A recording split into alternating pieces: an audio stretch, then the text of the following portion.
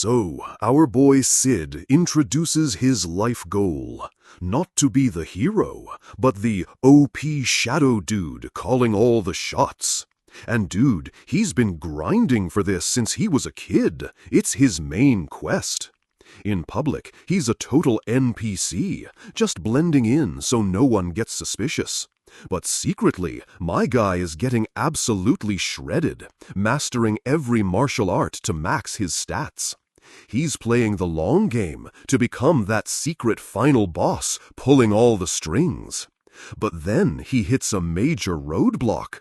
He realizes fists don't exactly beat guns.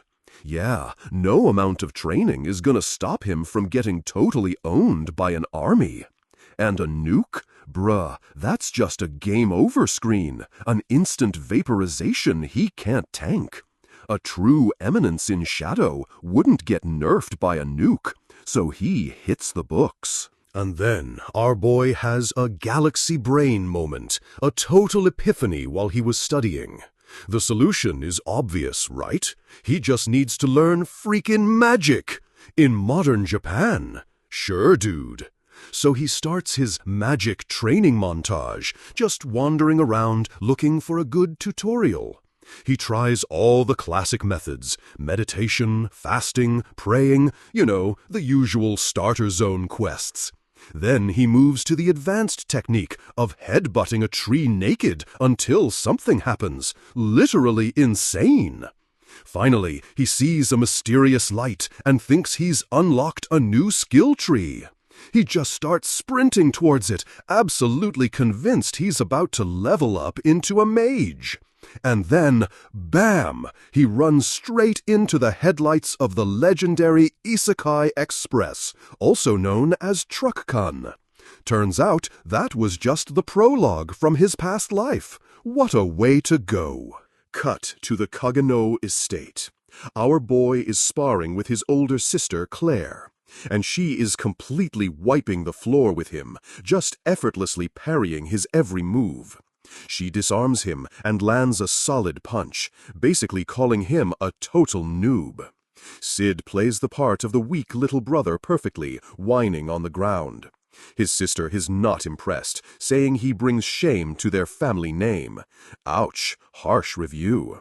She gives him a lecture on their family's high-level stats and calls his magic amateur hour. She powers up, showing off how bad his own mana pool is by comparison. Basically, she says he's stuck in the tutorial, while she's already endgame content. Observe. Then she infuses her sword with magic, making it glow with some serious DPS energy. And with one swing, she just obliterates a huge boulder. A total power move. Sid acts super impressed, and she just casually brushes it off. What a flex! She tells him he's not ready for that level of skill, and leaves. Then she dumps the cleanup side quest on him before walking off. Typical big sister move. The second she's gone, his entire vibe shifts. The act is officially over, my dude. He gets this evil grin, thinking to himself, "My act of mediocrity was as perfect as always." Then he just casually levitates all the giant rock pieces with basically zero effort. Turns out he's been an S-rank mage since he was a baby, probably a perk from reincarnation. He knows he's OP, but an Eminence in Shadow has to hide his true power level. Still, he's worried. Even in this world, he's not nuke-proof in theory, which is a problem. But he refuses to compromise, shouting, "A real Eminence of Shadow knows no compromise." This dude is so extra. So for tonight's training, he's gonna go gank some bandits in the forest for XP. Cut to a bandit hideout. A bunch of goons are celebrating their latest raid. Their leader is bragging about how easy it was to pillage some poor merchant NPC. These guys are the worst, joking about murdering a mother and her son. Pure evil. They're laughing about her begging for her son's life. Okay, these dudes need to go. The leader starts to tell a story, but gets rudely interrupted by a flying kick to the face. It's our boy, in a slick hooded outfit, who just crashes the party completely. He lands and yells, "Evening, if you want to live, show me your valuables." Amazing entrance. He makes one dude jump to hear his coins jingle. This is peak comedy, an absolute troll. He introduces himself as just some random guy who happened to pass by. Yeah, right. Then he announces he's here to test his new custom gear, the slime sword and slime suit. He explains that slimes are basically liquid creatures you can shape with magic. Duh. He then gives a full-on sales pitch with diagrams on how he made it. Strong, cheap, wow. Its magic conductivity is 99%, which means it has some seriously busted special features. For the first demo, the sword turns into a whip and instantly impales a guy. Then he just goes on an absolute rampage, shredding through the rest of the mob. He's yelling like a maniac the whole time, then stops and pretends it was an accident. Only the leader is left, and he is pissed. Our boy is ready for nifty function number 2. The bandit leader roars that he's a master of the bush-in style, a big deal apparently. He lands a direct hit on Sid's chest, but the sword just bounces right off, no damage. Sid pulls back his hood with a grin and says, "Nope, didn't cut through. What a savage." He explains the suit has great defensive power too. It's an all-in-one legendary armor set. The leader freaks out and attacks again, but Sid just casually dodges everything. He even starts critiquing the guy's form mid-fight, saying it's not bad for a popular style. Then he gets serious, saying, "However," and the bandit just freezes in his tracks. The leader realizes Sid's hands are empty, but it's already way too late for him. Slime blades shoot from Sid's feet, gashing the dude before he can even blink.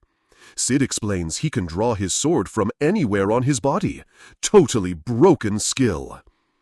With the fight over, our boy stands over the pile of defeated mobs. Time to loot. He finds a bag of gold, which he declares will fund his shadow organization. So dramatic. He makes a speech to the dead merchant's ghosts, but gets interrupted by a noise. Behind a curtain, he finds a cage. Is it a trapped NPC for a new quest? Inside is just this horrifying, rotting blob of flesh. Looks like a zombie from a horror game. He realizes the blob is actually alive, just barely. Not a zombie, but something else. He remembers a lore entry. It's a possessed, someone with a mysterious rotting disease. The church supposedly purifies them, which is just code for killing them to keep the masses calm. Suddenly, the blob's magic goes wild. Sid sees this as proof of immense latent power. So instead of helping, his first thought is, "Awesome, a new lab rat for my experiments." Scene shifts to some ruins. So he started experimenting, and it turns out he actually cured her. The rotting blob was actually a blonde elf girl. Talk about a plot twist. She's totally shocked that her body is back to normal. I mean, who wouldn't be? She immediately pledges her entire life to him, but he's just like, "Nah, you don't need to." But then a light bulb goes off in his head. Devote her life, he thinks. This is perfect. He asks if she'd become a follower for the Eminence in Shadow, and she's just confused. Yeah, of course she's confused. He just pulled that out of thin air. He needs a good backstory.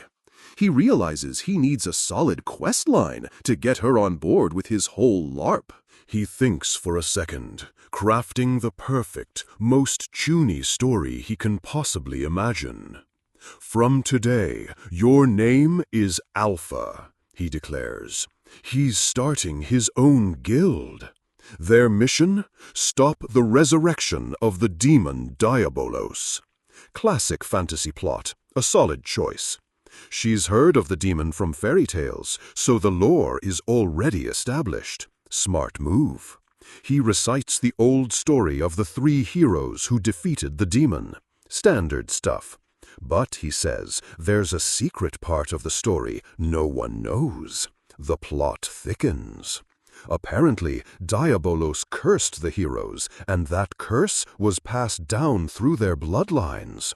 And guess what that curse is? The very possession she had. What a twist! He reveals that possession is actually proof of being a hero's descendant. Mind blown. So basically, all the possessed are secretly descendants of legendary heroes. It all makes sense now. She points out they're hunted, not praised, and he blames it on a historical conspiracy. The ones rewriting history are the Diabolos cult, who want to revive the demon, the main villains. He says the cult operates from the shadows, so they have to fight them from the shadows. I employ the same tactic, he says, striking a pose. This is his superhero origin moment. We are Shadow Garden. We lurk in the shadows, and we hunt the shadows. That is an S-tier catchphrase. He formally asks her to join his quest to save the world. What a legend! Alpha realizes this cult must be incredibly powerful to rewrite history like that. The thought of others suffering like she did fills her with rage. She's all in. She kneels and pledges her life to Shadow Garden, ready to bring down the hammer on these sinners. Sid accepts her pledge, looking cool and mysterious as his grand plan comes together. Internally, he's totally freaking out. Nailed it, he thinks. She bought his improvised story completely. He admits to himself that the entire Diabolos cult story was total BS he made up on the spot. But hey, it worked, so he's just gonna roll with it. He's already thinking of more cool lines. So, 3 years have passed since Shadow Garden was founded, and our boy is a certified pro at this. Alpha and Sid are now 13, and his way too intense sister Claire is 15. Claire gets her new school uniform and basically threatens Sid into telling her she looks good. Classic big sister energy. But on the day she's supposed to leave for the capital, my dude narrates his sister was straight up kidnapped. Cut to the family meeting. His dad is trying to weasel out of any blame for sleeping through the abduction. The mom is like, "Oh, I guess we couldn't do anything then," with a super fake smile. And the dad just doubles down, saying he's totally not responsible. What a clown. This, of course, sends his wife into a full-on rage mode, and she just starts wailing on him off-screen. While his parents are having a domestic, Sid is just staring into space, worried about his future hairline. Priorities, my dude. He just calmly walks out, narrating how women in this world can have some serious stats. Our guy is committed to his role as a background character, and he has been grinding it perfectly. He gets to his room and summons his next follower, Beta, who was hiding near the window. Ninja skills. She reports that Alpha is out looking for clues, and their investigation points to the Diabolos cult being behind the kidnapping. Beta says they think Claire might be a descendant of one of the heroes. The plot thickens. So yeah, Beta is the 3rd member, and Sid is just posing with a knife like a total chuny. Apparently, Shadow Garden has 7 members now, because Alpha keeps recruiting them. They're all super into the roleplay. Sid notes how his made-up cult story is getting insanely detailed, thanks to their hard work. And even though he knows it's all BS, he throws his knife at their map. Maximum drama.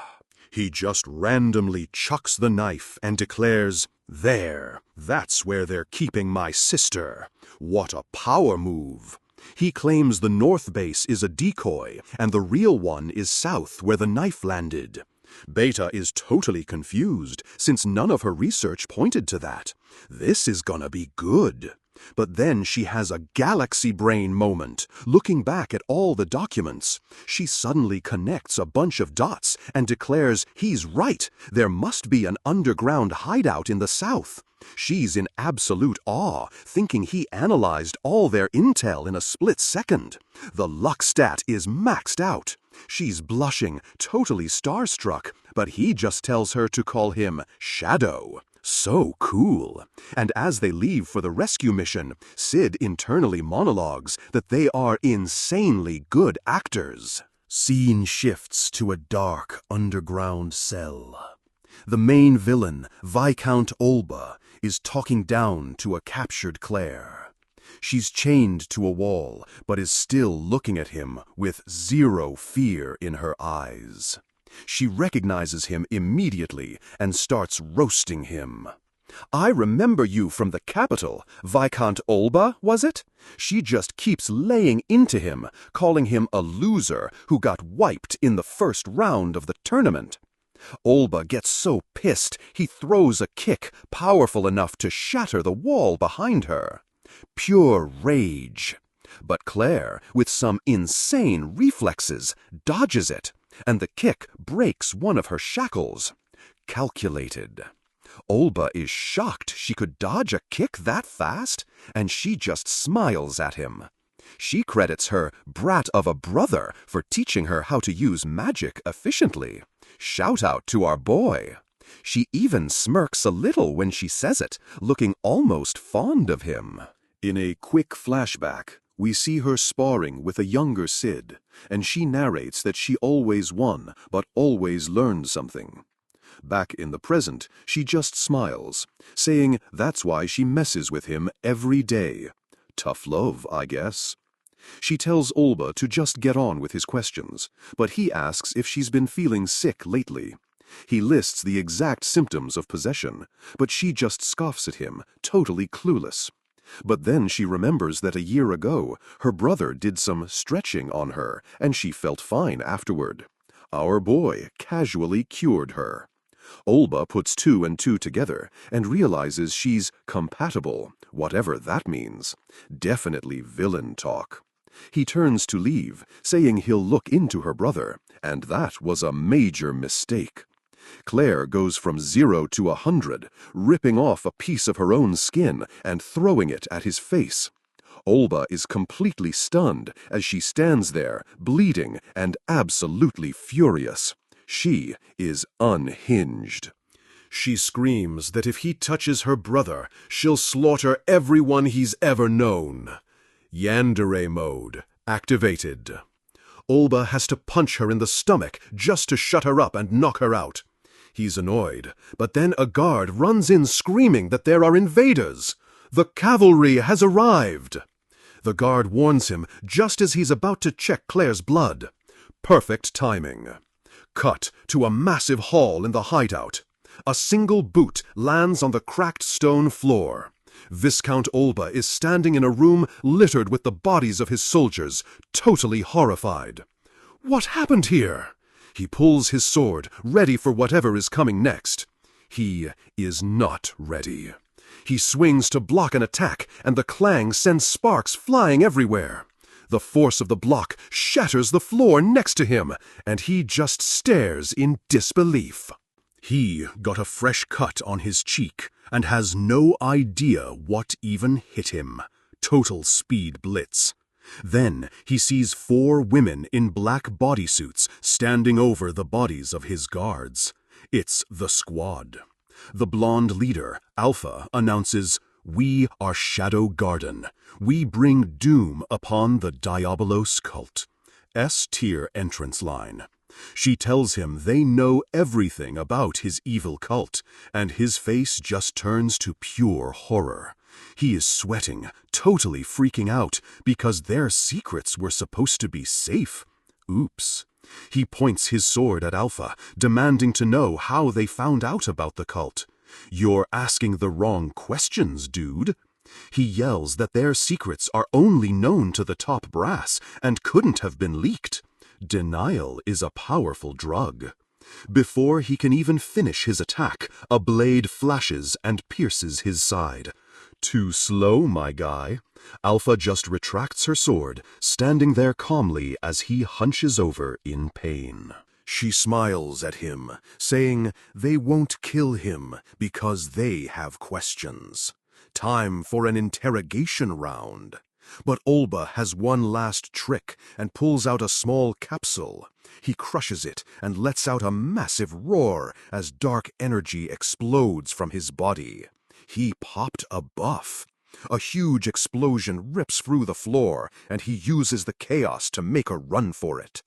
Beta asks if it was berserk magic, looking seriously at her leader. She wants to give chase, but Alpha just stops her, saying there's no need. Alpha smiles, knowing exactly what's going to happen. He is waiting up ahead, she says mysteriously.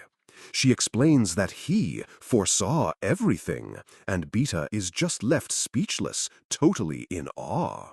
Our boy is playing 4D chess. Meanwhile, deeper in the hideout, a hooded Sid is wandering around, looking lost. Well, shit, he says. I lost the others. He peeks around a corner, complaining that the place is way too big for a simple bandit hideout. And then he spots a battered Viscount Olba running his way. Boss fight incoming, he thinks. Olba is already fighting some other random goons, thinking they're all part of the same squad. Just as Olba is about to finish them off, Sid steps in and casually stops the dude's sword with his bare hand. Olba just stares, his mind completely blown. He can't believe what he's seeing. Sid smirks under his hood, thinking the guy is pretty strong for a random bandit. He still has no idea, LMA. He internally critiques his form, saying it's all brute force and no skill. Total amateur hour. So, in the ultimate flex, he puts his own sword away. He's gonna style on this dude. Watch and learn, he says, getting ready to teach him a lesson in hand-to-hand combat. Olba is enraged, thinking he's being mocked. You are, my dude. You absolutely are. He screams and swings with all his might, but Sid just stands there, completely unfazed. Sid dodges effortlessly and lands a clean punch to the guy's chest, using his own momentum against him. He then lectures him mid-fight. You don't even need magic. The ultimate disrespect. He lands another hit, breaking the guy's defense like it's nothing. Total combo breaker. Olba just coughs up blood, completely outmatched. Sid launches a flying kick, and Olba is having a full-on flashback to when he was a kid. He remembers feeling this same overwhelming power gap when he faced his master. He's getting flashbacks to the tutorial boss. It's the same hopeless difference in pure skill, and he can't do a thing about it. He leans on his sword, defeated, and asks, "Just what is Shadow Garden?" "You're about to find out." And Sid drops the iconic line, "We lurk in the shadows, and we hunt the shadows. That is our only purpose." Olba glares at him, snarling and not ready to give up just yet. He yells that they stand no chance against the darkness, that its roots run too deep for them to handle. Sid just smirks back, totally unfazed, and says, "Then we will simply burrow ever deeper." What a comeback! This sends Olba into a final rage, screaming that this isn't a game. He pulls out a small pouch from his pocket, ready for his final gambit. Inside are 2 pills, and he thinks about how they let him break his human limits. It's juicing time. He swallows them, and his monologue finishes, and amass immense amounts of magic. He's going for a stat dump. Electricity crackles around him as his muscles bulge and he transforms into some kind of monster. He lands with enough force to shatter the floor, but Sid just nimbly leaps back, dodging the shockwave. He's flipping through the air while this new hulked-out version of Olba gives chase. Olba lands a massive punch, sending blood flying from under Sid's hood. Oof, that looked like it hurt. But Sid is still fighting back, and Olba just grabs his arm, yelling that it's useless. He's gloating, declaring that this new form is true strength and power. He keeps screaming about how weak Sid is, but our boy just calmly puts his hand on his sword. The real fight is about to start. Sid finally unsheathes his blade, and it's wreathed in this insane, black, tendril-like energy. Enough playing around. Olba is shocked as Sid's dark sword easily blocks his own blade. The power gap is real. Olba is surrounded by the swirling dark energy, and he realizes how completely outclassed he is. The tendrils lash out, and he finally understands that it was never about skill. It was a power-level issue. He has a final flashback to a little blonde girl as he realizes this kid in black could do what he never could. His last word is a whispered name, Mist, before he completely fades away. Game over, dude. The scene just cuts to a peaceful, cloudy sky. A moment of zen after the carnage. Back in the Kagano dining room, Sid is thinking to himself that the bandit hunting rescue operation was a success. His sister healed up overnight and is now super clingy, which he finds annoying. He's got no time for family bonding. He gives props to the bandit guy for being a real unit, and mentally pats himself on the back for his cool one-liner. Meanwhile, Alpha and the others are adding even more lore to his fake cult story, making it a global conspiracy. He thinks they're just coming up with BS and completely ignores it when they say they're going to travel the world to investigate. He actually thinks they're getting tired of his role-playing and are trying to quit gracefully. He is so dense, it's hilarious. He sits alone on the roof, feeling a bit sentimental about his friends leaving him. For a second, he gets all emo, thinking he's just a wannabe playing in the sticks. Don't get down, our boy. But then he snaps out of it, remembering that in 2 years he's heading to the capital for school. The next story arc! He stands silhouetted against the sky, fist in the air, swearing he'll become the true Eminence in shadow. Let's go! So, our boy Sid has this whole philosophy, right? He calmly explains, a shadow eminence shall act as one of the mob. It's his most important rule. He says a true shadow boss doesn't stand out. That's for basic power fantasy protagonists. To him, being a shadow eminence and a mob are basically the same thing.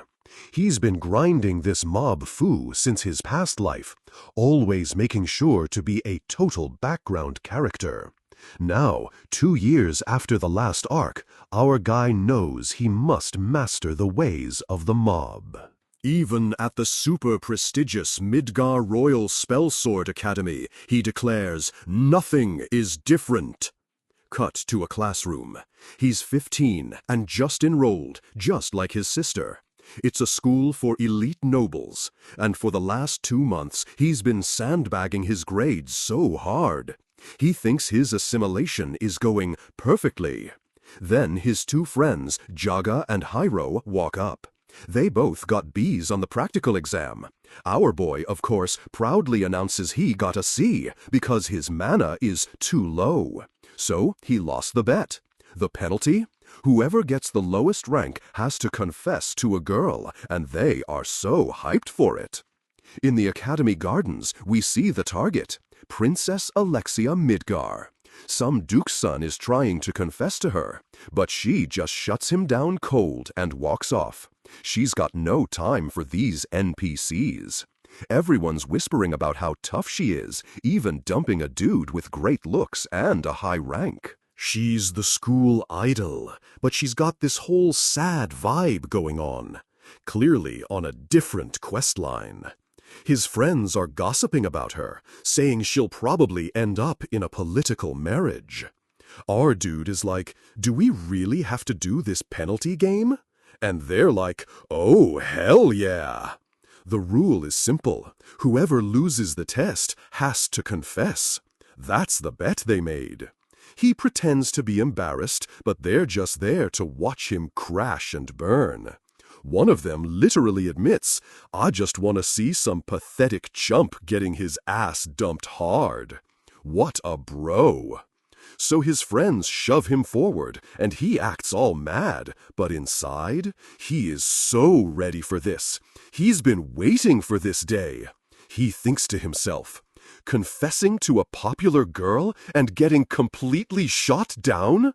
This is the ultimate mob character event. My dude has spent nights researching the perfect confession method for this very moment. It's insane. He believes if he nails this, his mob rating will skyrocket, getting him closer to being a shadow eminence. He walks up to her and starts with a stutter. Princess Alexia. He has a whole technique, a stutter with vibrato, a 60-degree hunch, and messed up lines to show fatigue. He makes sure his knees are trembling while his gaze wanders aimlessly on the ground. Then, from a perfect distance of 182 centimeters, he raises his hand and stands straight. Then he bows at full speed, a perfect 90-degree angle. Please go out with me, he asks, finishing his masterpiece. Internally, he's celebrating. He nailed it! He's thinking, there's no need for fancy words. Just make it sound like a question to show zero confidence. This isn't just a confession, it's a work of art. He is so proud of himself. Princess Alexia just stands there for a second, totally silent. Then she smiles, takes his hand and says, I'm so happy you asked. I'll be in your care from now. Sid's brain just blue screens. He stammers, totally panicking. Come again? She just tilts her head, all confused, and says she accepted his confession. Isn't that what he wanted? And our boy has a full-on meltdown, thinking, where did I switch tracks to becoming a rom-com protagonist? Later in the cafeteria, Sid is freaking out, saying, something's strange here. Jaga agrees, looking totally shocked. Hyro is just in agony over the whole thing. Sid's complaining that she dumped a duke's son, but just said okay to him. It's super suspicious. Hyro, being a total jerk, says she's just tired of handsome guys and is laughing at a nobody like Sid. Now everyone is whispering about him, calling him the princess's boyfriend. One dude is literally threatening to kill him. Sid realizes, crap, I'm standing out. This is a disaster for his shadow eminence build. He needs to fix this, and fast. He tells his friends he's going to break up with her and to keep the penalty game a secret. It has to stay on the down low, so he makes them swear on their friendship. They both agree, looking super sincere. And then, right on cue, a voice says, "Oh, what are you talking about?" It's Princess Alexia, and she just walks right up to their table. Perfect timing. She asks if she can join them, and his friends just turn into stuttering messes. Next thing you know, a maid is setting down a fancy plate of food in front of our boy. The maid wishes them bon appétit, and that's when Sid gets a galaxy brain idea. As they make small talk, Alexia mentions the fancy meal is too big for her. She says she'd rather have a smaller course, but orders the big one so others don't feel weird. So, Sid activates his new plan. Be a total scumbag. He suddenly reaches over and grabs her main dish. He just smirks and says, "In that case, I'ma nab your main dish." He then grabs her fish too, saying she can't eat it all anyway. He starts stuffing his face, chewing with his mouth open. Maximum cringe activated.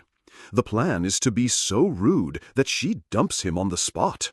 A mob can't dump a princess, but it completely backfires. Alexia just smiles. She calls him a little glutton and tells him to eat his fill. She thinks it's cute. She even offers him a bowl of bread. This plan is a total bust. His friends are just fawning over her, totally useless. His aura of insignificance is not working. Alexia then says they should train together, since they both take the Royal Bushin-style elective. And to top it off, she got him into the expert class with her recommendation. It's a royal order. He's trapped. Scene shifts to the training hall. It's a huge, fancy place with sunlight streaming in and students sparring everywhere. The sounds of swords clashing fill the air as everyone practices in their sleek black uniforms. Our boy Sid is standing there in his white beginner's uniform, totally out of place. He's thinking the place is legit. He notes how beginners wear white and experts wear black. He was in the beginner class until now. The instructor claps his hands and tells everyone to gather around. He puts a hand on Sid's shoulder and introduces him to the class, telling them to get along. But some of the other students start complaining that he's wearing white. Then the instructor adds he's there on the princess's recommendation. And just like that, they all shut up. The princess's name is basically a cheat code here. Sid just thinks to himself that they really look up to her. Just then, Princess Alexia walks in, dressed in her black training uniform. "Sorry to make you wait, Sid," she says with a smile. He tries to get out of sparring, but she insists, saying she'll match his level. So he gives in with a sigh. Their swords clash, and the bout begins. As they fight, Sid is just downloading her moves. He thinks her form is clean and polished. She's a hard worker who mastered the basics, unlike her sister, who's a raw talent. He realizes she's the opposite of her sister, Princess Iris, who is considered the best warrior in the country. They break apart for a moment, and Alexia stares at him, saying, "Your swordsmanship," she narrows her eyes and finishes, "is not bad." Then she suddenly screams, "But I don't like it!" and lunges at him with a full-power strike. Sid casually blocks it with his hand, and her sword shatters. He just drops the hilt and says, "I did that on purpose." What a flex. The instructor, Zenon, picks up the broken blade, telling Alexia she needs to pay attention. She's shocked to see him there. Zenon hands Sid a new sword, complimenting his moves. Alexia just watches from the side. He goes on about the history of the Royal Bushin style. Sid plays along, saying it's an honor to meet someone so famous for spreading the new style. Zenon just laughs it off, saying his contribution is nothing compared to Princess Iris. Alexia, totally annoyed, grabs Sid and tells the instructor they'd like to train alone. She pulls him close, arm around his shoulder, and declares, "We're a couple, madly in love." The look on Sid's face is absolutely priceless. Zenon's smile gets super strained, and he quietly warns her she can't keep running away. She just glares back, saying she doesn't know about adults' business. After a tense stare-down, Zenon just walks away. Outside on the academy grounds, Sid finally puts it all together. "Basically," he yells, "Instructor Zenon is your fiancé, and I'm just here to take the fall for you." She calmly corrects him, saying Zenon is just a candidate, not her fiancé. She says Zenon has been pushing things lately, which she doesn't like. Sid is still pissed about being dragged into it. He rants about her toying with his heart, but she just says, "Oh?" And then she drops the bomb. "I think the same goes for you, Mr. Sid penalty game loser Cogino." Checkmate. Our boy panics, trying to deny it, but she says his friend Pot, or Jaga, spilled everything. She barely said hi, and the dude just info-dumped the entire situation. Sid's internal monologue is just pure rage. Then she puts on a fake crying act, saying if people found out he made the princess cry, he'd be executed. Our boy is completely cornered. This princess has been playing 4D chess the whole time. Defeated, Sid agrees to play along to avoid, dying. He asks why she dislikes Xenon, but she just starts pulling out a pouch of coins. She says Xenon is handsome, famous, and an excellent specimen, but he's too perfect. She says there are no perfect people, only liars. Then she points at Sid and says, "You're predictable scum, just the way I like it." She throws the coins at his feet and tells him to pick them up as his reward. For a split second, he puts on a brave face, asking, "Do I look like a guy who can be swayed by money?" And then he's immediately on his hands and knees, scrambling for the coins. Priorities, my dude. She calls him a good boy and says he's at her command now, but he's too busy counting coins to listen. She grabs his collar and tells him they'll keep acting like a couple until Xenon gives up. Then she lets him go with a sweet smile. Understood, Pooch? He starts to protest the nickname, but she cuts him off. She throws another coin in the air, yelling, "Fetch!" and our boy just takes off after it. His new life as a fake lover has begun, but in his mind, he claims it wasn't the money that made him agree. Sure, buddy. So, our boy has been Alexia's fake BF for 2 weeks, and training with her is now his daily quest. He says her sweet act is super cringe, but at least he sees her true personality when they're alone. And after all that time, he realized his feelings for her haven't changed at all. She made him wear a tunic with a dumb dog drawing, calling him Pooch. She's constantly flexing on him, asking for water, and calling him a good boy. What a power trip! He tries to stand up for himself, yelling he's not a servant and she should get it herself. But then she just jingles a coin pouch, and our boy instantly brings her a glass of mineral water. She loves their relationship, but he's just fuming because his body has been conditioned to react to money. He's also salty that her fiancé candidate, Instructor Xenon, is such a chill dude and isn't even trying to sabotage him. Alexia says that's exactly what's so annoying about him. He's too perfect, and it's a total front. Our boy asks if she isn't just as strong as Xenon with a sword, since they're both pretty OP. She explains that a beginner like him can't tell, but even though she's worked hard and is strong, she has absolutely zero talent for sword fighting. Oof, self-burn, that's a critical hit. Compared to her genius sister, she says the difference in their power levels is just painfully obvious. She even says people call her swordsmanship mediocre. That's a major debuff to her morale. She remembers a time her sister Iris told her, "I like your swordsmanship," and it just made her feel weak. Can you even imagine how pathetic she felt after getting praise like that from a top-tier player? She's hated her own sword skills ever since that day. So when she says she hates Sid's swordplay, it's because his is just as mediocre as hers. Our boy just scoffs, clearly not impressed with her backstory. He says he's a pretty awful person and wouldn't care if 1,000,000 people died. Total edgelord moment. And if she got kidnapped, he'd literally just think, serves you right. What a guy. But even a scumbag like him has things he cares about. They might seem trivial to others, but they have major importance to his personal questline. He looks her dead in the eye and gets super serious. "I like your swordsmanship, Alexia." It's the ultimate unreverse feel-good moment.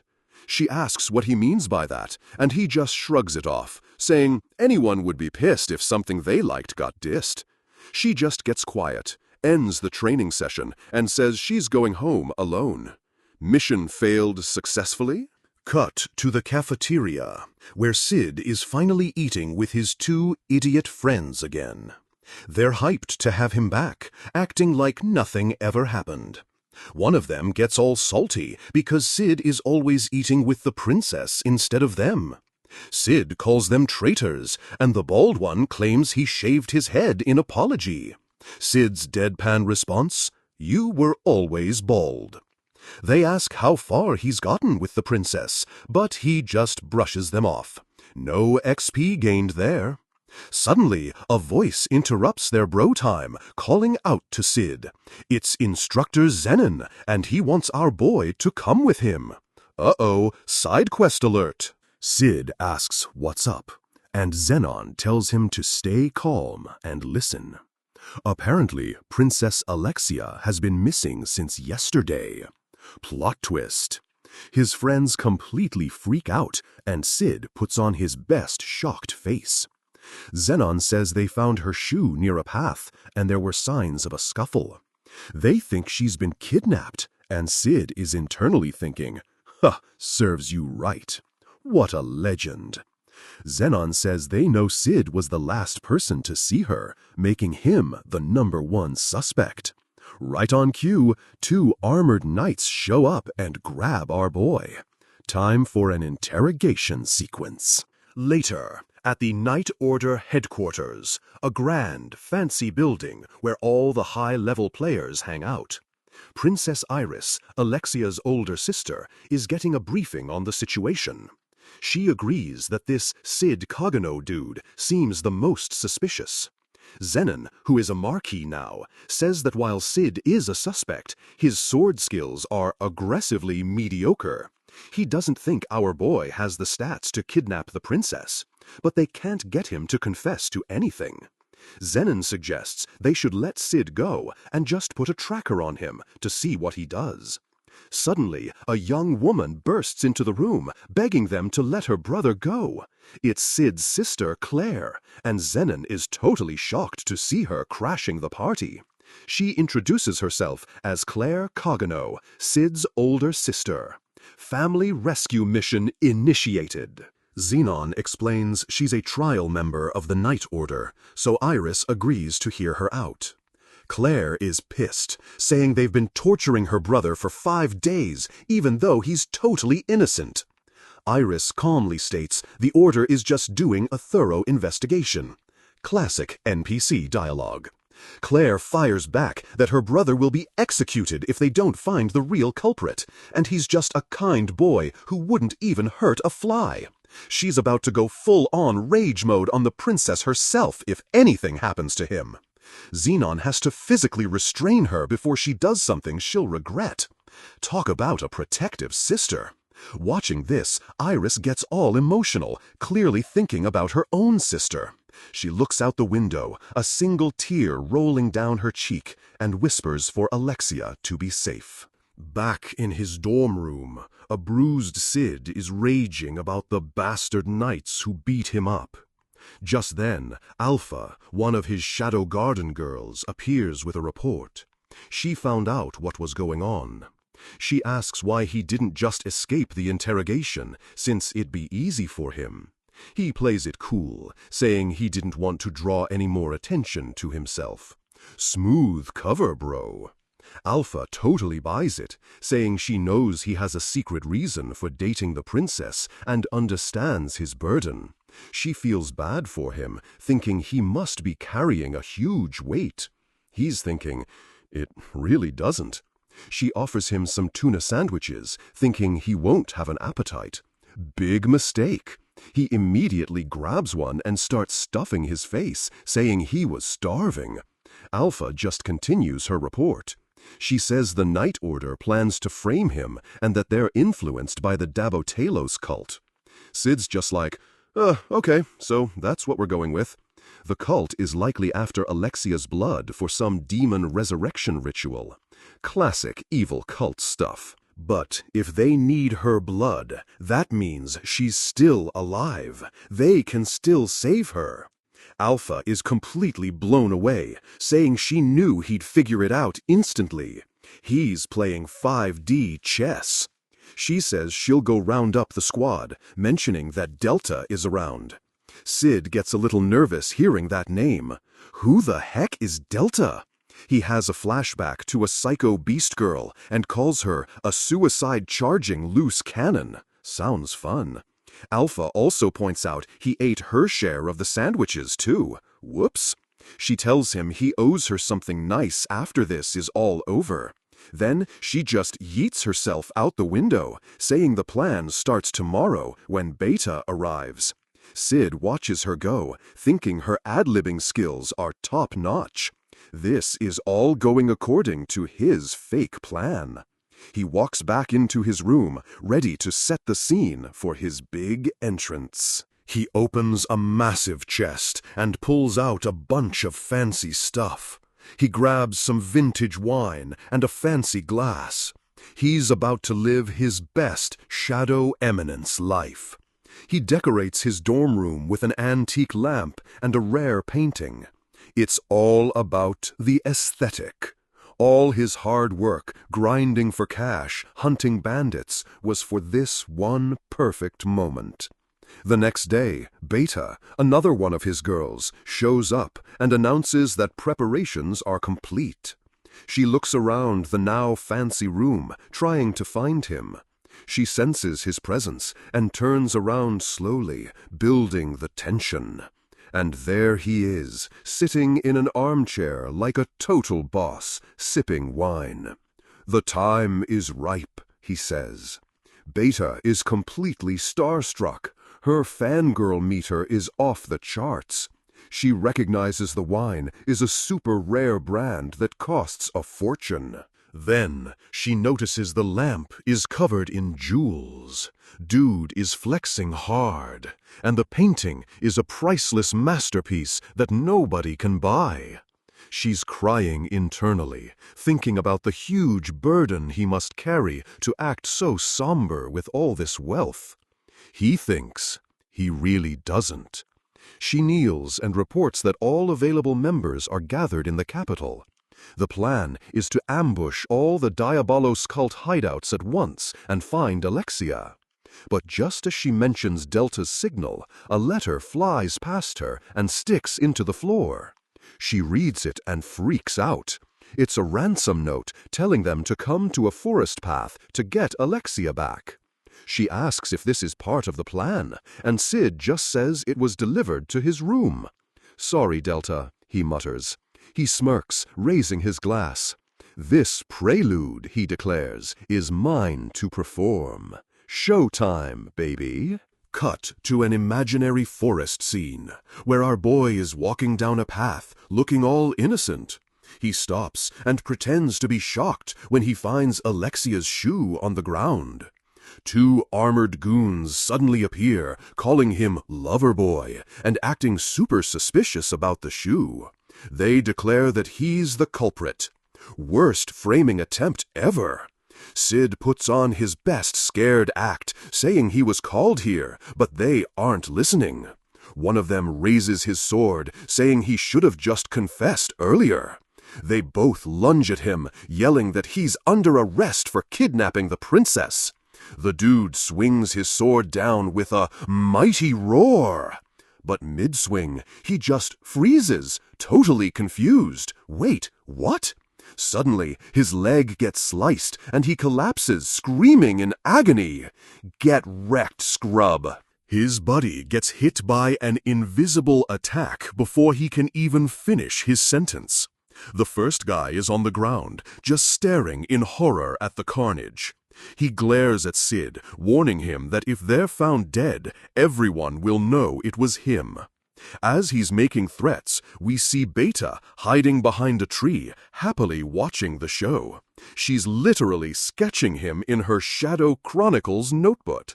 What a fangirl! Sid, now suited up as Shadow, says there's nothing to fear. In a blur of motion, he slices through the goon. By dawn, all will be over. He stands over the body, his long coat billowing in a totally epic way. Back at the hideout, he tells Beta that Delta has started her rampage, and it's time for them to move. With a confident smirk, he declares, "Nocturne begins. Let's go!" So anyway, we get a single, terrified shriek from a dark alley, just to set the mood. Cut to a stone hallway, where two armored goons are absolutely freaking out. One dude is screaming, "What the hell are you?" His buddy tries to surrender, his eyes wide with pure terror as his plea gets cut right off. And boom, we see her. It's Delta, our favorite psycho beast girl, swinging a sword bigger than she is. In the aftermath, she's just standing there, looking epic amidst the carnage, with the two knights totally wrecked on the floor. She then charges into a whole room of soldiers, just carving through them like a lawnmower and shattering walls. Total beast mode. Meanwhile, the whole city is exploding, and a voice announces, "It has begun." Real dramatic, my dude. Inside a library, Alpha is watching the chaos, thinking Delta really went overboard this time. But hey, it works. She gets this super serious look on her face, ready to get in on the action herself. Time for the pros. Cut to Alexia, who wakes up super groggy and chained to a wall, wondering where the heck she is. She sees the magic sealing shackle on her wrist and just lets out a little gasp, rattling the chain. She realizes what's up, still looking kinda tired. "Magic sealing shackles?" she mutters to herself before going quiet. With a sigh, she's like, "Oh, I get it. I was kidnapped." Not her first rodeo, apparently. She thinks about how this happens all the time, but then gets genuinely worried about her boy, Pooch. Her face hardens as she thinks that if he got caught up in this, he's probably already toast. But a sudden noise from the shadows cuts her off, and she immediately perks up, looking around. Her eyes widen as she calls out, hoping it's her partner in crime, asking, "Is that you, Pooch?" But nope, it's just some grotesque, hunched-over monster chained up in the corner. Awkward. The creature lets out a low, guttural snarl, showing off a mouthful of some seriously nasty teeth. Alexia finally shows some fear, thinking, "A monster?" as a bead of sweat runs down her temple. Suddenly, the door bursts open, and some dude in a lab coat rushes in, completely losing his mind. He's yelling, damn it all!" because apparently the good guys already found his secret hideout. He's clutching his face, seething that he just got his hands on the precious royal blood he needed. Alexia just watches as the dude pulls out a massive syringe, ranting about needing to drain her dry. She stays super cool, asking what he needs her blood for. He yells that her blood will restore demons. Alexia's just like, "Demons?" Her skepticism is literally radiating off the screen. What a champ. The crazy scientist stumbles over to the chained monster, still ranting about how his moron minions screwed everything up. With a psycho grin, he just starts stomping on the poor creature's head, screaming about his ruined research. Alexia is horrified, yelling at him to stop, but this dude is on a whole other level of crazy. He gives the monster one last kick, sending it flying across the room while he pants like a maniac. This lab coat clown looks back in terror at a bright light, yelling, "It's them! They're already here!" But Alexia is still super chill, thinking it's just the knights coming to save her like always. She even tells him to give up, but he just screams back that he doesn't care about the knights. He's completely terrified, yelling that these guys show no mercy and will slaughter everyone in their path. Now, Alexia is concerned, realizing the cavalry isn't who she thought it was. Plot twist. The guy goes full-on panic mode, grabbing a syringe to inject his prototype because he has no other choice. He jams the needle into the creature's neck, yelling for it to show them a glimpse of Diabolos. The thing transforms into a massive, hulking monster, and the scientist starts cheering. "Truly wonderful," he says. But just as he's celebrating, the monster's giant claws immediately impale him from behind. Get absolutely wrecked, nerd. Splattered with his blood, Alexia just deadpans. "Ooh-ah, like pizza sauce. What a legend." She wonders how she'll get out of this mess, just as a mysterious figure blasts the monster away. The force of the blast shatters her chains, and she looks at the destroyed wall, totally confused. She stares at her freed hand, wondering if that attack was meant to save her. Nah, probably not. She dismisses the thought almost instantly, clenching her fist with determination. No, that's silly, she thinks. Now she's just standing alone in the middle of all the rubble, like a total boss. She walks through the devastation and finds 2 dead guards, their bodies lying in pools of blood on the floor. She kneels down to borrow a sword from one of them, because of course she's that resourceful. But a voice stops her, saying, "There's no need for that, Alexia." And she instantly recognizes who it is. It's Instructor Zenon, standing there with a gentle smile and telling her that she's finally safe now. Her eye widens in pure relief as she looks up at her supposed hero. "Instructor Zenon!" she exclaims. Meanwhile, on a chaotic city street, a massive crowd is running for their lives as explosions rock the buildings. In a command post, Princess Iris slams her fist down, pissed that there's been another attack on the city. She and another knight are sprinting down the street, getting a report on multiple, seemingly random attacks across town. Iris is trying to connect the dots, thinking there's no common thread. She has no idea what their goal is. They round a corner to find 2 of their knights screaming in terror. Iris immediately draws her sword. She dashes forward into the alley, ready to throw down with whatever caused all this commotion. And, get this, it's a massive, hulking monster towering over everyone. Time for a raid boss fight. A knight commander tells his terrified subordinate to evacuate the civilians while he handles this absolute unit of a monster. The poor guy can only watch in horror as his commander charges in, screaming his name as he attacks. The monster instantly grabs the knight in its massive hand, and the dude starts shrieking for help. Not looking good, bro. But then, in a blur of motion, Iris leaps in and slices the monster's arm clean off, freeing him.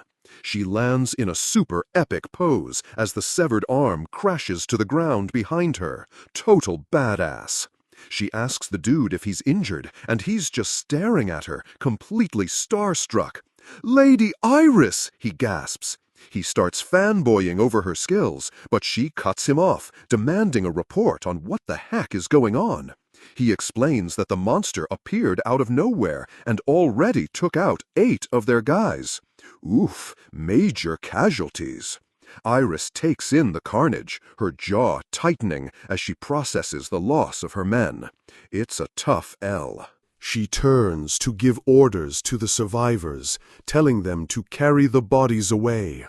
"I will take over," but the knight behind her screams her name. The monster's arm has already regrown, and it attacks her. She looks on in total disbelief as the monster's stump just bubbles back into a new hand. It's regenerating? The other knights are frozen in shock, but Iris tells them to stand back. She's got this. A close-up on her eye shows pure, cold resolve. "It's still only a monster," she says, getting serious. She ignites her blade with magic and unleashes a furious attack, roaring, "Let's see you try regenerating after this!" The monster stumbles back with a huge smoking gash on its head. That looked like a critical hit, but Iris grits her teeth in frustration. "It's still regenerating?" she grunts. "This thing is totally OP." Her expression hardens as she grips her sword, deciding to go all out with her magic to end it. As some other masked figure dodges attacks nearby, Iris literally throws her sword, but it just misses.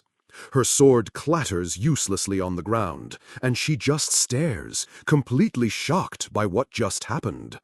A voice tells her, "You're just causing her more suffering." And she looks on, totally confused. It's Alpha, the elf girl from before, asking Iris if she can't see what's really going on here. Iris turns to face her, demanding to know who she is. The masked woman just calmly replies, "Alpha."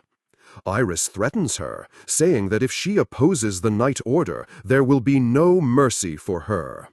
Alpha just scoffs at that, calling her an ignorant fool for thinking she's even worthy of opposition. Savage. She tells a stunned Iris to just stay off the stage and watch, because she's nothing but an audience member. Alpha then walks over to the monster and gently touches it, saying, "You poor thing, it must have hurt." She calmly approaches the weeping monster, holding a massive ethereal sword and promising its suffering will end now. The monster's form starts to dissolve into a thick mist, its face streaked with what look like black tears. Alpha just stands there stoically as the monster completely dissipates into nothing but smoke and mist. Iris and the other knight just watch in stunned silence as the creature literally vanishes right before their eyes. Where the monster once stood, a young blonde woman falls to her knees on the cold, hard ground. The woman's hand reaches for a small dagger that was lying on the ground right in front of her. An inscription on the dagger's blade reads, "To my beloved daughter, Milia." Okay, that's actually pretty sad. Alpha looks on with a gentle smile, hoping the poor girl will finally find peace in the afterlife. She then turns and walks away, disappearing into the mist that has now completely filled the city street. The young knight looks at Iris with concern, but she's just frozen, her face a mix of shock and fear. Iris stares into the mist where Alpha vanished, convinced she's the key to this whole insane mess. She looks out over an empty hallway, thinking her sister Alexia is somehow important to all of this.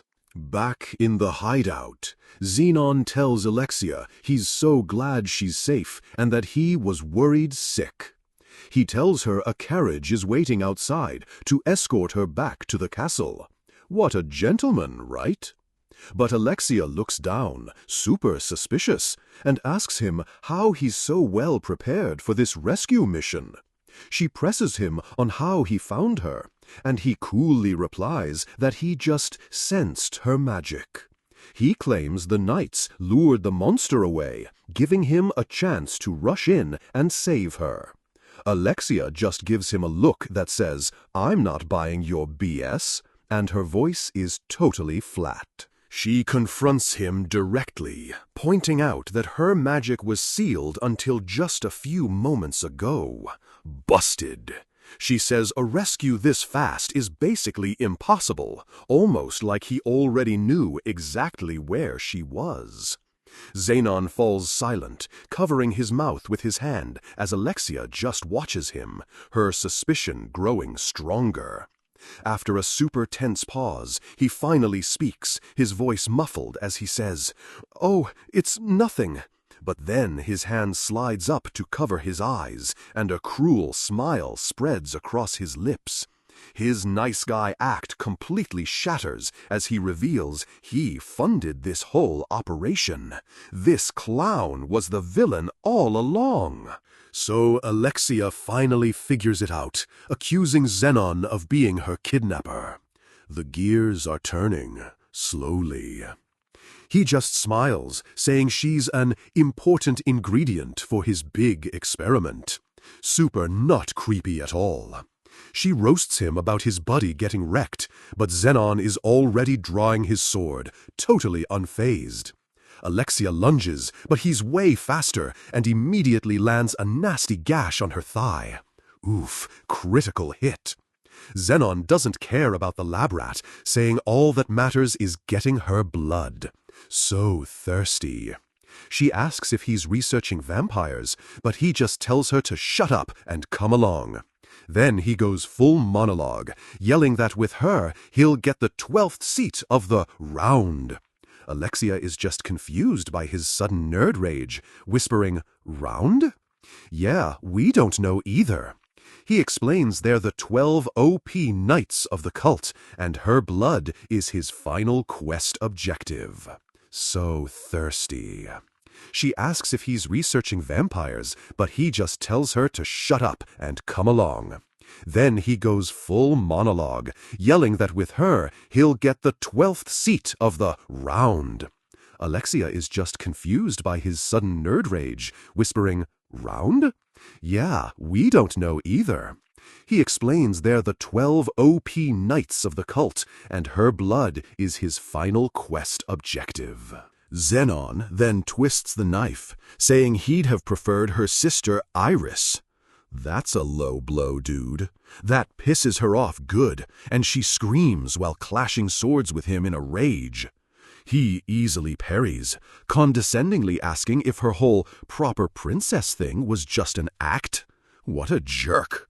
"I could ask the same," she yells back, because his nice guy instructor act was some serious BS. He calls her moves nice, but says her shoddy sword won't beat him. Blaming the gear, classic scrub move.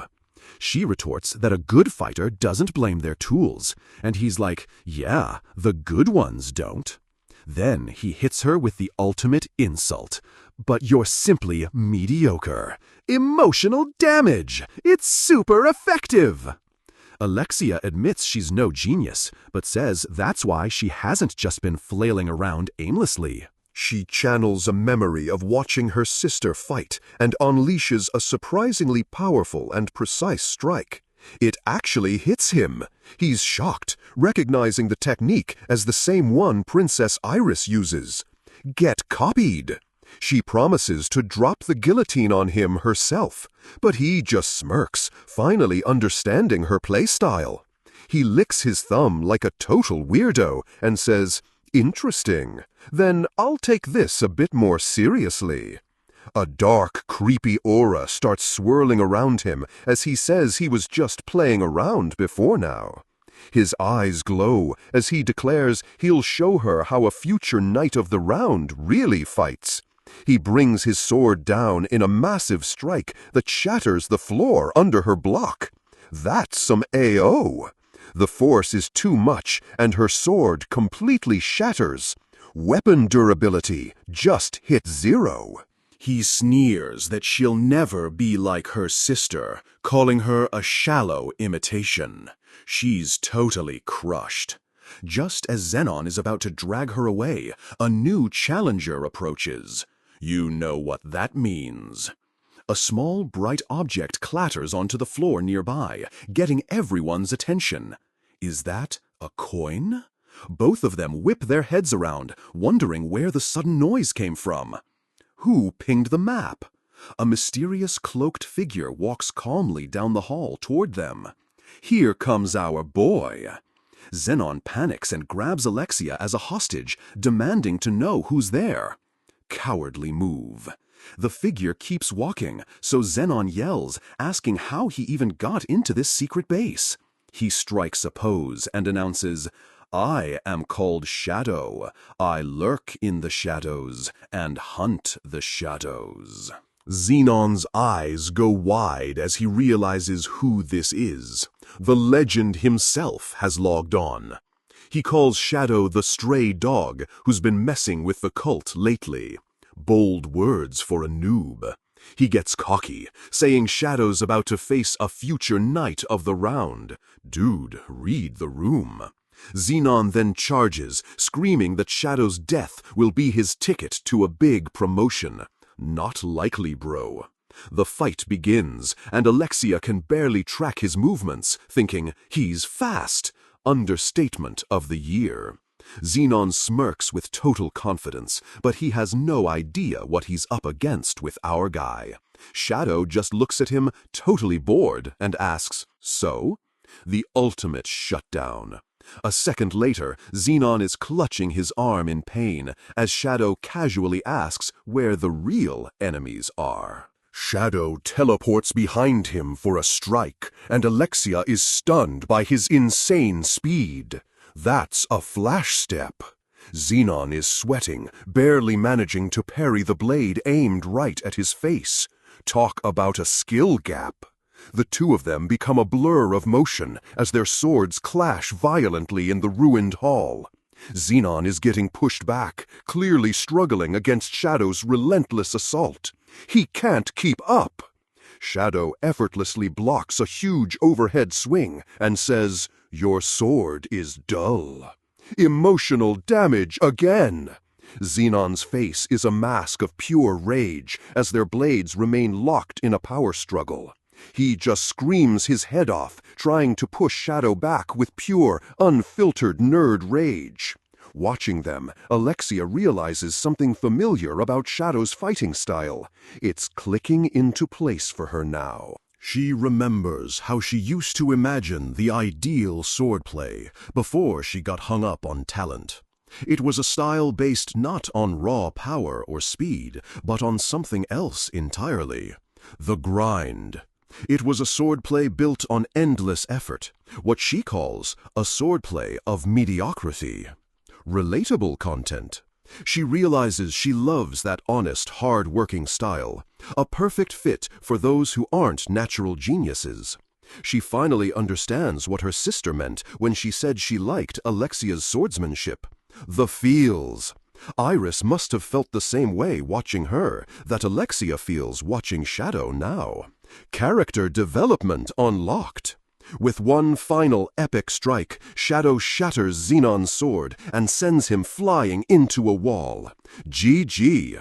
Xenon collapses, demanding to know who Shadow is and why he hides his insane power level. "We are Shadow Garden," he declares. "We lurk in the shadows, and we hunt the shadows." So cool. Zenon just laughs, asking if Shadow really thinks he can stand against the entire cult. Yes, bro, he does. He forces himself to his feet, ready for one last desperate move. He's not giving up. He pulls out a small bottle, saying he'll show him what real resolve looks like. It's potion time!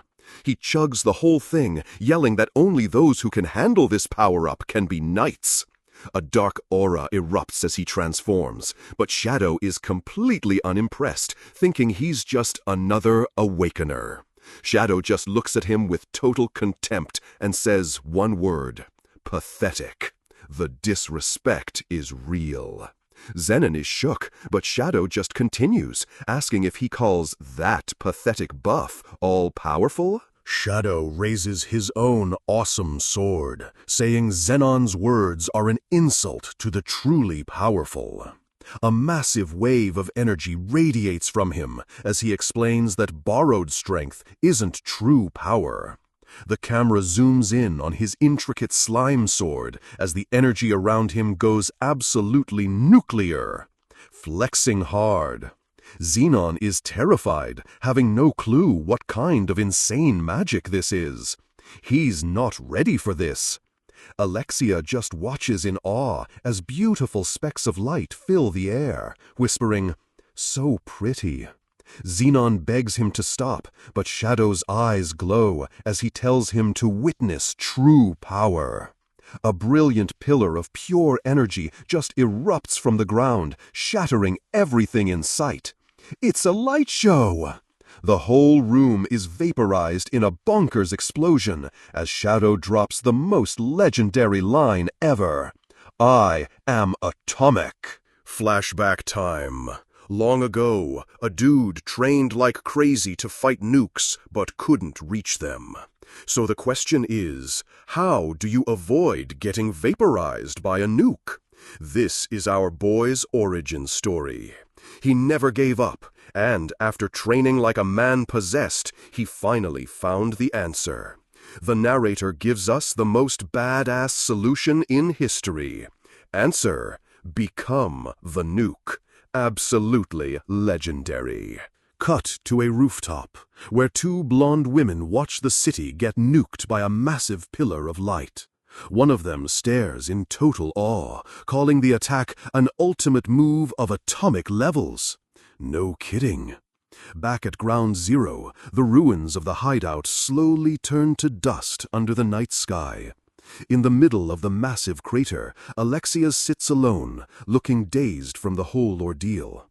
Suddenly, she hears her name being called and snaps out of it. Reunion scene incoming. It's her sister, Iris. She runs over and gives Alexia a massive hug, just glad she's okay. Alexia hugs her back, finally safe, as they stand over the insane crater scarring their city. What a mess. Later on the school rooftop, Alexia tells Sid he's officially not a suspect anymore, so he should rejoice. He gives her a sarcastic thanks, and she mentions the case is solved, though still full of mysteries. She's joining her sister's new special investigations team to figure out what's really going on here. Then she brings up how he said he liked her swordsmanship. Oh, this is going somewhere. Alexia thanks him, saying she's finally come to like it herself, and Sid is just like, great phrasing. She says since Xenon is gone, there's no reason to keep up their fake dating act anymore. But then she gets all blushy, asking if maybe they could keep the relationship going for a while. She looks hopeful, but our boy Sid hits her with the coldest hell no in recorded history. He says he'd rather die than be dragged around by her. Her face darkens. You done goofed, Sid. A huge splatter of blood hits the rooftop as she screams, creating the school's murder without a corpse legend. So Princess Iris kicks off a new quest, recruiting the Academy's top prodigy to investigate the recent attacks. She's meeting with this super smart girl, basically asking for her help to learn something new. Iris needs Sherry Barnett, the Academy's high #1 brainiac, to help her out. Sherry gets a look at the key item and is like, whoa, this artifact is written in ancient runes with some seriously high-level encryption. Iris explains it's their only lead, found at the base of that Diabolos cult they've been fighting. The whole explosion and Alexia's kidnapping are still a total mystery, so this is a big deal. She's hoping Sherry can work her magic and decode the thing for some juicy intel. Sherry is a little hesitant, but her dad, the vice principal, gives her a pep talk, telling her to take the job. He's all like, this is gonna be great for your future career. Totally wholesome dad vibes. Sherry is touched by his faith in her.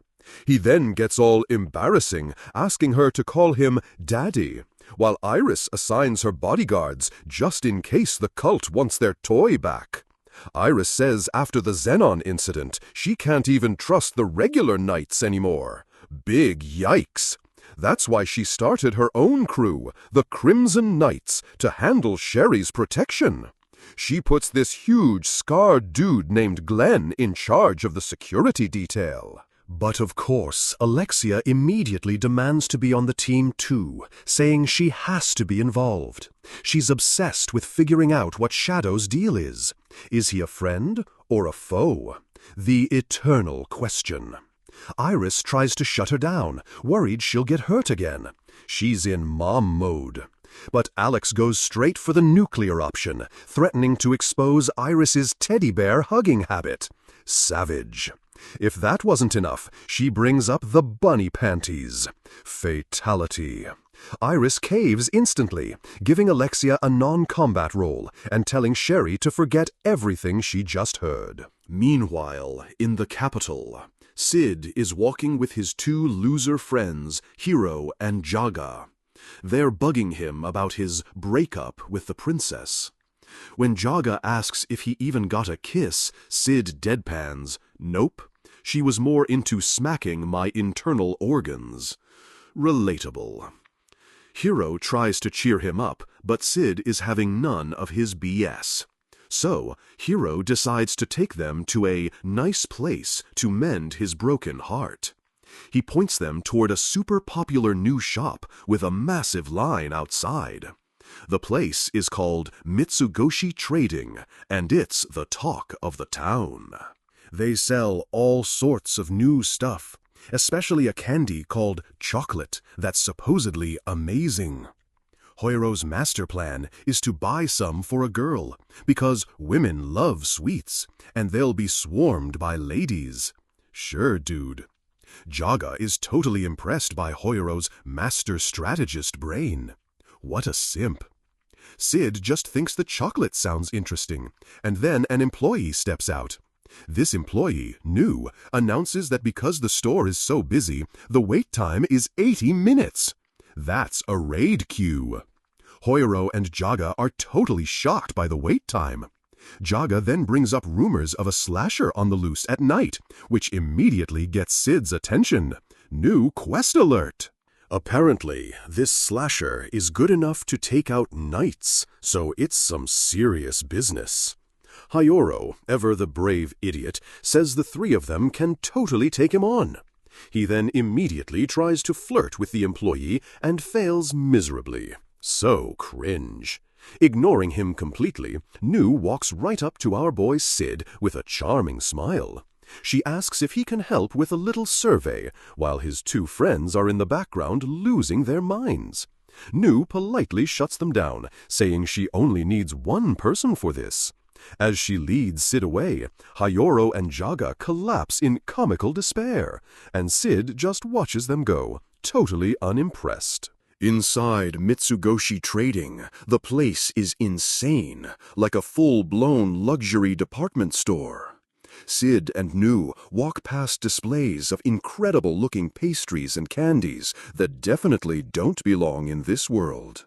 The shelves are stocked with all sorts of fancy products that look suspiciously modern. As they head up a grand staircase, Sid thinks, what kind of trading company is this? The best kind, obviously.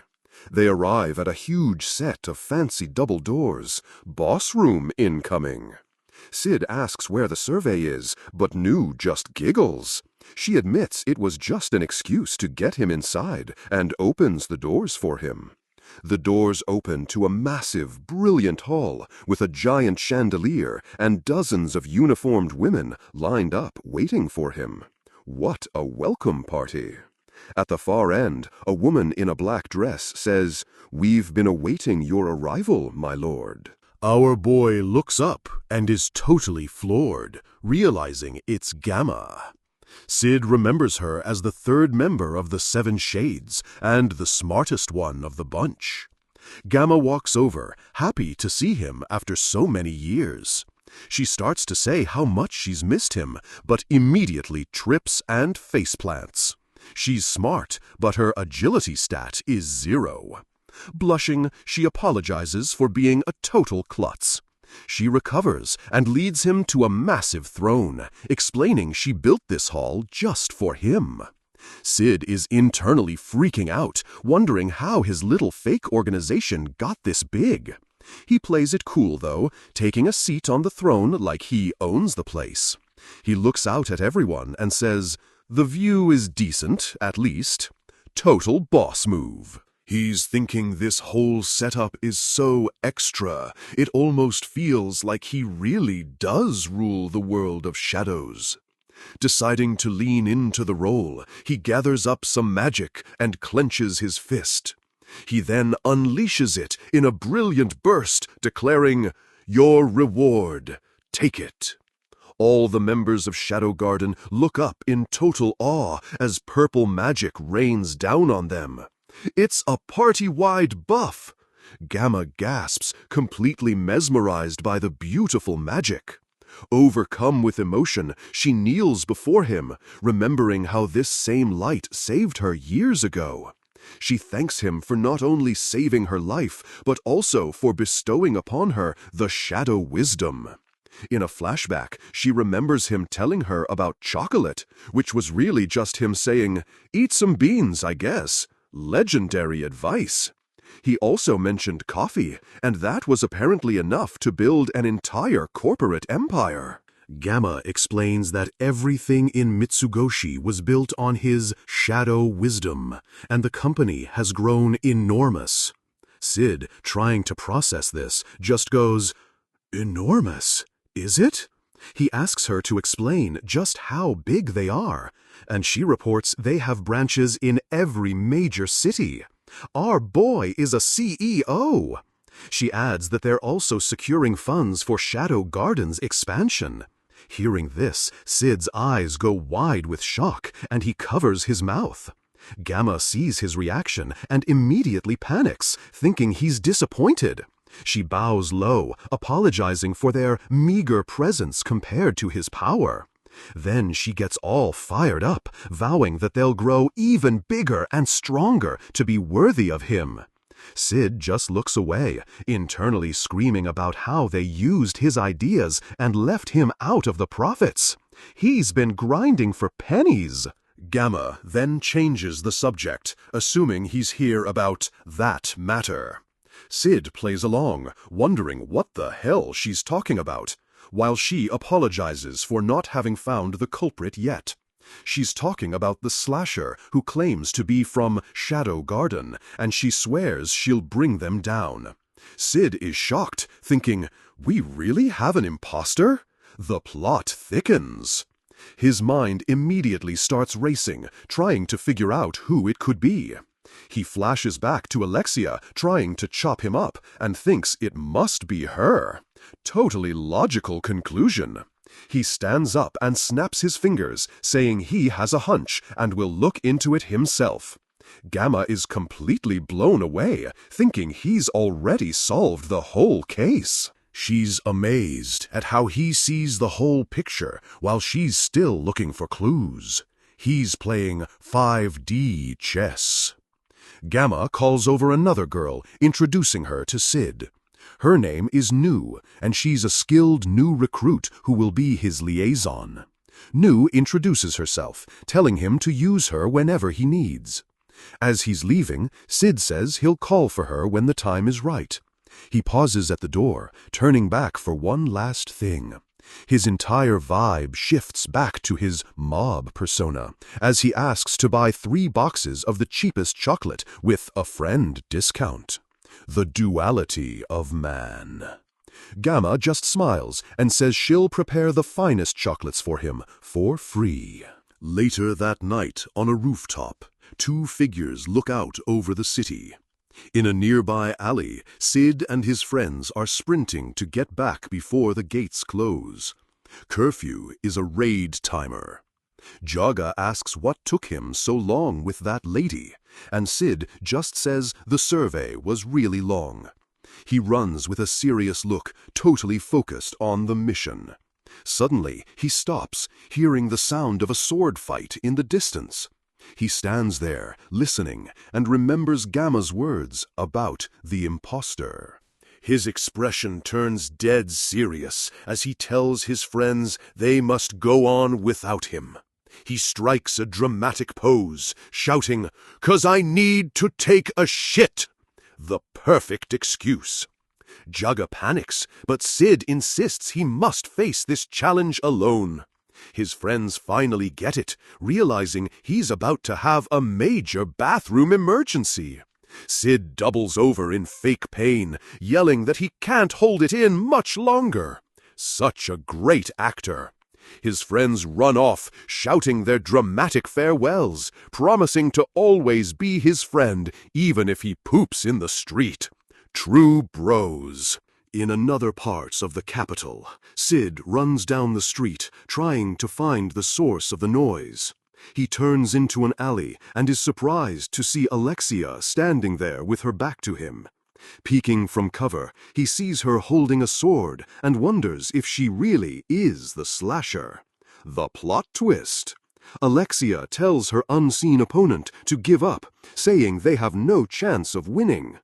Her opponent is a hooded figure who just says, "Shadow Garden."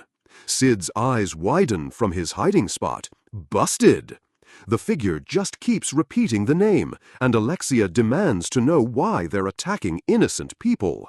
She wants to know what Shadow's goals are. Get in line, lady. Sid is having a meltdown, thinking, oh my God, there really was an imposter, and they're so lame. Suddenly, a noise makes Alexia turn her head. 2 more hooded figures appear, completely surrounding her. It's a gank! Alexia scoffs. 3 people against a frail maiden? Before she can react, one of the imposters lands a dirty hit to her stomach, sending her flying.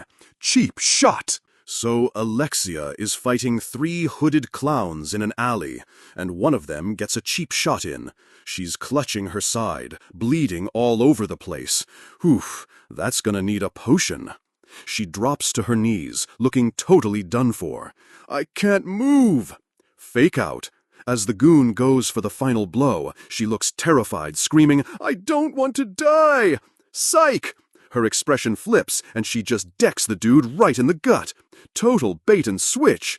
Turns out she had a dagger hidden and stabbed the guy as he lunged. Like I'd ever say that! She stands over the body, ready for round 2. Well, who's next? Get 'em, girl! She's feeling confident, thinking she can take these guys one by one, since her magic can heal her wounds. But then her confidence just shatters.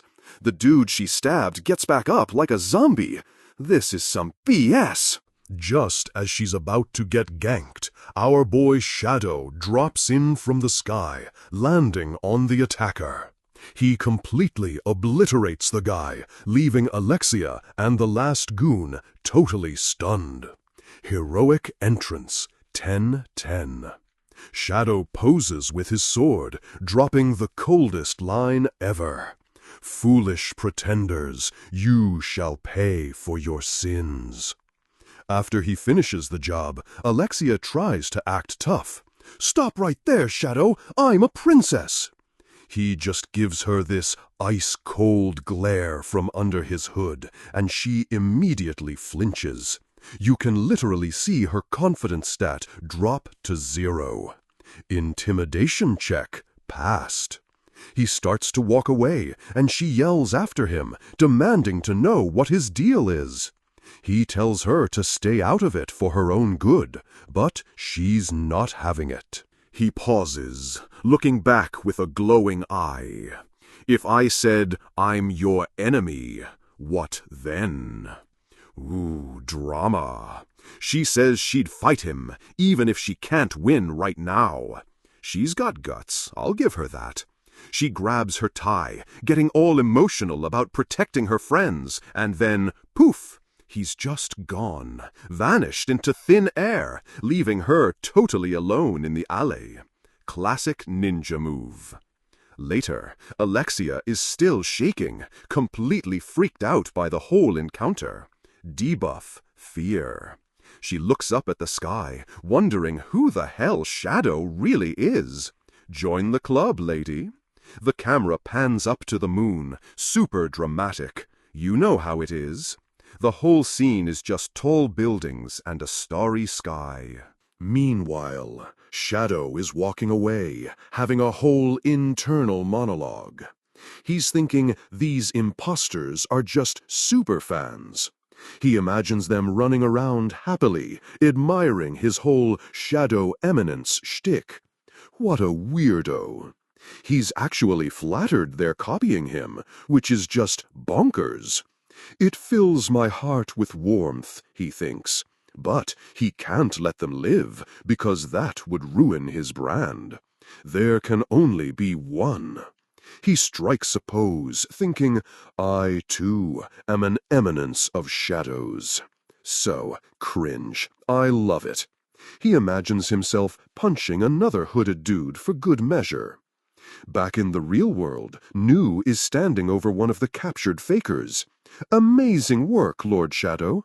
She tells him to leave the rest to her. She'll get the intel. Time for some enhanced interrogation. Our boy just says, do not fail me, and walks off. Total boss. Suddenly, one of the fakers makes a last-ditch effort, throwing his broken sword hilt. He lunges at Nu, who doesn't even flinch at the incoming projectile. Big mistake, my dude. His hand just disintegrates into black particles as he screams in agony. Nu smiles sweetly while holding him up by the leg. This is not a sweet smile. She pins his other hand to the ground with a dark blade. Leaning in, her whole vibe turns terrifying. Know that I am nowhere near as kind as Lord Shadow. With a sick grin, she adds, do not expect a merciful death. Yeah, this guy is toast. The next day at the Academy cafeteria, Sid's two loser friends, Hayoro and Jaga, show up. They're launching Operation Ladykiller with a present, holding up their boxes of chocolate. This is gonna be a disaster. Hayoro is targeting some girl who always eats alone, thinking she'll be an easy target. Yikes. Jaga, meanwhile, has a full-on stalker file on his target, including her panty color. Massive red flag. He proudly lists off all the creepy details he researched. What a simp. Sid just says he'll give his chocolate to some rando. Maximum efficiency, zero effort. His friends pump their fists and charge off to certain doom. Let the cringe commence. Sid imagines them getting called out as stalkers and rotting away. Accurate prediction? Probably. He wanders around and spots a blonde girl happily humming while eating cake. Target acquired. He walks right up to her table.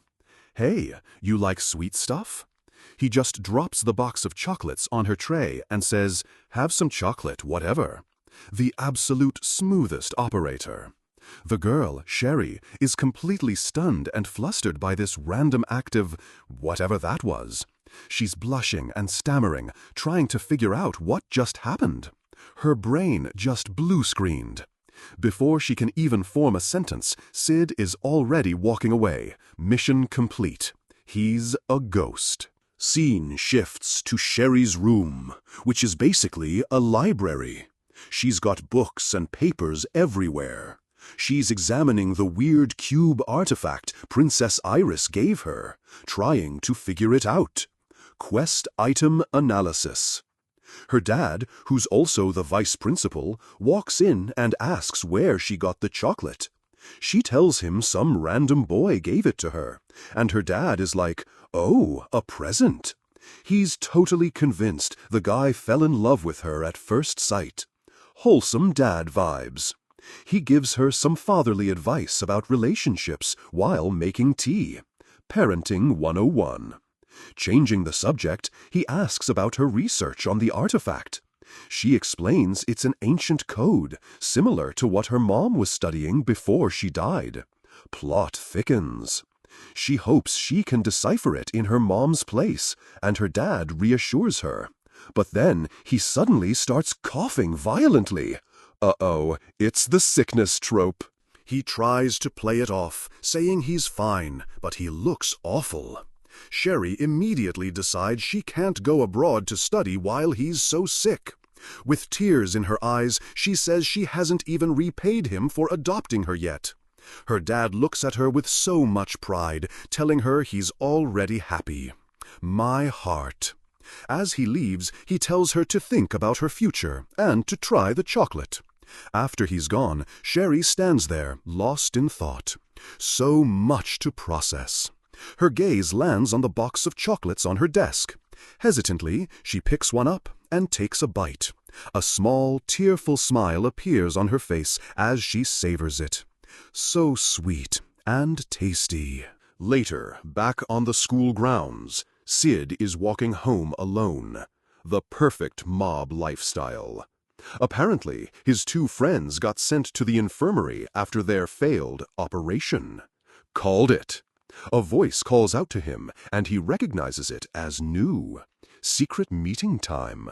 She's disguised as a plain-looking student with glasses and a bun. Her stealth skill is maxed out. Sid asks what's up with the getup, and she explains it's a disguise so she won't look suspicious. She's also keeping it a secret from Gamma, who would totally get mad at her for this. Sid comments that she gives off a different vibe, and she says it's just makeup. Pro-gamer move. He asks how old she is, and she just says, that's a secret. Fair enough. She reveals she used to be a student here, the daughter of a marquis, no less. Until she was cast out for being possessed. Another tragic backstory. She says she's much happier now that she's part of Shadow Garden. She looks at Sid with total admiration, calling him her respected and beloved lord. She's a true believer. Then she gets down to business, reporting that the imposters were brainwashed cult members. She says they were third children, basically disposable pawns for the Diabolos cult. She thinks about the cult's hierarchy. The broken thirds, the sane seconds, and the OP firsts. She assumes our boy already knows all this basic lore. Spoiler, he does not. She says they were probably just trying to draw Shadow Garden out into the open. And what's worse, there's a much stronger presence in the capital. The plot continues to thicken. They've even confirmed a named child is in town, one of the elite firsts. New boss alert. These named children are basically the top-tier minions, the closest to becoming knights of the round. Again, she thinks he obviously knows this already. He's just nodding along, playing it cool. As for the imposters, she hung them in the city as a warning. That's hardcore. She's sure the cult is plotting something big, but she'll report any new intel. Our boy just says, and none suddenly has a thought. He is certainly not aware of anything. She sees through the act. The scene shifts to Alexia's bedroom, where someone is standing on her balcony. Intruder alert. Inside, her older sister Iris is visiting, while Alexia is stuck in bed. They're debriefing the slasher attack, and Iris accepts that the attackers were just imposters. Alexia confirms that's what Shadow told her, at least. Iris sighs, frustrated that they know basically nothing about Shadow Garden. They're a total mystery box. She mentions meeting another member, Alpha, who one-shotted a monster. These girls are all OP. She concludes their organization is extremely powerful, but that's all they have to go on. They agree the Diabolos cult is the real enemy here, and Iris says she'll investigate them. She boasts that her Crimson Knights have 8 capable members, but Alexia just scoffs.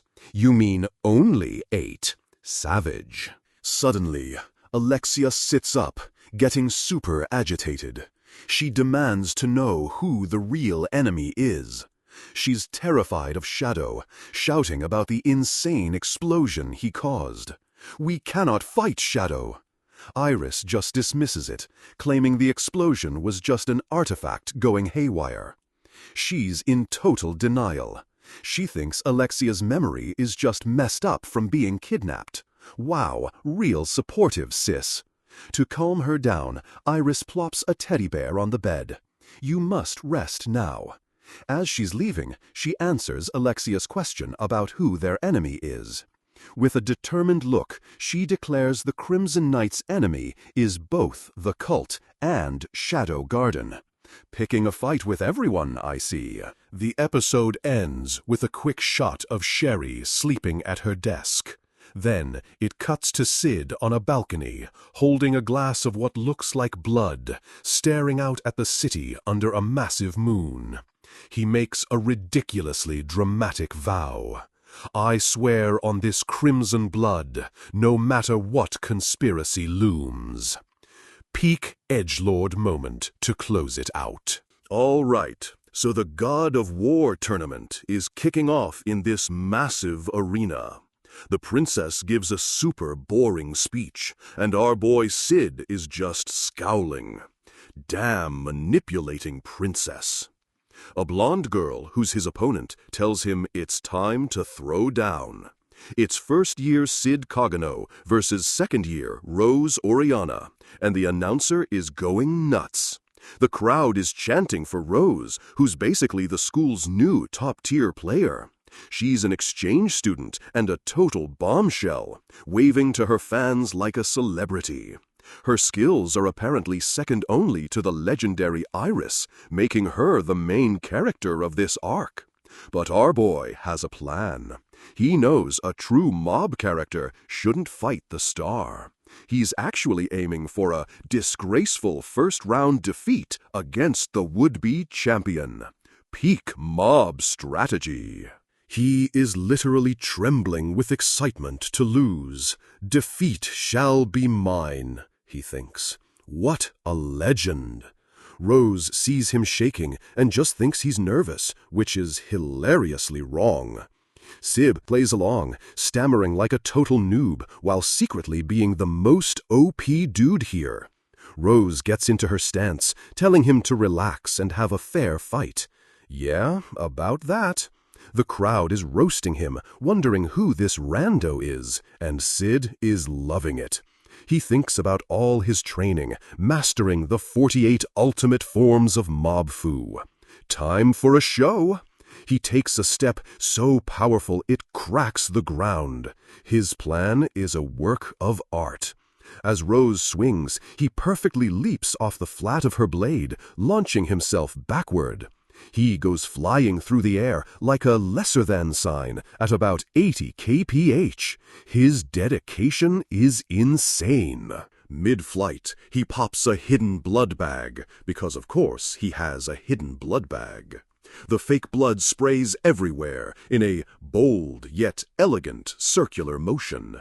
The crowd is stunned. He's basically painting the sky with fake blood, trailing a perfect dark swirl behind him. And then he names his masterpiece. Mob Fu Ultimate Form, Tailspin Parry Bloody Tornado. So extra, I love it. He crashes to the ground with a massive BAM, then bites another bag for his follow-up. He yells, Mob Fu Ultimate Form, Blood Spitter Million, and just coughs up a massive spray of fake blood. He collapses in a growing puddle of the stuff, while Rose just stares, completely bewildered. He struggles back to his feet, looking like he just got out of a blender. Total dedication to the bit. Grinning like a maniac, he challenges her. I still have 46 ultimate forms of Mob Fu left for you. The crowd, completely fooled by this performance, absolutely erupts into cheers for our boy. Rose is having a mental breakdown. She can't believe he's still standing after taking so many hits. Even the audience is like, the difference in skill is clear, and his chances of victory are astronomical. He's on one knee again, and they're all thinking he's got to be at his limit. But then he slams his foot down, cracking the floor again. They decide his indomitable spirit is giving him strength. He pushes himself up one more time, and Rose is just yelling, "Why do you go so far?" A close-up shows him with this totally badass smirk, despite being covered in fake blood. Rose sees him laughing and is completely in awe. He's showing no signs of giving up. She looks into his eyes and sees the eyes of someone who can't afford to lose. LMA, he's trying to lose. Inspired by his resolve, she decides to answer him by going all out. This is the best misunderstanding ever. She lunges forward to end it, but then the ref jumps in to stop the fight. Stand down. I declare the first bout to be over, he yells, blocking her attack. The ref grabs Zid, who's protesting, I can still fight. I still have 33 ultimate moves. As he's dragged away screaming, Rose shouts that he's lost, but then immediately corrects herself. No, she thinks, her expression super serious. He didn't lose. He totally lost, on purpose. She remembers his passionate eyes and concludes he has the spirit of a true warrior. Don't worry, Sid Kagano, she thinks, alone in the arena. You might have lost the bout, but you have won the battle of the soul. The cringe is off the charts. She raises a hand to her new fans. Later, in an empty school hallway, a new scene begins. Sid, still covered in fake blood, is relieved. Whew, I finally shook that doctor off. He dodged every attack. He leaves a trail of stains, muttering he almost had to actually cut himself to sell it. Suddenly, he stops as a girl with braided hair stands before him, looking super worried. "Your injuries," she says. "Are you all right?" She totally bought his act. Sid, who has no idea who she is, immediately starts panting for effect. "Oh, right, they healed me up good." The girl is glowing with admiration. "You were very cool," she tells him, which just confuses him. "Cool? That?" he stammers. He figures she must be a fellow mob with a messed up sense of style. She holds out a little pouch. "Here, for you. I tried baking some cookies to thank you." Then she asks, "Could we be friends?" looking at him with sparkly, hopeful eyes. Our boy is just bewildered, but agrees. Yeah, sure. He has no idea why she's thanking him. She immediately turns and yells, "Father, I did it! We became friends!" And Sid is like, "Father?" The vice principal, an older guy with glasses, pops out. Whoa! Sid is shocked. Vice Principal Ruslan? As the girl talks to her dad, Sid realizes she's not a mob at all. It's Sherry Barnett, the vice principal's daughter, a total main character type. Mission failed successfully. The VP thanks Sid for being friends with his daughter. Sid is still playing the injured hero. Ruslan is just a super wholesome dad, happy that his daughter is finally making friends. Sherry gets embarrassed as he explains she's always buried in research and doesn't have many friends. Apparently, some stuff happened in the past, but he's just happy now, which is super sweet. He asks Sid to get along with her, as a father, which is a total power move. As he leaves, Sid thinks, it was hard to tell them, sorry, I'm not into non-mobs. Sherry offers to walk him to the infirmary, but Sid strikes a dramatic pose, fake blood tears streaming down his face. No need! A spell sword wouldn't die from anything like this. This guy is a national treasure. Sherry is completely impressed. Wow, spell swords are so strong. They decide to get tea instead. As they walk, Sherry reveals she's the one he gave chocolates to. The plot thickens. Meanwhile, at an outdoor cafe, Sherry's friend is telling her that Sid used to date Princess Alexia. Sherry is meeting with that very same Princess, Alexia, who's got her signature pigtails. She wants to ask about a private matter, not the artifact she's been researching. She tries coffee for the first time and hates it, calling it bitter. Alexia is amused. Sherry then dunks the entire milk pitcher into her cup. Absolute chaos. Alexia just deadpans, too much. Now that it's mostly milk, Sherry loves it. Alexia mentions it's made from the best beans from Mitsugoshi. At the name, Sherry's eyes sparkle. Mitsugoshi, the place that sells those chocolates? She gushes about how good they are, and Alexia notes they're super hard to get. Sherry happily says she got some as a present, and Alexia takes a sip of her coffee. Sherry then drops the bomb. From Sid Kagano. Alexia's eye literally twitches. Sherry is totally oblivious, gushing about how she just became friends with Pooch, her nickname for him. She finally asks the big question. I've heard rumors about you two going out. Is it true? Alexia is cool as a cucumber. Not anymore, she says. We were just pretending. Sherry is floored. She jumps up, completely relieved. So, you're not in love or anything, right? She's so happy she feels re-energized. Later, as Sherry is walking through the academy, a loud smash from a nearby building makes her turn. The next day, in a lecture hall, students are bored out of their minds waiting for a speech. They're all complaining about having to stay after class just for some student council election nonsense. Sid's two loser friends are there. One thinks it sounds boring, while the other is reading some weird romance book. The doors open, and in walks Rose Oriana, looking all official with her sword at her hip. She takes the lectern and starts her speech, commanding the room with her hero-y aura. Our boy Sid is in the audience, clapping with zero energy and trying to be as unnoticeable as possible. But Rose's gaze sweeps the crowd and lands right on him while he's slumping over his desk. A gentle, knowing smile spreads across her face as she looks at him. Uh-oh, busted. Sid's messy-haired friend immediately thinks the smile is for him. Hee, she's totally checking me out. He keeps going, wondering if she wants him on the student council, and Sid just deadpans. Ain't that the truth? The friend strikes a pose, and Sid just repeats his line again, totally not paying attention. Then, suddenly, our boy's eyes snap open. Gamer senses are tingling.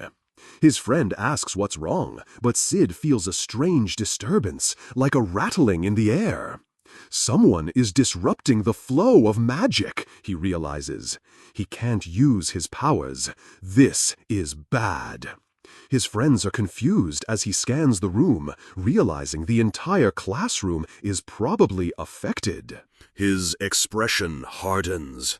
And I can sense something coming closer, he thinks, getting serious now.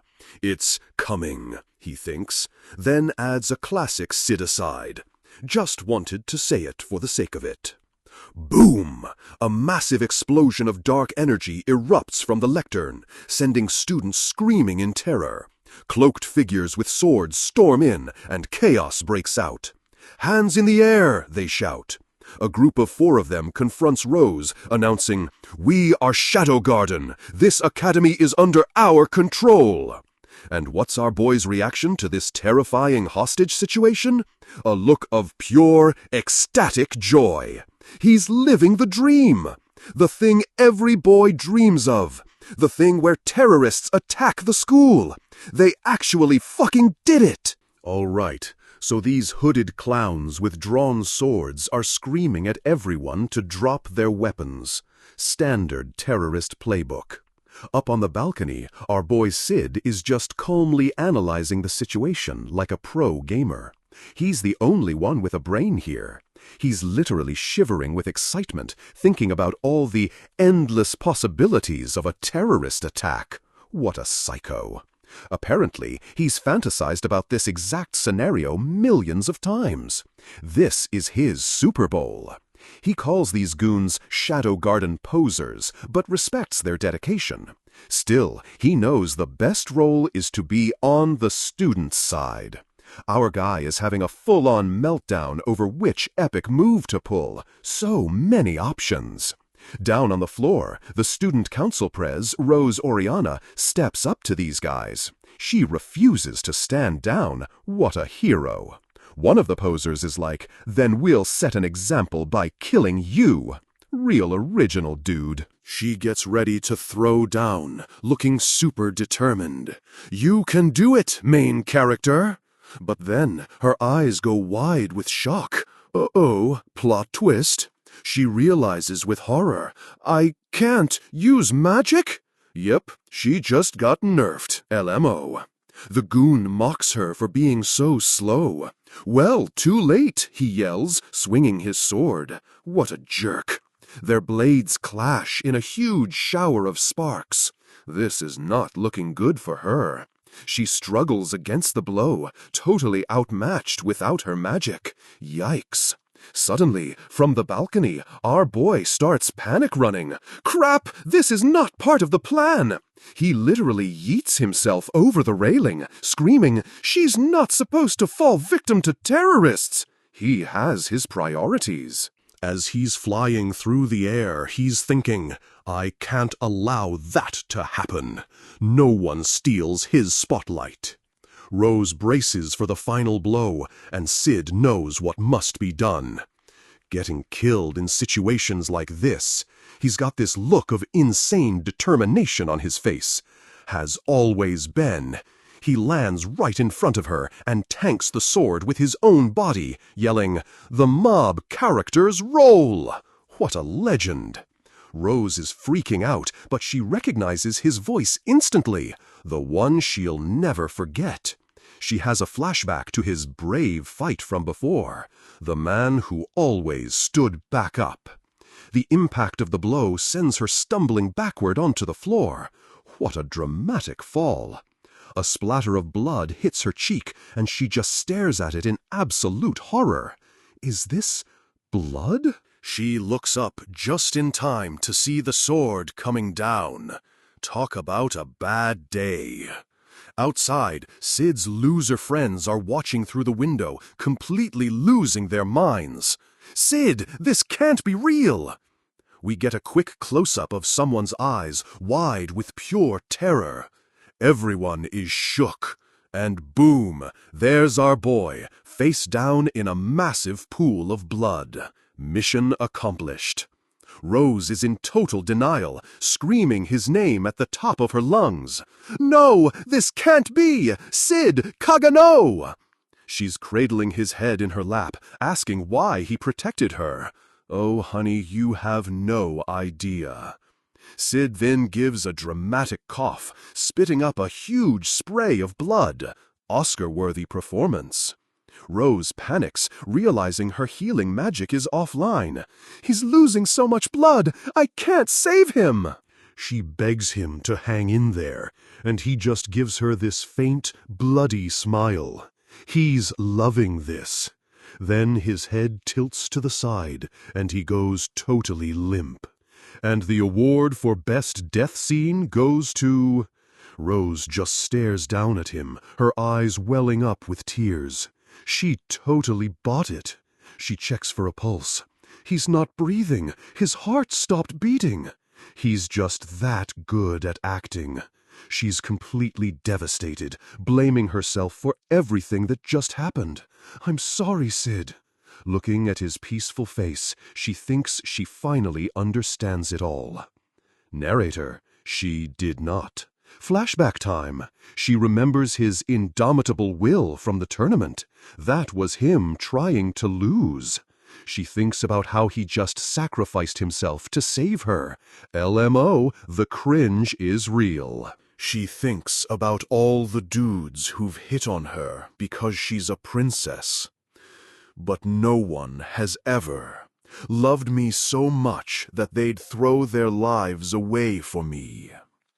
The misunderstanding has reached critical levels. Tears fall onto his face as she whispers, "Thank you. This is so perfect." She just kneels over his body in the blood puddle, completely heartbroken. So dramatic. One of the hooded goons just looks down at her. Feeling less rebellious now? Ice cold, dude. He tells everyone they're moving to the Great Hall. And no funny business, or you'll end up like him. They start shoving all the students out of the room. Start walking. Man, these guys are jerks. Sid's friends look back, totally freaked out as they get herded away. Poor bros. Later, back in the wrecked lecture hall, our boy is still playing dead in his blood pool. Very convincing. Sunlight streams in through the windows, making the dust sparkle, setting the mood for a resurrection. He looks super dead, just lying there with his hands folded peacefully, like a vampire in a coffin. And then his fingers twitch. Wait for it. His top hand lifts up just slightly. He's rebooting. His hand clenches into a fist with a massive BAM! The power is returning. He's literally forcing his body to restart with pure willpower. Move! Move! Move! What a Chad! His heart gives a massive jolt as he screams internally, Move! This is so extra. His eyes snap open, and he lets out a huge cough, spraying blood everywhere. He's back online. He sits up, clutching his chest. That hurt, he says, admitting he let himself get cut for real. Dedication to the craft. But it was a huge success. He used an ultimate move to stop his own heart without dying. Totally busted skill.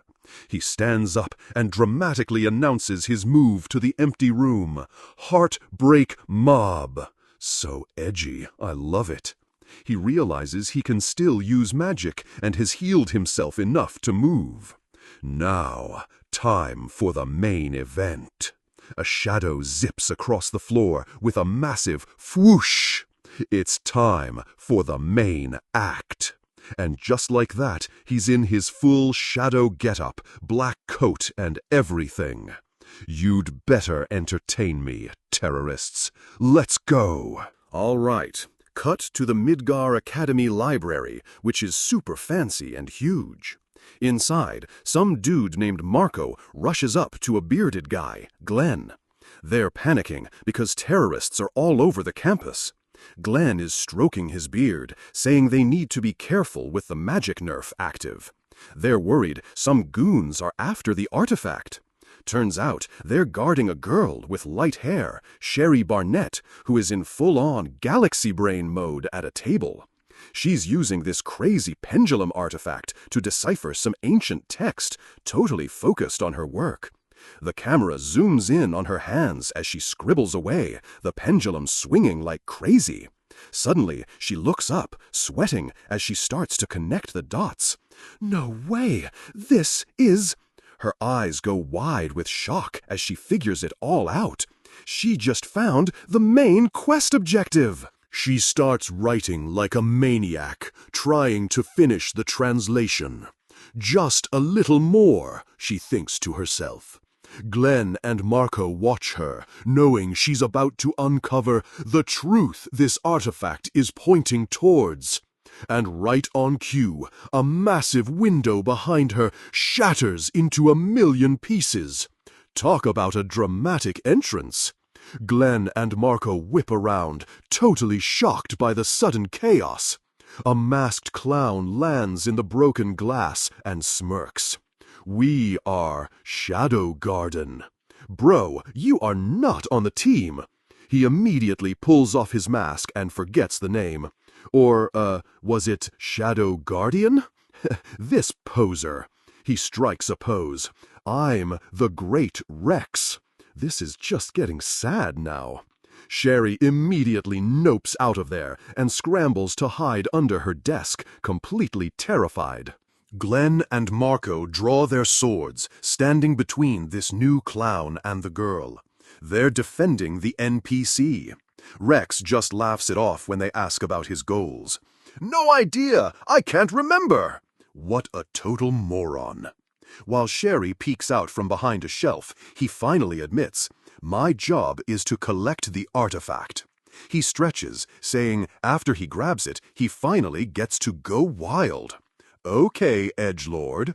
Then his whole vibe switches and he gets super creepy.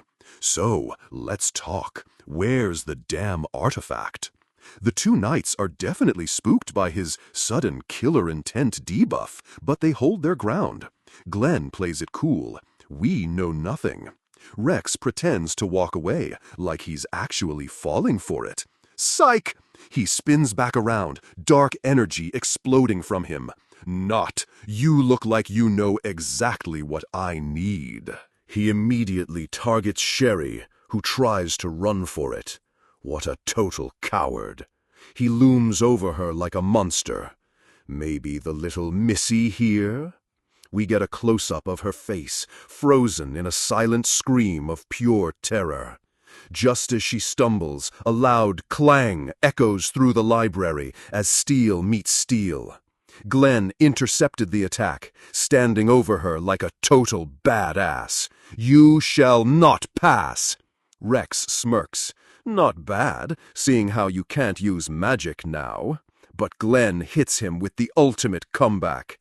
With enough difference in skill, parrying such a strike is easy. Rex literally bursts out laughing.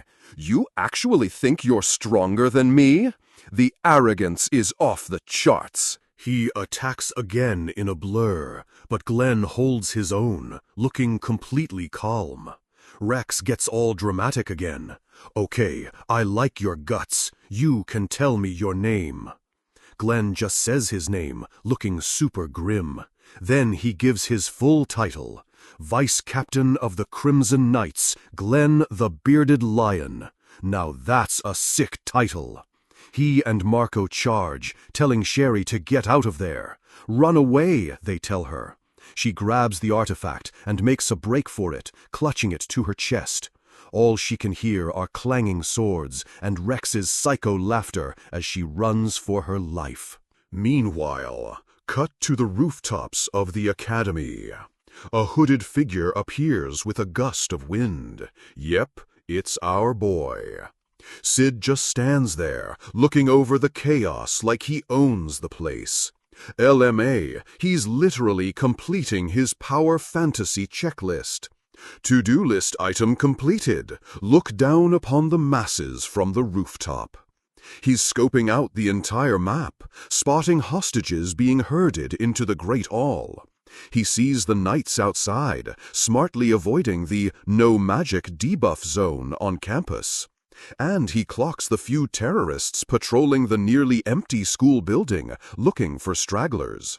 He's thinking about the best way to make his entrance. Now, how do I have the most fun here? He scoffs when he sees two more black-coated posers below.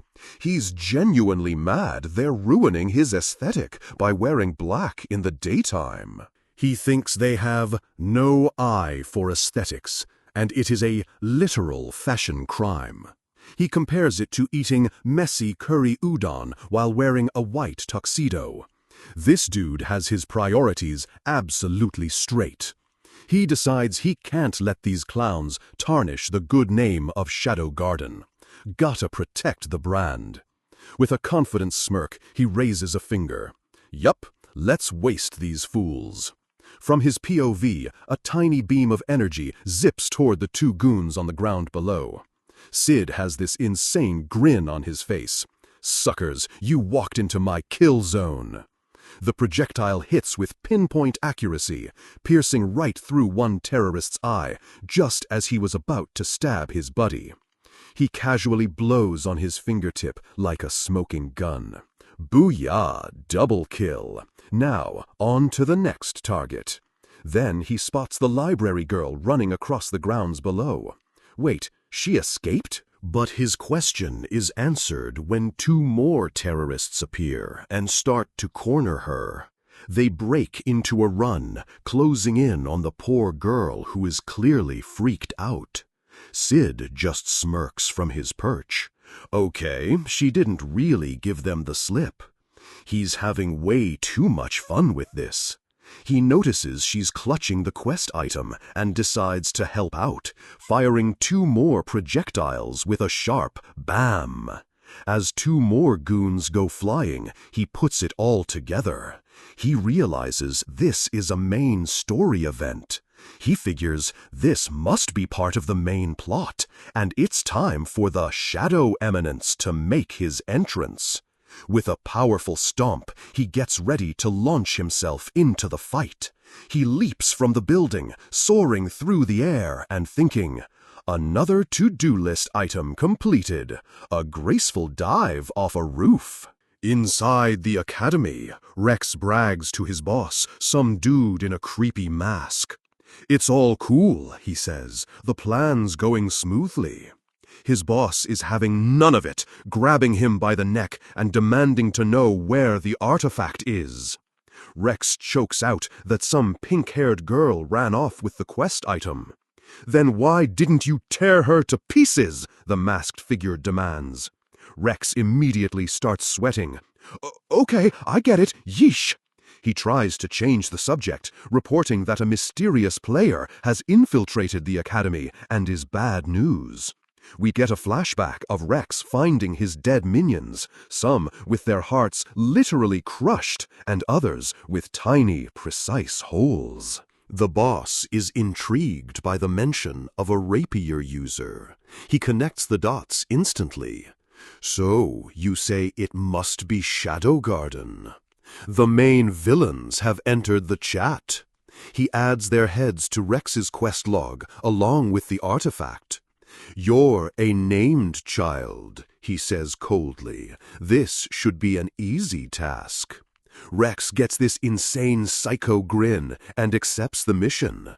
What an edgelord. As he walks off, he reminds the boss not to forget his reward. The masked guy is left alone, staring at a pendant and muttering about his wish to rejoin the rounds. Looks like we've got a B-plot brewing. Meanwhile, cut to Sherry running through a hallway. She knows the magic nerf is because of an item, and she has to hurry. Suddenly, she hears goons and freezes, completely terrified. Her eyes go wide as she thinks, "They found me." She just collapses, sobbing on the floor and begging for her life. This NPC has zero chill. But then, nothing. She pops up, all smiles. They're gone. Psych! A door slams open, and the goons are right there. "Get her!" she hears them yell. Again, the hall goes silent. Sherry is huddled on the floor, shaking. And then she pops up again. Whew, they also didn't see me. Girl, your stealth skill is a solid F. Suddenly, a boot stomps down right in front of her with a loud crunch. She stumbles forward, and the quest item, a dark pendant, goes flying through the air. She reaches for it desperately, but it's totally out of reach. Before it even hits the ground, a hand just snatches it out of the air. Sick reflexes. Sherry looks up from the floor, completely shocked. And who is it? It's our boy Sid. He casually hands it back, telling her to mind her feet. She's just so relieved he's okay. Then she notices his uniform is covered in blood, and he's just like, yeah, I just barely escaped death, yup. LMAO, the acting is top tier. He gives her a lecture on emergency basics and tells her to watch her surroundings. She proudly says she got this far without being seen, and his face is just a flat, let's go with that. The sarcasm is legendary. Cut to the vice principal's office. Sid is chilling on a couch, looking totally relaxed. He's internally monologuing about how tiring it was to take out all those guys quietly. The grind is real. He knows he has to let the NPC move the plot along for his big Shadow Eminence debut. He decides interfering as a mob assistant is fine, as long as he doesn't steal the show. Sherry spreads her research out, showing him a diagram of the artifact. It's called the Eye of Avarice, and it's basically a massive magic vacuum causing the campus-wide debuff. Sid points out the bad guys were using magic, and she explains their magic wavelengths are on the whitelist.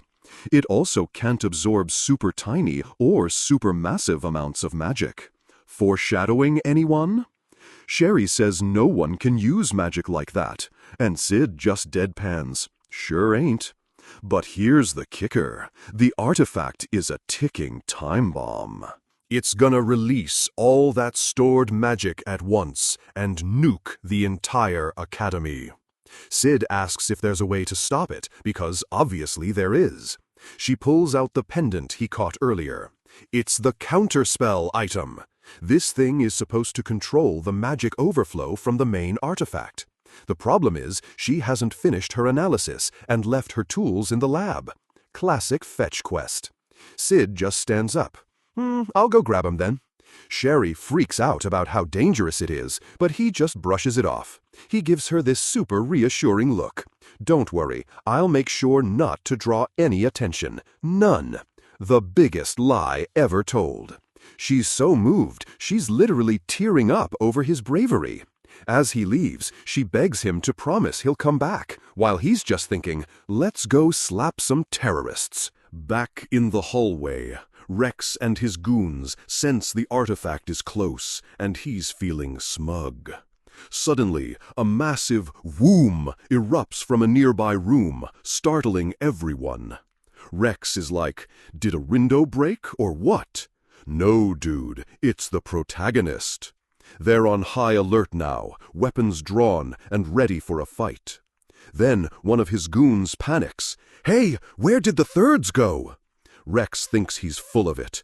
The hell are you on about? But then a slow grin spreads across his face as he wonders if it's Shadow Garden.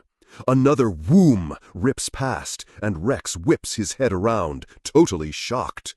He thinks he's so fast I can't see him, and has to use magic just to buff his vision stats.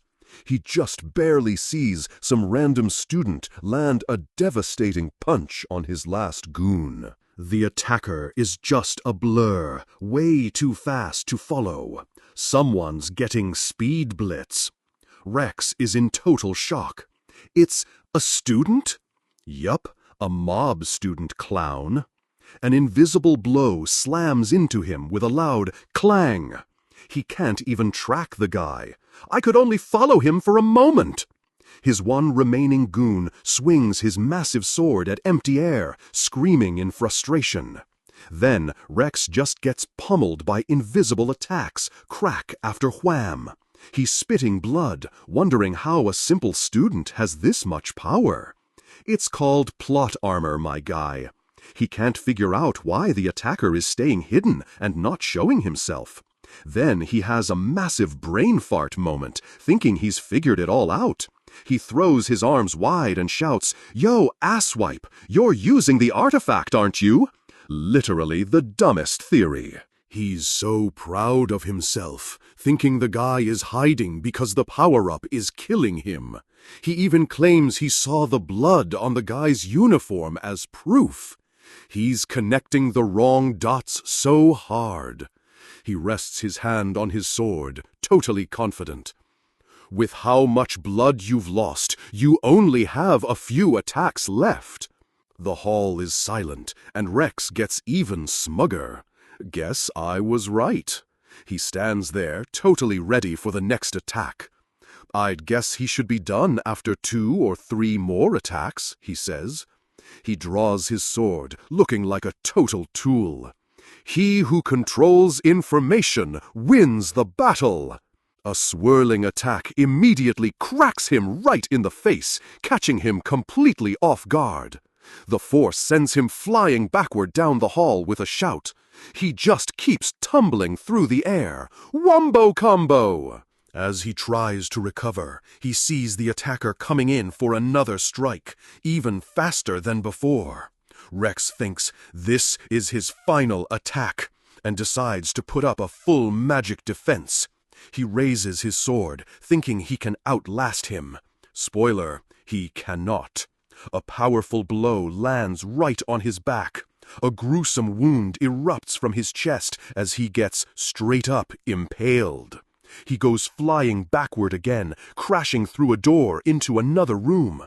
But he actually pushes himself back up, grinning like a maniac. He looks forward, thinking he's won. And with that, I win. Narrator: he did not, in fact, win. The camera pulls back to show he's in a massive room, filled with the bodies of all his goons. Total party wipe. His triumphant look just melts into pure confusion. Huh? What's going on? He realizes the attacker must have killed all of them on his own. The light bulb finally goes on. As he's standing there, a hand from a fallen goon taps his leg. He literally jumps out of his skin. So jumpy.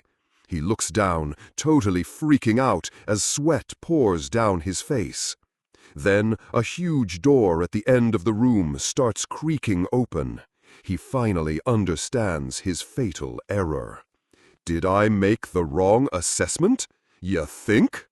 A new voice comes from the darkness as a figure moves with insane speed. Rex gets impaled again, and we see our boy, now in full shadow mode, smirking. "He simply has no limits," he says, leaning in close.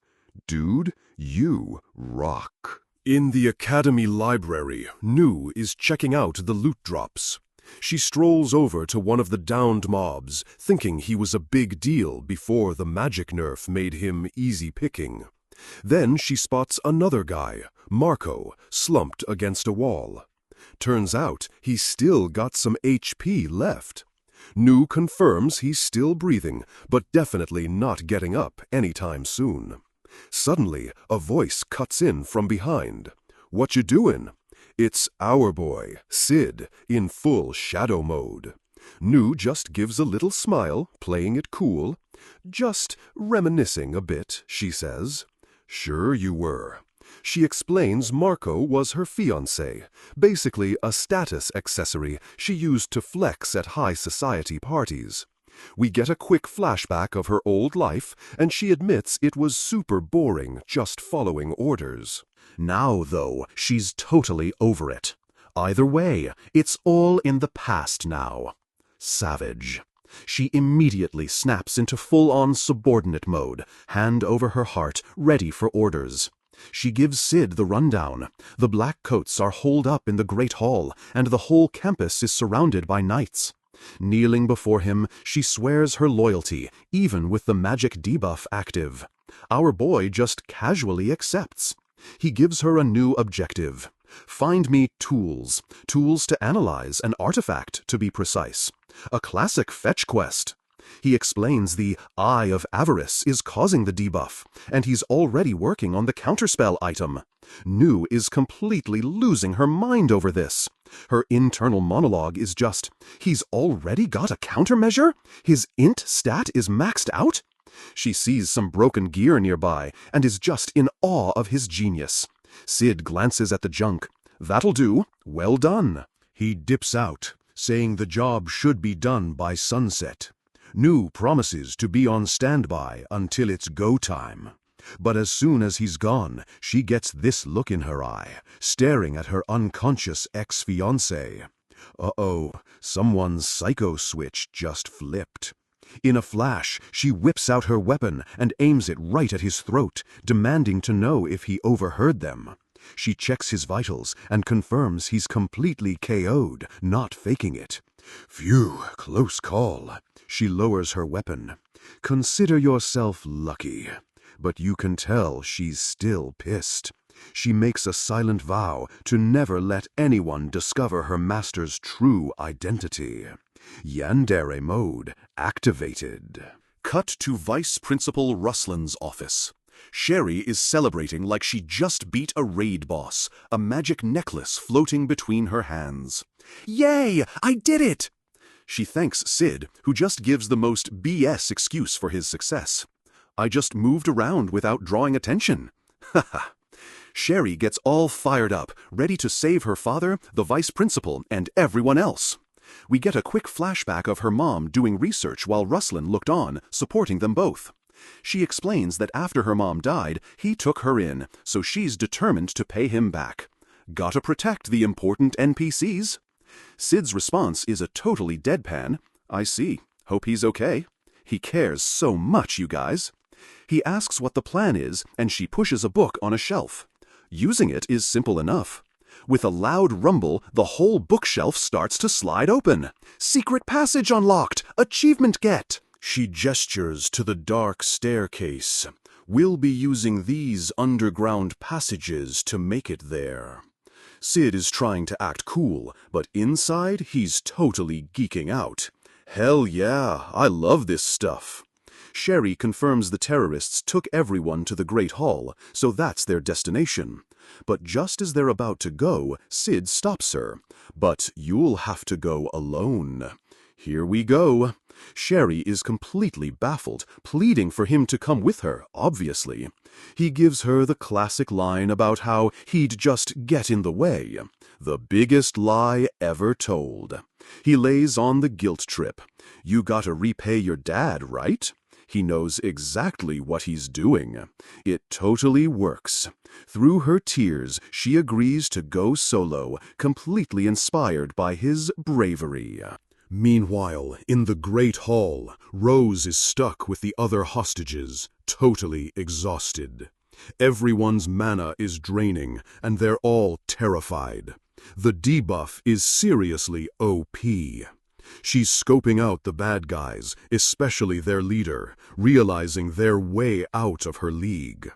A flashback shows one of the goons casually murdering a teacher who tried to fight back. These guys are not messing around. The masked clown was even mocking him for it, asking if all the teachers were this weak. Back in the present, the main boss tells his minion to clean up the mess and leaves. Rose sees her chance. Or, this might be my chance. It's breakout time. She can't let the dude who died protecting them have his death be in vain. For the fallen homie. With that, she manages to saw through her ropes with a hidden knife. Stealth skill 100. She tries to pass the knife to the girl next to her, ready to start the rebellion. But of course, they get spotted immediately. A guard stomps over, and her friend starts panicking. As the other girl is about to break, Rose keeps her cool, not saying a word. She jumps up, taking all the heat. She didn't do anything. I cut my ropes. A true tank. The guard just smirks, pulling his sword. You still think you can resist? This dude is asking for it. He presses the blade against her throat, ready to make her an example for the rest of the students. Back in the secret tunnels, Sherry is making her way through the darkness with a lantern. She pauses for a second to get her bearings, figuring out the route to the Great Hall. With new determination, she starts climbing a staircase, telling herself she can do this. This triggers another flashback, this time of a younger her begging Ruslan to explore the passages. Her mom was worried, but Ruslan just laughed it off, saying Sherry could keep a secret. Then the memory gets sad, showing her after her mom died, all alone. Oof, the tragic backstory. We see Ruslan comforting her, promising to be her new father. Okay, the stakes are officially high. The memories bring tears to her eyes, and she whispers for him to be safe. She finally reaches the end of the passage, her face set with grim determination. Peeking through a window, she sees the whole situation below. There it is! I'm above the Great Hall! She holds up the counter-artifact, ready to yeet it into the crowd, just as a goon is about to execute Rose. The pendant shatters the window and explodes in a massive flash of light. The buff has arrived! Rose is stunned as magic power suddenly flows back into her hand. I can use magic, she shouts, dodging an attack just in time. Let's go! She immediately counters, shattering her opponent's swords with pure skill. Total reversal! Another guy swings at her, but she just catches the blade with her bare hand like it's nothing. Then she pivots and one-shots him with a clean slash, sending blood everywhere. Fatality! A few other students watch, their faces filled with awe and renewed hope. The body of the defeated goon hits the floor with a satisfying thud. Rose turns to the others, her voice ringing out. Our magic is unsealed! She jumps onto a bench, raising her sword high. Rise up, everyone! It's time to strike back! The students go absolutely nuts, grabbing weapons and following their president into the fray. Rose is a whirlwind of steel, clashing with multiple enemies at once. But she realizes her attacks aren't hitting hard enough. I didn't cut deep enough. An enemy takes advantage of the opening and stabs her right through the torso. Critical hit! She clutches her side, realizing her mana is still dangerously low. The debuff is gone, but she's out of MP. She's immediately surrounded, realizing that even with their magic back, they're still in a terrible spot. One of the attackers raises his sword for the finishing blow. This is not good. She dodges one attack, but another enemy cuts off her escape from behind. It looks like it's over for her. She just wishes she could have lived one more day for the guy who died. As the final blow comes down, she closes her eyes, accepting her fate. But then, out of nowhere, a cloaked figure appears and casually parries the fatal blow. The mysterious stranger stands over her. "You've done well, girl with the dazzling swordplay." The protagonist has entered the server. Rose is completely stunned, stammering, who are you?" "Girl, it's plot armor in the flesh." The cloaked leader raises a hand. "Come forth, my loyal servants." He's summoning his minions. Instantly, a squad of masked ninja girls descends from the ceiling and starts absolutely wrecking the remaining enemies. They move with insane speed, cutting down the terrorists like it's a speed run. Total party wipe. Rose can only watch in disbelief, trying to figure out whose side these OP players are on. The fight spills outside, where the whole academy is now on fire. Of course it is. As the mysterious leader starts to walk away, Rose chases after him. "Wait, tell me, who are you people?" He pauses, pulling down his mask just enough to show one glowing eye. "We are Shadow Garden." Then he turns and gives the most epic edgelord speech of all time.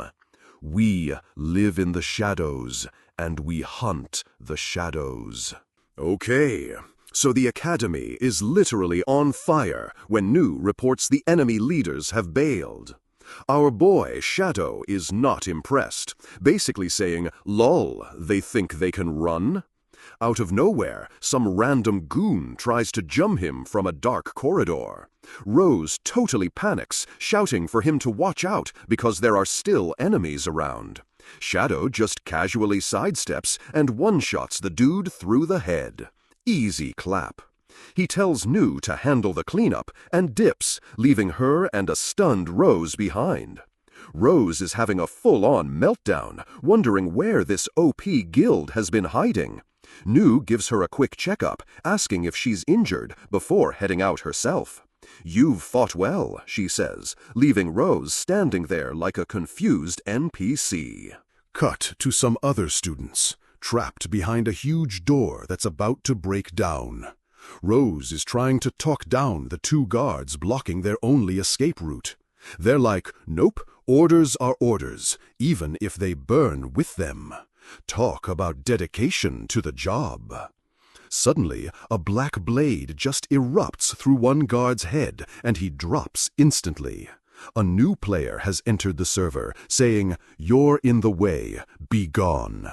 Then another masked ally appears and just obliterates the massive wooden doors, clearing the path. The students pour out just as a balcony collapses right behind them. Seriously, the plot armor is insane. Just then, the knights finally show up. Later, in a grand hall littered with bodies, a single girl is the only one left standing. In a library somewhere, Rose is still trying to process what happened, wondering who these mysterious players are. Scene change to a fancy office. The room is lined with dark bookshelves and looks super important. Inside, a masked clown is wrecking the vice principal's office, using a lantern for dramatic lighting. Books go flying everywhere with a series of loud thuds as this dude goes on a rampage. He raises a hand, and a dark energy just explodes a table into a frickin' bonfire. We get a close-up of his blank white mask. This guy is maximum cringe. Then a blade appears at his throat. It's our boy, Sid, asking, "Funny getup you've got there." He's just sitting in a chair, casually reading a book while the room burns, and correctly guesses, Vice Principal Rustlin. The dude is shocked, but Sid is just like, "Oh, no need for the weird secrecy." Rustlin stammers, wondering how he got figured out so fast. "Bro, you're not that slick." He takes off the mask, revealing he's Rustlin Barnett, the vice principal. "Your keen eyes deserve praise." Sid finally looks up, getting serious. "You're the one behind this incident, then?" He asks why, and Rustlin sits down for a classic villain monologue. "Here we go. To put it short, it's because I longed to reach the top," he starts. Sid acknowledges he heard the guy got sick and had to retire from the big leagues. In a flashback, we see Rustlin wallowing in despair, needing a cure for his illness. Then he met Sherry's mom, Lucretia, and used her research as a cover to collect artifacts. He found the Eye of Avarice, a busted item that could cure him and make him rich. But Lucretia, being a good person, wanted to turn the dangerous artifact over to the authorities. So, Rustlin drops this bombshell with a smile. "So, I killed her." He then describes the murder in gruesome detail, like he's narrating a speed run. Dude, TMI. Turns out he adopted Sherry just to use her to complete the research on the artifact. She had no idea her new dad was the one who murdered her actual mom. With the eye complete, all he needed was a ton of mana and a cover story. "So, all this time, you've just been using Sherry and her mom?" Sid asks. Rustlin just grins. Sid, with zero expression, just flips a page in his book. "I'm not sure." The absolute disrespect. He then rips a page from the book, explaining he doesn't care about much. As people go about their lives, he says, more and more things become important to them. He continues his monologue, saying that people collect friends, lovers, and jobs throughout their lives. "I'm trying to cut down on these important things," he says, which is a total edgelord mood. But as he gets rid of things, he realizes what truly matters to him. He lives his life for those few things, not caring about much else. He's so deep. Finally, his eyes narrow into a glare as he finishes, "You piss me off." Rustlin just closes his eyes, completely unimpressed by the threat from a mere student. Then, in a flash, he slashes Sid across the chest with a hidden blade. It's a shame. Sid stumbles back, choking on blood, as Rustlin mocks him for being a weak school kid. He points his hand at Sid, unleashing a massive magical blast to finish the job. The whole office erupts in a huge explosion of light and pure destructive force. Rustlin scoffs a flaming wreckage, thinking he fried Sid without even a scream. But then he hears a noise behind him and turns his head to look. His eyes go wide with shock as he realizes he is no longer alone. Bam! A new challenger appears. It's Shadow, blocking his path. He introduces himself with his classic line, "My name is Shadow." Rustlin recognizes him, demanding to know why he's here. "Dude, you literally just killed him." Shadow says nothing, so Rustlin just assumes he's here for the overpowered artifact. He smirks, summoning the Eye of Avarice and declaring Shadow will never get his hands on it. Then he shoves the artifact into his own chest, because of course he does. Classic boss move. As the two pieces combine, a blinding explosion blasts Shadow backward, embedding the item in Ruslin's body. "Wonderful! My power is back!" he yells, feeling the massive buff kick in. Unfazed, Shadow just charges straight through the energy storm like it's nothing at all. Ruslan easily blocks the attack, ready to test out his new OP build. He sends Shadow flying back with a series of energy blasts, even knocking his sword away. Standing over his disarmed opponent, he starts gloating about how strong Shadow is. Then he channels all the stolen mana into his own sword, preparing a massive ultimate attack.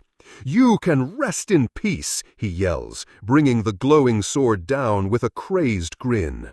The attack is so huge, it literally blows the entire side of the Academy building out. Meanwhile, Sherry is running through the smoke, realizing her dad is still inside the burning building. Her eyes fill with a desperate resolve as she decides she has to go save him. She dashes back into the inferno, calling out for her father. Oh no, the NPC is walking into the boss room. Back in the vice principal's office, a cross-shaped fixture burns, lighting up the smoky ruins. The smoke clears, and psych! Shadow is effortlessly parrying Ruslan's ultimate attack. Ruslan grinds his teeth in disbelief, unable to believe his finisher was completely blocked. Shadow follows up with a swift punch and asks dismissively, "So, was that all?" The impact sends Ruslan flying into a bookshelf, shattering it into a million pieces. Get wrecked. Shaking, Ruslan gets to his knees, still trying to put up a fight. This dude has high HP. He reveals his trump card. He's already framed Shadow Garden for the entire terrorist attack. He laughs, saying there's evidence and the whole world will be hunting them down. The ultimate debuff. Ruslan lets out a final triumphant laugh, thinking he's won the long game. But to his complete shock, Shadow just starts chuckling at the ridiculous threat. "I found it too hilarious that you think such a trifle would spell our doom," he mocks. He explains that Shadow Garden has never cared about being the good guys in the first place. Nor the path of evil, he adds, because they're just built different, you know. He spreads his arms wide, saying, "Gather all the sinful acts in the world for us to shoulder." And shoulder them we will, he declares, basically saying their reputation means nothing. This speech is peak edgelord. Enraged, Ruslan screams about arrogance, but Shadow just meets his rage with a manic grin. "Then come and break through my arrogance." The hype is real. Ruslan's attack is blocked so hard, the lens of his glasses cracks from the impact. He can only stare in wide-eyed panic, completely outplayed by this absolute unit. He swings his sword again, but Shadow is already moving past him in a blur. A blade erupts from Ruslan's chest with a sickening pierce, and he cries out in pain. More blades appear, impaling him from every angle as he screams in pure agony. His face is a mask of terror as blood splatters everywhere from the brutal assault. Shadow's voice cuts in, quoting Ruslan's own murder method back at him. Savage. Ruslan's eyes widen in horror as he realizes the truth. "Are you—" Before he can finish, Shadow unleashes a final energy blast, sending him flying. Game over. A single boot steps into the doorway of the devastated office. It's Sherry. She stands frozen, her eyes wide with shock at the bloody, destroyed room. Her expression turns to dawning horror as she sees the body on the floor. "Father? This can't be!" she screams, running past Shadow to her father's corpse. She collapses beside him, sobbing uncontrollably, while Shadow just watches her breakdown in silence. Her face is completely contorted in grief as she wails over his body. Shadow quietly raises a hand over her. "This is for the best," he says softly. He stands over her unconscious body, having knocked her out to spare her the memory.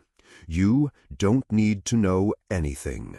Amidst the smoking ruins of the Academy, Rose Oriana sprints onto the scene, shouting for someone wounded on his back. An old doctor in a medical tent immediately scolds her for being too loud, telling her to pipe down.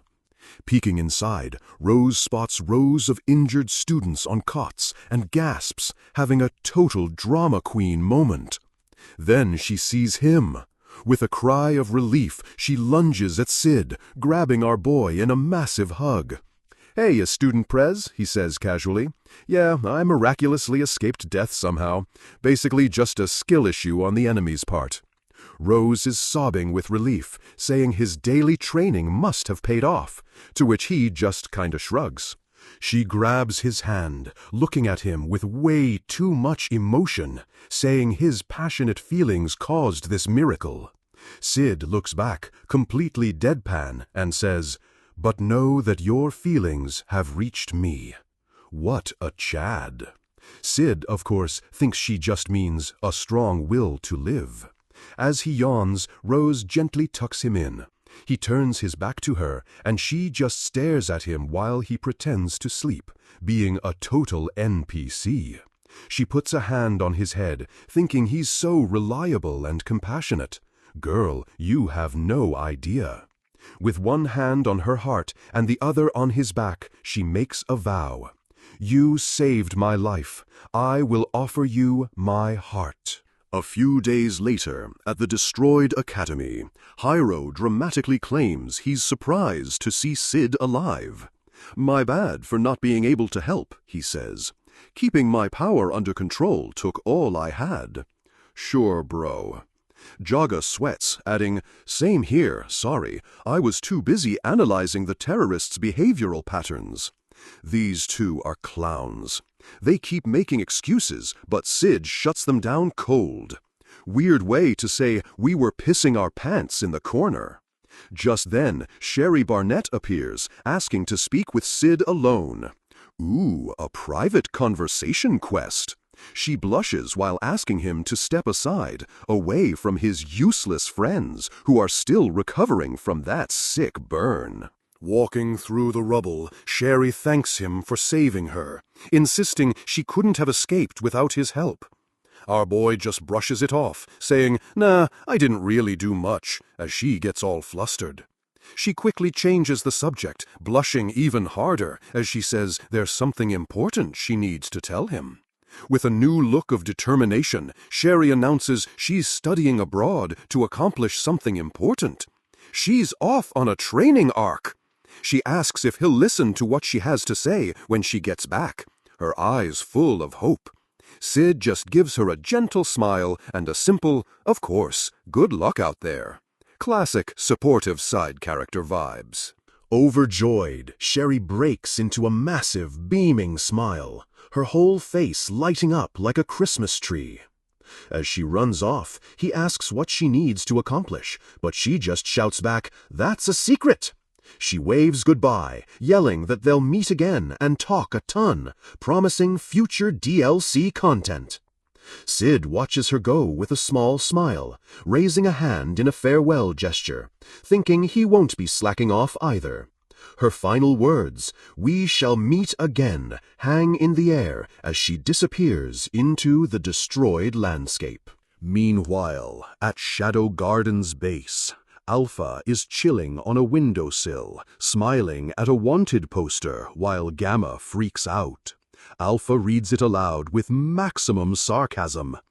"Enemy of the state, Shadow? What an awful person!" Gamma panics, saying they have to do something about the false accusations, but Alpha just dismisses it. Leave them be. She recalls hearing Shadow's speech on the night of the fire, remembering what their mission is really about. A flashback of his voice echoes. "Gather all the sinful acts in the world for us to shoulder, and shoulder them we will." Alpha finishes the quote, striking a pose. "It changes nothing. We will do what we're meant to do." That's what he said. Gamma is totally starstruck, whispering, "Truly, words to live by." She is 100% part of the cult. Dark energy swirls around Alpha's fist as she admits she used to think the Diabolos cult was simply the evil. She realizes they were just playing the justice card, thinking they were the good guys on the server. But Shadow? Nah, our boy is on another level. His resolve wasn't so simple, and she now gets it. His resolve wasn't so fickle, she declares, and we must live up to that resolve. Time for a level up in conviction. She orders Gamma to gather the 7 shades, ready to plan their next move, and Gamma eagerly agrees. Cut to Sid's inner monologue. And so, my super fun-time terrorist incident drew to a close. He literally calls it that. He explains he covered everything up by saying he miraculously avoided death and planned to spend his school break honing his mob foo. The scene shifts to a carriage on the road. Or so I thought, he finishes, looking bored out of his mind. For some reason, he's now in a fancy carriage holding hands with the student prez, Rose Oriana. Awkward. As Rose rambles on about fate and blessings, Sid is completely zoned out, thinking he should have just used his super dash. This whole mess started with a simple letter from Alpha that just said, "Come to the Holy Land of Lindworm." Lindworm is a religious hotspot where some big event called the Goddess Trial is happening. Sounds like a raid. He could have dashed there in one night, but he wanted to play the mob character and take a carriage. Then he ran into her. Suddenly, Rose changes the topic, saying she thinks something is off about the school incident, and Sid actually pays attention. She explains her theory. The fake Shadow Garden goons and the real Shadow were from 2 completely different guilds. She points out the fakers used regular sword stances, nothing special at all. Just a bunch of noobs, really. But the real Shadow and his crew, it was an entirely novel fighting style, she says, a flashback showing his OP slime sword. She warns him that the Knights think they're the same group, and he should be careful. Sid just replies, "All right." As the carriage rumbles on, he adds, "But I feel like you're overthinking it, trying to shut down her 200 IQ plays." Rose just looks out the window, still deep in thought, clearly not convinced by his expert gaslighting. Finally, their carriage crosses a bridge into the city. "Looks like we're finally here," she announces. "Welcome to the new map." A voice booms over a sweeping view of the city. "The Holy Land of Lindworm." The hype is real. The streets are bustling with activity as Sid and Rose walk through the town, soaking in the new zone's atmosphere. You can practically feel the energy, from the crowds to the food sizzling on a plate nearby. Looks like a good place to grind. Even from inside a carriage, the city's public square and ornate fountain are packed with NPCs. "Wow, nice Holy Land, so full of energy," Sid says, while Rose suggests they go sightseeing together. But then, Sid spots something that completely short-circuits his brain. A stall selling keychains. "What's this?" he yells. He sees they're those random-ass keychains with a dragon-like hand grabbing a sword or something. He can't believe they exist here, too. Rose explains they're popular souvenirs for guys, and Sid agrees they're pretty cool, admiring their cringy edgelord aesthetic. He examines one closely, a thoughtful look on his face as he notices a detail about the design. Rose explains the local legend. The sword belongs to the hero Olivier, and the hand belongs to the demon Diabolos. She points to a mountain in the distance, saying that's where the demon's right hand is supposedly sealed. Side quest unlocked. She dismisses it as a fairy tale, but Sid is already sold. I'm so buying this. Got to collect all the loot. Rose is quietly thrilled he's into it, letting out a little cheer as he makes his purchase. Then Rose spots a huge crowd gathered down the street, their chatter filling the air with excitement. Her eyes go wide. It's a signing session for the famous author Natsume. A wild celebrity appears. She grabs Sid's arm, begging him to get in line with her, but our boy is like, nah, I'm good. Rose tries to convince him, listing off the author's hit books. Romeo and Julieta, Cinderella, Little Crimson Riding Hood. As she keeps listing titles like, I am a dragon as yet I have no name, Sid's expression slowly hardens. Hold up. Holy copyright infringement, Batman! He realizes there's no way people in this world would know those stories. A horrifying thought crosses his mind. Could it be that I'm not the only one who got reincarnated here? The author at the table politely calls for the next person in line, completely unaware of the existential crisis she's causing. Sid steps up, and she looks up with a pleasant smile, her blonde hair and glasses visible under her hood. His eyes narrow. Well, well, if it ain't Beta, the fuck are you? Busted. Beta lets out a shocked gasp as he leans in, repeating his question with pure, unadulterated menace. At the signing booth, the author, Natsume, tries to play it cool. Oh, hello there. Please do come closer. But Sid isn't having it. With his arms crossed, he flatly repeats, The fuck are you doing? He's in full dad mode. He asks if her books are selling well, and she admits they're doing okay, securing her funds and connections. So-so, I'd say, she replies, clearly trying to downplay her success, which only makes Sid angrier. He's fuming, thinking she's cashing in on his knowledge just like Alpha. They're all making bank off my stories. He flashes back to telling a young Beta fairy tales, realizing she just turned his bedtime stories into a business empire. He thinks she's been secretly profiting off his genius this whole time. Is money all you care about, woman? Just as he's about to lose it, she hands him a signed book, breaking his train of thought. Lord Shadow, she says seriously. I was invited here as guest of honor. I should be able to gather intelligence. She explains that she wrote the details of their operation inside the book for him to review. Okay, this is epic. Sid's expression shifts. He finally gets it. This isn't about money, it's a spy mission. He takes the book and walks away, leaving Beta to deal with a very excited Rose, who is next in line. A smirk spreads across his face. Oh, she was role-playing like we're in a spy flick. Not bad, Beta. You're hereby forgiven. Rose catches up to him, gushing about how much she loves Natsume's work and her amazing creativity. Her biggest strength, she says, is how original all of her worlds are. The irony is delicious. Rose praises the author's versatility across so many genres, and Sid looks down at the book and mutters, Boy, do I have news for you. He opens it and finds a page with glowing, ancient runes written on it. Secret coded message, let's go! His eyes widen in shock as he stares at the elegant, unfamiliar script. Are these ancient runes? He asks aloud. Rose peeks over his shoulder, surprised Natsume would sign a book like that, and asks if he can read it. She admits she doesn't know the language well, especially in cursive, so the meaning is probably hidden. Double secret code.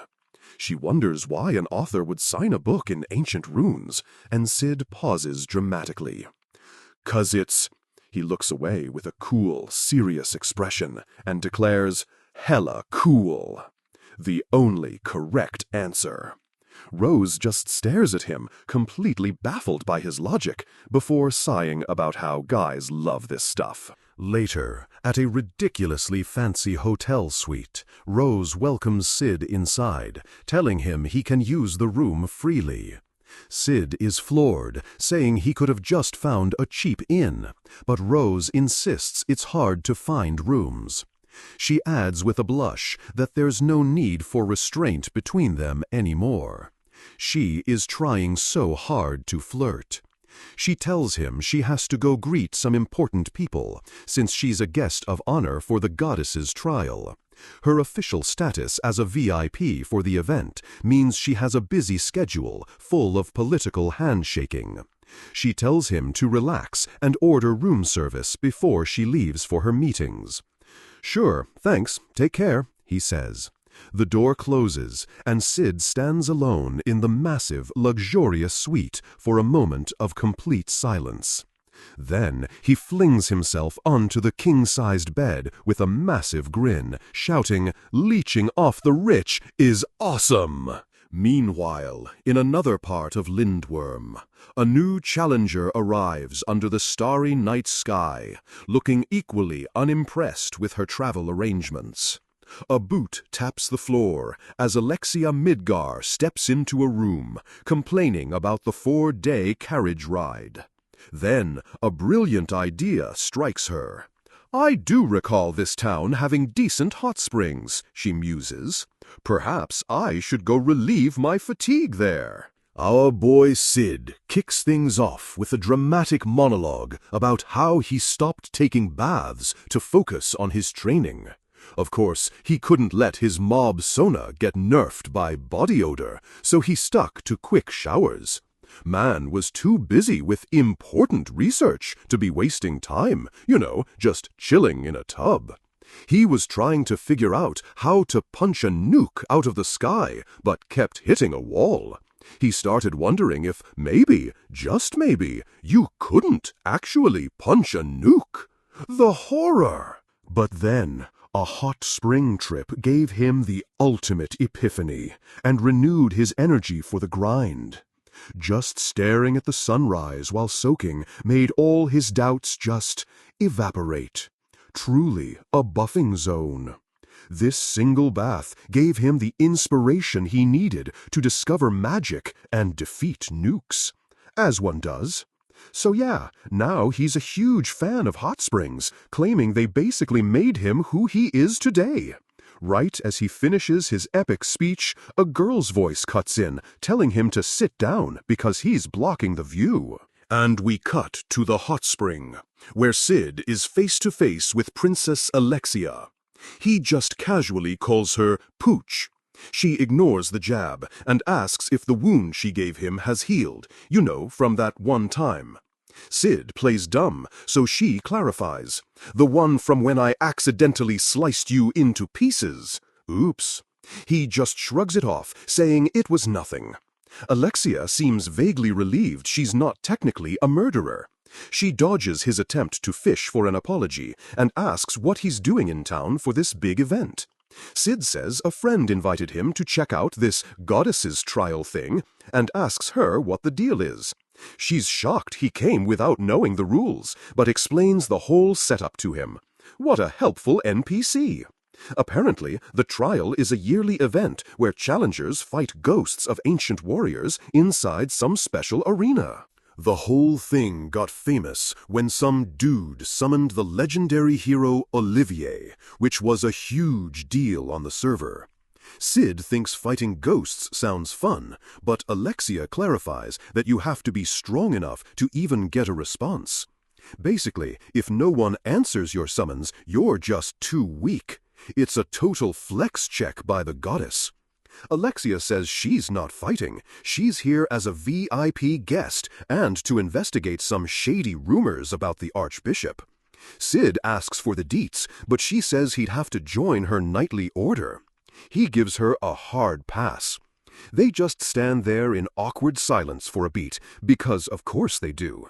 Alexia then gets super smug, saying she's surprised he's not staring at her body since she's so gorgeous. But our boy just shuts her down cold, saying the sunrise is way brighter than she is. Sick burn. He then tells her to stop staring at his Excalibur, which is just the most cringe epic thing to say.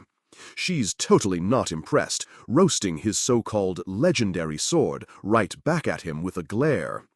He just replies, "Judge not a book by its cover," as he starts to get out of the water. He then strikes a dramatic pose with a towel and declares his holy sword will bring ruin when unsheathed. Then he just books it out of there, leaving a completely baffled Alexia behind in the water. Meanwhile, in a massive church, some dude in armor looks up at the sky, wondering what the hell is going on. Inside, Alpha is confronting a spectral projection of the hero Olivier, asking why they were in the holy grounds.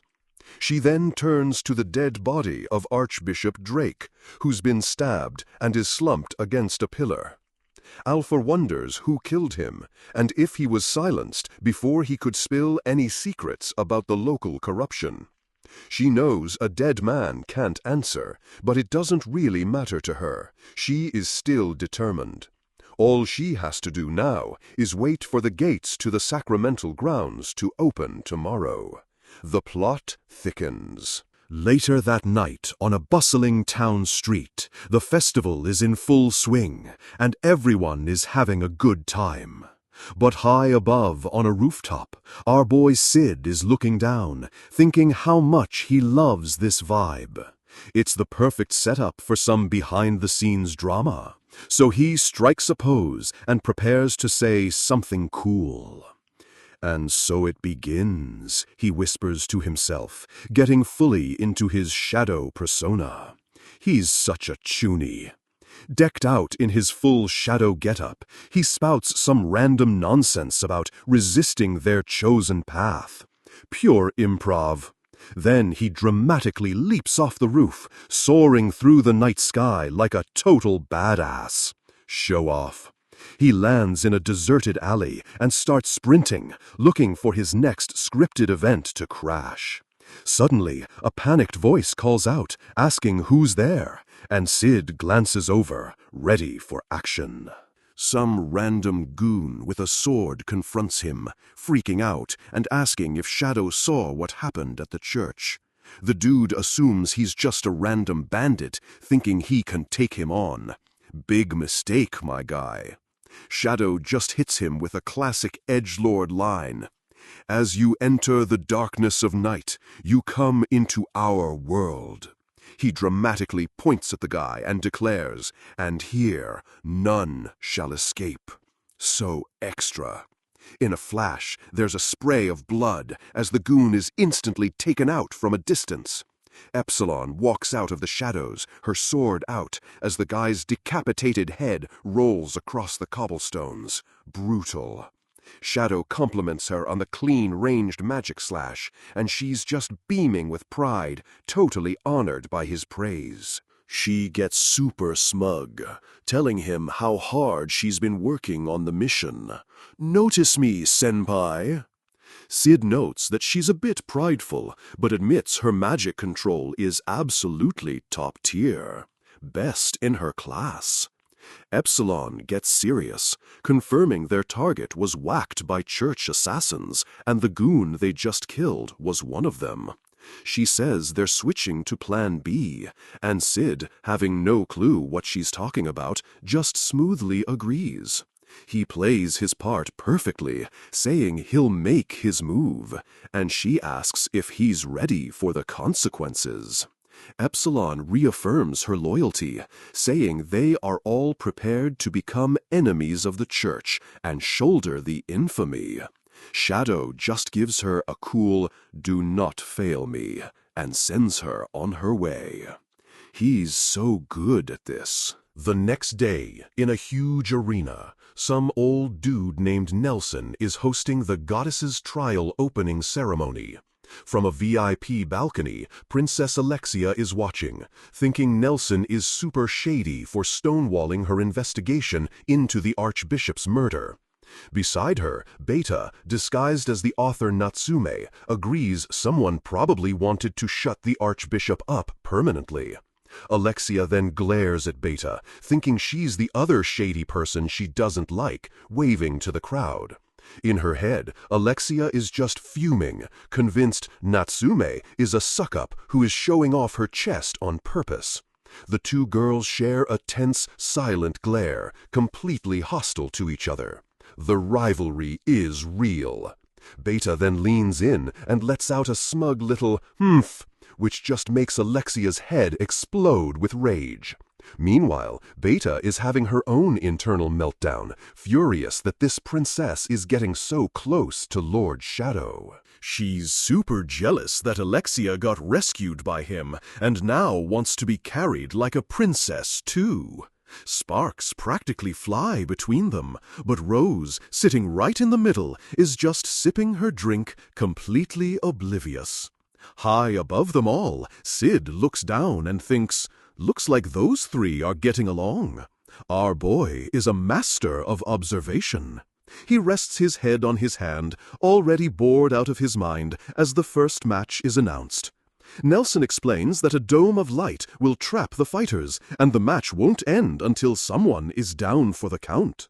The first challenger is a warrior from another country named Anna Rose, and she confidently strides into the arena. She takes her stance, ready to prove her strength and show what she's got to the massive crowd. A swirling vortex of magical energy appears before her, getting ready to summon her ghostly opponent. Here we go! The magic coalesces, forming the spectral image of an ancient warrior ready for a fight. Anaros immediately clashes with the summoned warrior, and Alexia recognizes it as the ghost of Bolga, a named NPC. Anaros skillfully blocks a massive swing, showing off some seriously impressive swordsmanship. She's got good stats. She finds an opening and lands a clean, decisive thrust right through the warrior's chest. Critical hit! The summoned hero dissolves into motes of light, its form completely vanishing from the arena. Anaros stands victorious as the crowd goes absolutely wild, and Nelson hypes her up as an amazing fighter. From his balcony, Sid is still watching with a bored look on his face, completely unimpressed by the action. He figures out the gimmick. The summoned warrior matches the challenger's power, or is even a little stronger. He notes most challengers have been losing, or can't even summon anyone, meaning Anaros is just built different. He yawns, deciding to just wait for Alpha's turn. But then the announcer calls for the next challenger. It's Sid Kagano. He looks up from the railing in pure shock as the crowd starts cheering for him. The announcer hypes him up as the only student participant, but Sid is just screaming internally, "Why? He never signed up!" Some random dude tells him to hurry up and get to the podium, but Sid is panicking, trying to figure out who set him up. We then cut to Rose, who is clasping her hands together with a hopeful look on her face, just muttering his name. She's convinced he came here to prove his strength, so their love would be accepted. Girl is writing fan fiction in her head. And there it is, the culprit. She admits to herself that she signed him up for him since he forgot. Sid is having a full-blown meltdown, trying to figure a way out of this without blowing his cover or looking like a coward. Then, a brilliant, absolutely unhinged idea sparks in his mind. He knows exactly what to do. Suddenly, a massive gust of wind rips through the stands, knocking over a table and sending everyone flying. Even Nelson down in the arena is startled, wondering where that random gust of wind just came from. Beta and the others get up from the floor, surrounded by the mess of the overturned VIP table. Rose asks if Miss Natsume is okay, but Beta just stares forward, completely stunned by what she sees. She raises a trembling finger and points toward the arena, her eyes wide with total shock and disbelief. Down below, the other spectators are just as shocked, staring at the impossible scene unfolding before them. A single, slick boot steps onto the arena floor, announcing the arrival of a new, uninvited player. It's Shadow. He's standing over a hooded figure on the ground, who is totally just Sid's discarded clothes, and declares, "Tonight you shall be set free." From the stands, Rose and Alexia are freaking out, wondering why the hell Shadow is here crashing the trials. One of the older knights in the arena just glares, finally getting a look at the infamous terrorist leader. Nelson immediately orders the guards to assemble, determined not to let this mysterious intruder get away with this stunt. Beta watches, trying to rationalize it. She thinks this wasn't the plan, but trusts he has a good reason. Blind faith is a hell of a buff. But inside his hood, our boy is just grinning, thrilled that his cover shit up with a mysterious powerful guy plan worked perfectly. He strikes a dramatic pose as glowing ancient runes begin to swirl around him in the center of the arena. Rose and Beta stare in awe, realizing he's summoning an opponent that's on a completely different level. The air crackles with energy as Beta's voice narrates that an ancient warrior is about to be summoned. The hype is insane. A massive explosion of light erupts, shaking the entire arena with its sheer, overwhelming power. Beta recognizes the ancient runes forming in the air, spelling out a name she can't quite believe she's seeing. A knight shouts in disbelief, realizing Shadow has summoned her memory and was chosen by the legend herself. A beautiful woman with long dark hair appears in a swirl of magic, and the knight cries out her name. The Witch of Ruin, Aurora! So, our boy summons this legendary witch, Aurora, and Princess Alexia is like, who? The Acton Archbishop clown, Nelson, explains she's some ancient world-ender. He tries to be all mysterious about it, saying the info is top secret. But Beta just lays on the charm, practically begging to hear all the juicy lore. Nelson totally falls for it, bragging that Aurora will one-shot Shadow. Beta plays along, but Alexia is so not buying this cringe act. Meanwhile, in Beta's head, she's just staring at Aurora, confirming her identity. She pulls out a book, remembering the name, but not the deets about her world-ending chaos. Lore drop incoming? Nope. She immediately goes full fangirl, scribbling furiously about how amazingly super dashing Lord Shadow is. She's internally roasting Nelson for daring to doubt our boy, calling him a bald asshole. Get him, Beta! She's convinced there's no way Shadow could ever lose, no matter how OP this ancient witch is. She's literally losing her mind, kicking her leg up while writing in her Lord Shadow's chronicle. This girl needs to touch grass. Rose snaps her out of it, so Beta plays it cool, pretending she's just taking notes for her novel. Smooth recovery. But for real, she's wondering why Shadow is going so far off script. He was just supposed to be setting the memories free, not crashing the party himself. This wasn't in the patch notes. Then she has a galaxy brain moment. What if Aurora is the key to his entire plan? She immediately gets on comms, telling the squad the plan has changed and they need to follow his lead.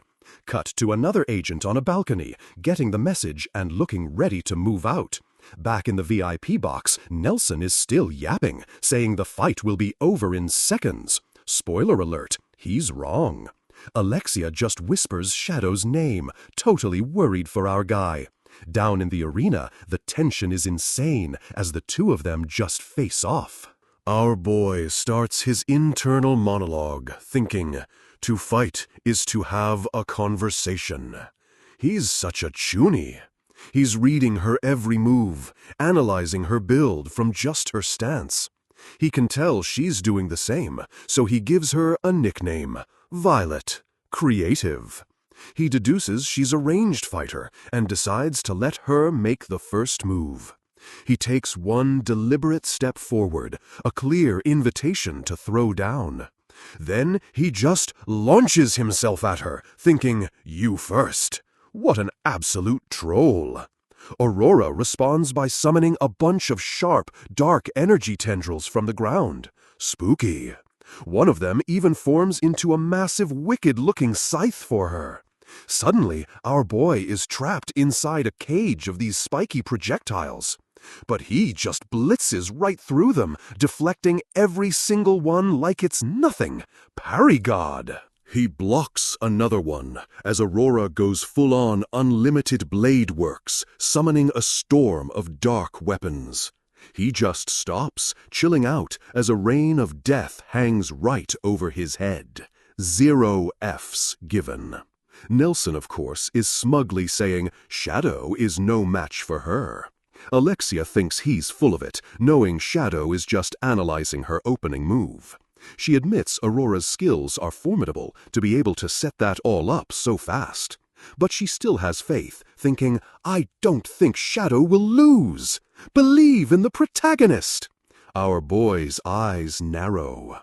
Mosquitoes may charge in swarms, but the lion won't fall. He unleashes this insane energy wave that shatters everything. Up in the stands, Alexia and Nelson are just completely stunned silent by the light show. We get a quick shot of 2 other girls in the crowd, also freaking out.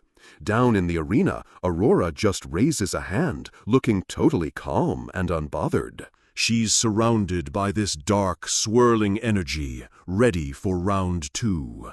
Then she just smirks. Okay, now it's a real fight. She lunges forward, and our boy stands his ground, ready to clash. He effortlessly deflects her rapid-fire attacks, getting pushed back near the arena wall. Rose is just in awe, while Nelson is screaming at Aurora to finish him already. This clown is so salty. Aurora summons her huge scythe and swings, but Shadow blocks it clean.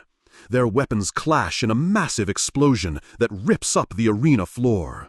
The animation budget for this is nuts. Shadow just looks down, totally focused and ready for the next move. They dash past each other in a blur, weapons poised for the finishing blow. Shadow says, I wish I could fight you at your strongest. The ultimate flex. Aurora spits up some blood, clearly taking heavy damage from that last exchange. A wave of dark energy just washes over our boy as he finishes her off. Nelson and Alexia are in total disbelief up in the stands, screaming that there's no way Aurora lost. Shadow strikes a victory pose for the crowd, arms outstretched. What a show-off! Nelson points his cane at him from the balcony, shouting, Stop! You won't get away! Suddenly, a huge explosion of light erupts from the center of the arena. Rose is confused, but Beta points, telling her to look. A new event is starting. These massive ancient doors at the back of the arena start to rumble. The doors swing open, blasting out a brilliant white light. New dungeon unlocked. Nelson is freaking out, realizing the sacramental grounds have reacted to the fight.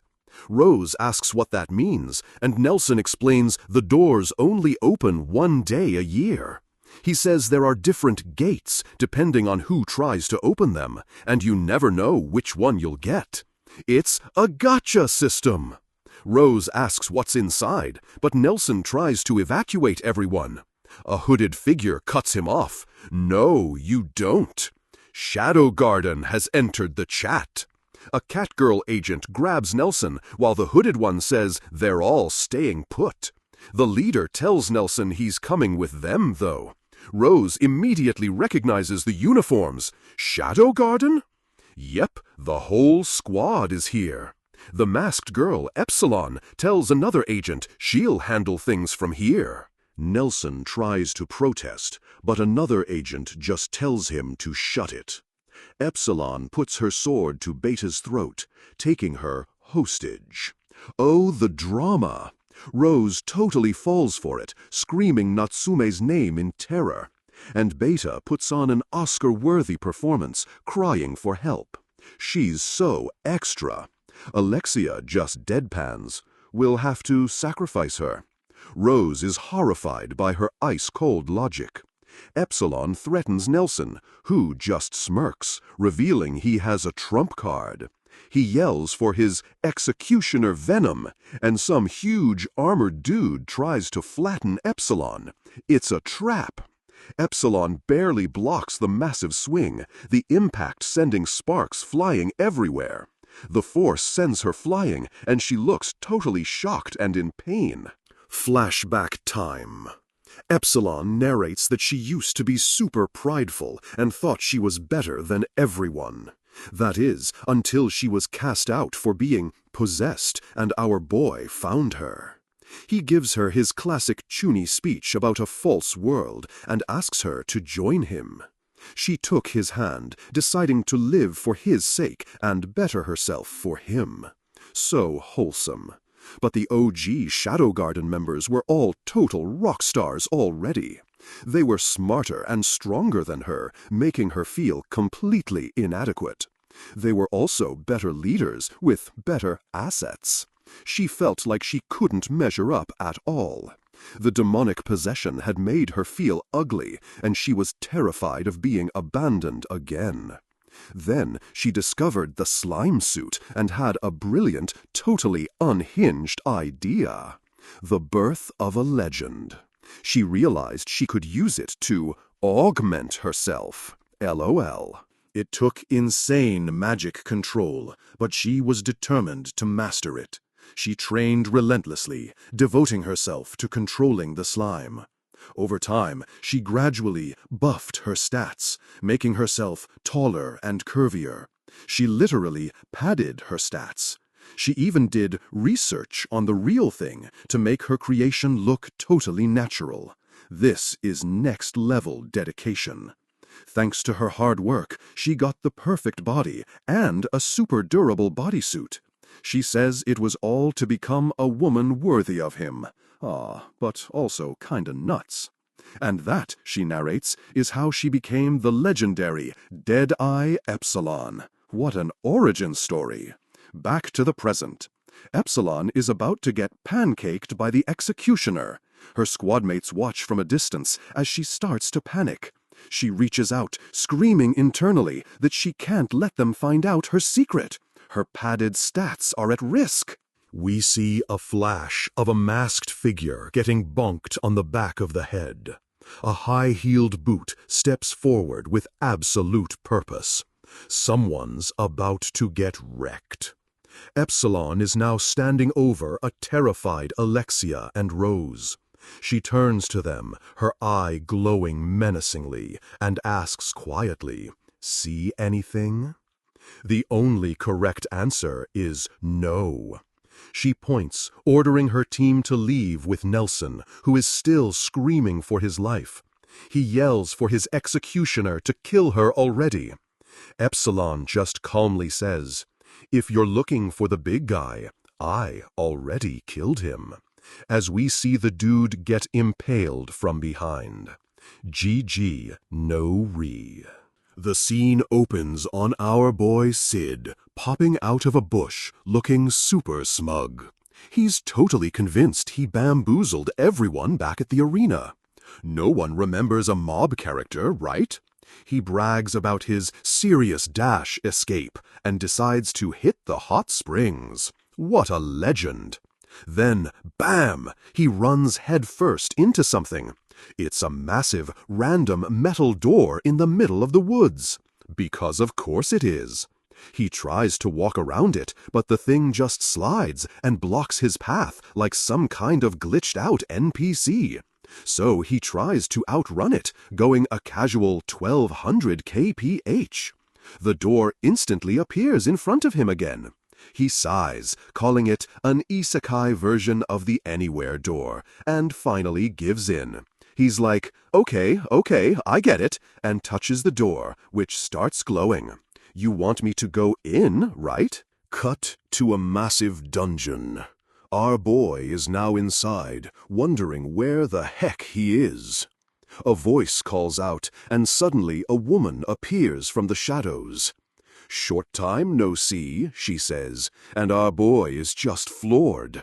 "Violet? It's the witch from the arena." Turns out she's a ghost made of memories, and this whole place is a memory prison. She basically calls herself a vengeful spirit haunting the joint. Cool backstory, bro. Sid, completely ignoring her, tries to open another door to go deeper. She's like, hold up. She tries to get his attention, rattling her chains. There's a maiden shackled to a wall in front of you. He looks back, totally confused. My bad. I thought you were doing some kind of training. He explains he used to crucify himself. This guy is nuts. He snaps her shackles, and the chains just drop to the floor. Finally free, she thanks him, saying it's been about 1,000 years. Just a casual millennium. Sid asks about the trial, and she says their fight was super fun. Aurora proposes they team up to escape this maze-like sanctuary where magic is nerfed. There's a core at the center that's draining everyone's MP. If they destroy it, they're free. She knows the way, so she's the new party leader. Now, follow me. They step into an imaginary forest, a scene from someone's memories. Sid asks what this place is, and she just says it's from a memory. He hears someone crying nearby. It's a little girl with her back turned to them, sobbing. Oh no, it's a tragic backstory quest. Sid points out the crying girl looks just like her. Aurora's like, who knows, and then just walks up and slaps her younger self across the face. The little girl's face cracks like glass and shatters. Okay, that's one way to deal with trauma. The forest vanishes, and now they're in some castle ruins. The younger version of Aurora is there again, still crying. Sid's like, you're crying again? Aurora just grabs a sword. I was a crybaby, she says, but crying doesn't change anything. She raises the sword, ready to smash the memory again to move forward. Suddenly, Sid spots some armored corpses starting to move. Zombie ambush! He quickly reaches out his hand. Watch out, he yells, pulling her back just as a zombie swings its sword. More of them start rising from the rubble. Aurora is shocked. She realizes the sanctuary is rejecting them and trying to stop their progress. The dungeon is fighting back. She asks our boy how good he is without magic, since all she can do is step on them with her heels. He just smirks. No problems here. He says he's been magically remodeling his body for this exact situation. What a flex. He then proceeds to blitz through the zombies, stabbing one clean through the neck. He looks over his shoulder, totally in the zone. He's a blur of motion, just one-shotting everything. Aurora is just watching, completely stunned. Impressive. You're too overwhelming. Standing back to back, she says she's always wanted a knight to protect her. He replies he's always wanted to go on a battlefield rampage. But his stamina is running low without magic, so he has to end this quick. He looks down and quietly says, I'm sorry. Then he zips behind the crying little girl and stabs her right through the back, shattering the memory for good. GG. Tragic backstory. They reappear back in the main dungeon. Thank goodness, Aurora says, relieved they made it through so fast. They're now in front of a huge, chained-up door. Behind it is the core. Sid asks what happens to her when they're released. She says she'll just disappear, and she's totally fine with it. This prison is a total drag. Meanwhile, inside the sanctuary, Epsilon is checking her slime suit bust for damage. Shape, check. Elasticity, check. Alpha sneaks up on her, asking her to investigate inside.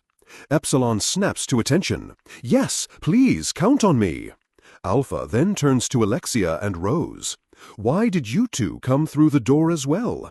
Alexia, without missing a beat, just says, we tripped and fell. Absolute Chad move. Alpha just sighs and accepts it. Alexia thinks to herself that being brazen is the best strategy. Truly a princess. Alpha decides it's actually for the best they're here.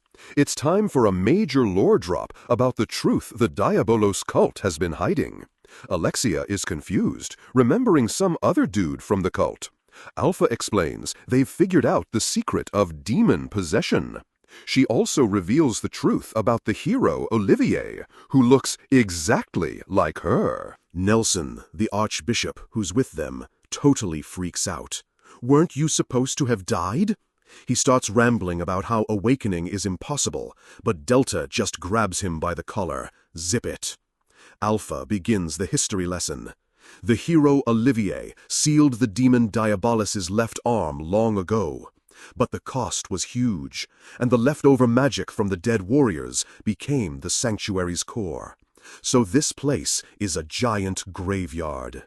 Alpha commands Olivier's memories to appear, and a spectral image bursts forth. The scene shifts, and they're all inside the memory, walking through a massive prison. Alexia and Rose peek into a cell. They are absolutely horrified by what they see. Inside are starving children begging for help. Another cell is even worse, with kids huddled in pain next to bloody handprints. Alexia is sickened. This is cruel. What on earth is this? Alpha grimly explains this is the origin of demon possession. She says an ancient organization gathered orphans for a certain experiment. They were trying to inject kids with Diabolos cells to give them demon-level power. Most of the kids died from rejection. Only a few girls were compatible, and one of those compatible girls was the legendary hero, Olivier. Alexia can't believe the fairy tales are based on this messed-up reality.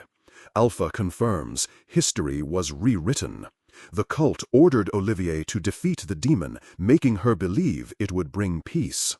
A loud thud echoes as Alpha reveals the cult had a different, darker objective. Their true aim was to monopolize the demon's power for themselves. A vision appears of Diabolos's severed arm, still alive and twitching.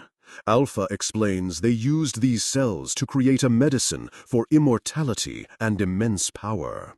Alexia recognizes the red pill from another villain, the same one Xenon had? Alpha then shows a picture of the scientist from the memory, pointing out his resemblance to Nelson. She calls out the medicine's defect and asks him to spill the beans. Nelson just glares. Alexia guesses the side effect is permanent baldness. Nelson deadpans, "I lost my hair due to stress." He finally admits the truth. The Diabolos drops have to be taken yearly, and only 12 can be made. The amount produced is exactly 12 drops. Suspicious. Alpha puts it all together. The number of the Knights of the Round happens to be exactly 12 as well. Am I mistaken? Nelson confirms it. You are not. He praises them for figuring it out. Then he goes full villain mode, revealing, "I own the 11th seat, Nelson the Avaricious." He starts monologuing about how this is his territory and they're doomed.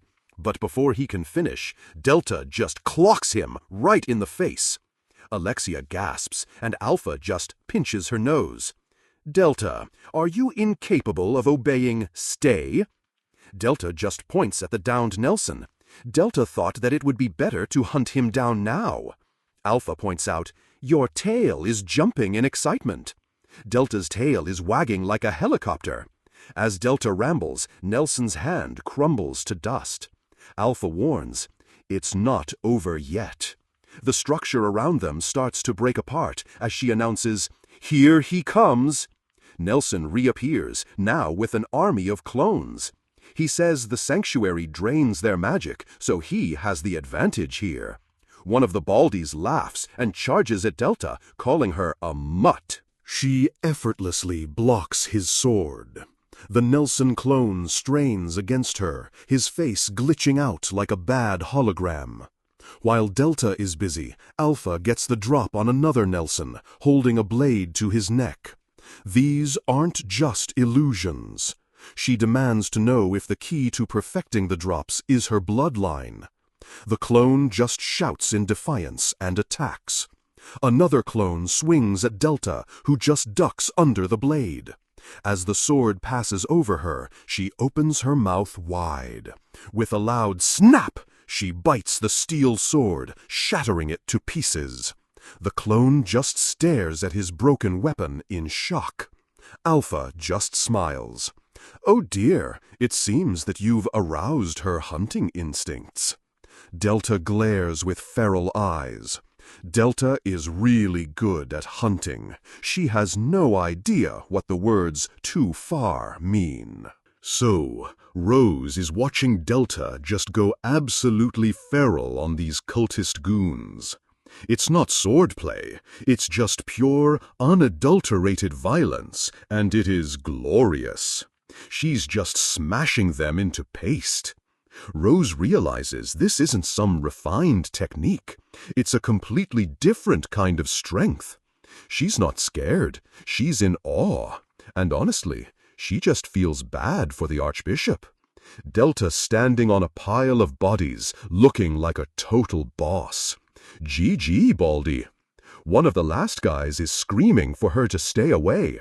Like that'll even work. Delta just grabs two dudes by the head from behind with a wicked grin. Splat! Blood everywhere. This is just a Tuesday for her, apparently.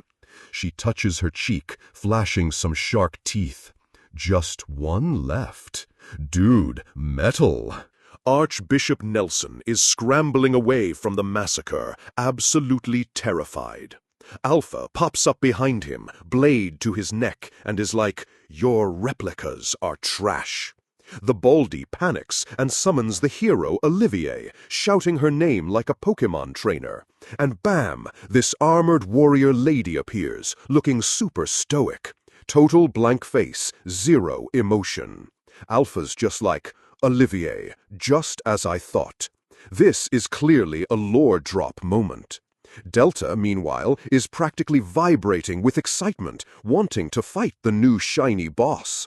Epsilon zips in with a report for Alpha, having finished her recon mission. She says she's finished scouting and has all the information they need from this floor. Alpha gives her the nod. Well done. Time to bounce. As they start to leave, Nelson starts trash-talking them for running away. Classic villain mistake. Alpha just glances back. Don't get it twisted. Our main quest was the core, not you. Delta, of course, is growling, not wanting to leave the fun just yet. Alpha gives her the look. Think twice about whom you're baring your fangs against. Delta instantly folds, going from apex predator to scared kitten in 0.2 seconds. Roar! She's literally begging Alpha not to take her snacks away. Amazing. Nelson thinks he's won, planning to trap them later and get Alpha's blood. What a clown. He's like, for now, I should take care of the other rat. Foreshadowing. Meanwhile, our boy Sid is trying to open this big chained-up door, but it won't budge. Aurora's like, there should be a key. And Sid agrees, so we must find an item. They spot a gleaming sword on a pedestal. You love to see it. That's gotta be it, right? Sid points out the plaque, but Aurora warns him it might not be that simple. Our guy just yanks it out, no problem. Of course he can. His hand glows, and Aurora is floored. A sword that only the Chosen One can pull out. She points out the ancient runes. It also says only the blood of the hero can pull out the holy sword. Sid's just like, it's a common pattern. He's so deep in his chuny delusions, he's memorized every trope. What a legend. Suddenly, a voice echoes, "Too bad for you." And who shows up? The Baldy and his new friend, Olivier. Nelson tells them the door won't open for the likes of them. Sure, dude. Aurora recognizes the guy who summoned her. Awkward reunion. Nelson threatens our boy. Now that you're here, your life must end, kid. He tells Olivier to slice and dice him, but Sid is already analyzing his new opponent. He immediately clocks that she looks like Alpha, but her movements are completely different. Good eye, dude. Aurora tries to stop him, but our boy just calmly says, I know. He can tell just by looking at her. She's strong. This is going to be a proper boss fight. Her eyes snap open. It's on. Olivier lunges with insane speed, aiming right for his head. Our boy does a matrix dodge, the blade just whizzing past his face. He smashes a wall to get some space, just casually obliterating the scenery. He parries a hit. Since I can't use magic, I need to be a bit careful. Olivier gets ready for her next move, expression totally unreadable. She unleashes this massive energy wave that even throws her off balance. Big AoE attack. Sid counters with his own powerful swing, sending black splatters flying. They clash, their faces inches apart. The tension is real, and BAM! Olivier lands a clean hit, and blood goes flying everywhere. Our boy is down. Nelson is cackling like a maniac, as if a mere kid could lift a finger against the hero. Sid is just lying there in a pool of blood, looking totally done for. Olivier raises her sword for the finishing blow. "Do it!" Nelson commands from the sidelines. But Aurora rushes in, grabbing Olivier's wrist. "Wait! Please stop!" She pleads with Nelson, saying he got in there by accident. Nelson gets this wicked, knowing smile on his face. He starts laughing his head off, calling her the Witch of Calamity for protecting someone. Then he offers a deal. Her power for our boy's life. Classic villain negotiation. She's hesitant, but he tells her to just agree to his terms. She looks at Sid's body, totally heartbroken, as Nelson pressures her. She finally gives in. "All right, I'll do whatever you want me to." Oh no, she's giving up. Just then, a voice from the floor. "Ahem, our boy is getting up. It'd be nice if you didn't leave me out." He pushes himself up, leaning on his sword. "Or if you could stop talking like I've lost. It kinda pisses me off." Aurora is stunned. "You can still stand up?" Nelson just scoffs that he's lucky. Sid's sword is broken. Nelson mocks him, but Sid just says, "Interesting. He's got a plan." The villain orders the final attack, and Olivier stabs Sid right through the chest. But instead of dying, our boy grabs her in a reverse hug. Total power move. He's got this absolutely insane grin on his face as he says, "Gotcha." Then he just bites her neck. He does not let go, even as the sword is driven deeper. This is bonkers. Aurora and Nelson are just staring, completely speechless. Their brains have short-circuited. With a sickening snap, he rips a chunk out of her neck. Brutal. Then he just shoves her defeated body to the ground like trash. Boss defeated. Nelson is freaking out. "How? What on earth are you? How can you still stand?" Our boy is just sitting there, soaked in blood, with a crazy smile. "How can you still laugh?" Sid touches his own face. "Laugh? Oh, guess I am. I wonder why." He starts explaining that he was bored because Olivier was a soulless puppet with no dialogue, just a silent NPC with no soul, basically. Then he drops the most insane logic. They're surprisingly tough as long as you keep the vital organs safe. If it doesn't kill you, you don't have to bother dodging. This dude's philosophy is nuts. He's basically saying you can just tank hits and trade damage until you win. Or you can rip out their neck with your teeth while your stomach's been pierced. Nelson is terrified. Have you gone completely mad?" Yes, he has. The Baldy summons an entire army of Olivier clones. "Behold what is possible within the sanctuary." Our boy just stands there, totally unfazed by the sudden gank squad. Blades clash in the darkness. "Sorry to say, but," Sid's voice states coolly, "time's up." An insane explosion of dark energy just vaporizes all the Olivier clones. Nelson is stammering as Sid explains he just tempered his mana so it couldn't be drained. He leveled up mid-fight. A new blade of pure energy forms from his hilt. Now we can skip all the bullshit. He raises the sword, laughing. If you can just blow everything away, problem solved. Aurora is stunned. Nelson is panicking, screaming for the last clone to stop him. Olivier, you must stop that monster! The last Olivier copy charges at Sid. She stabs him in the shoulder, but it's way too late for that. Nelson cheers. Yes, kill him! But our boy is already charging up his ultimate attack. I am, he bellows. I am atomic! A freaking nuke of light just obliterates everything. Holy crap! The massive chained door is just gone, vaporized instantly by the blast.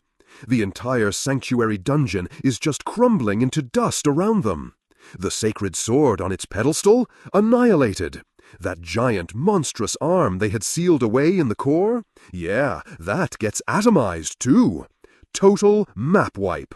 Cut to a peaceful field of flowers. Our boy is lying on the ground, waking up. Aurora is leaning over him, smiling.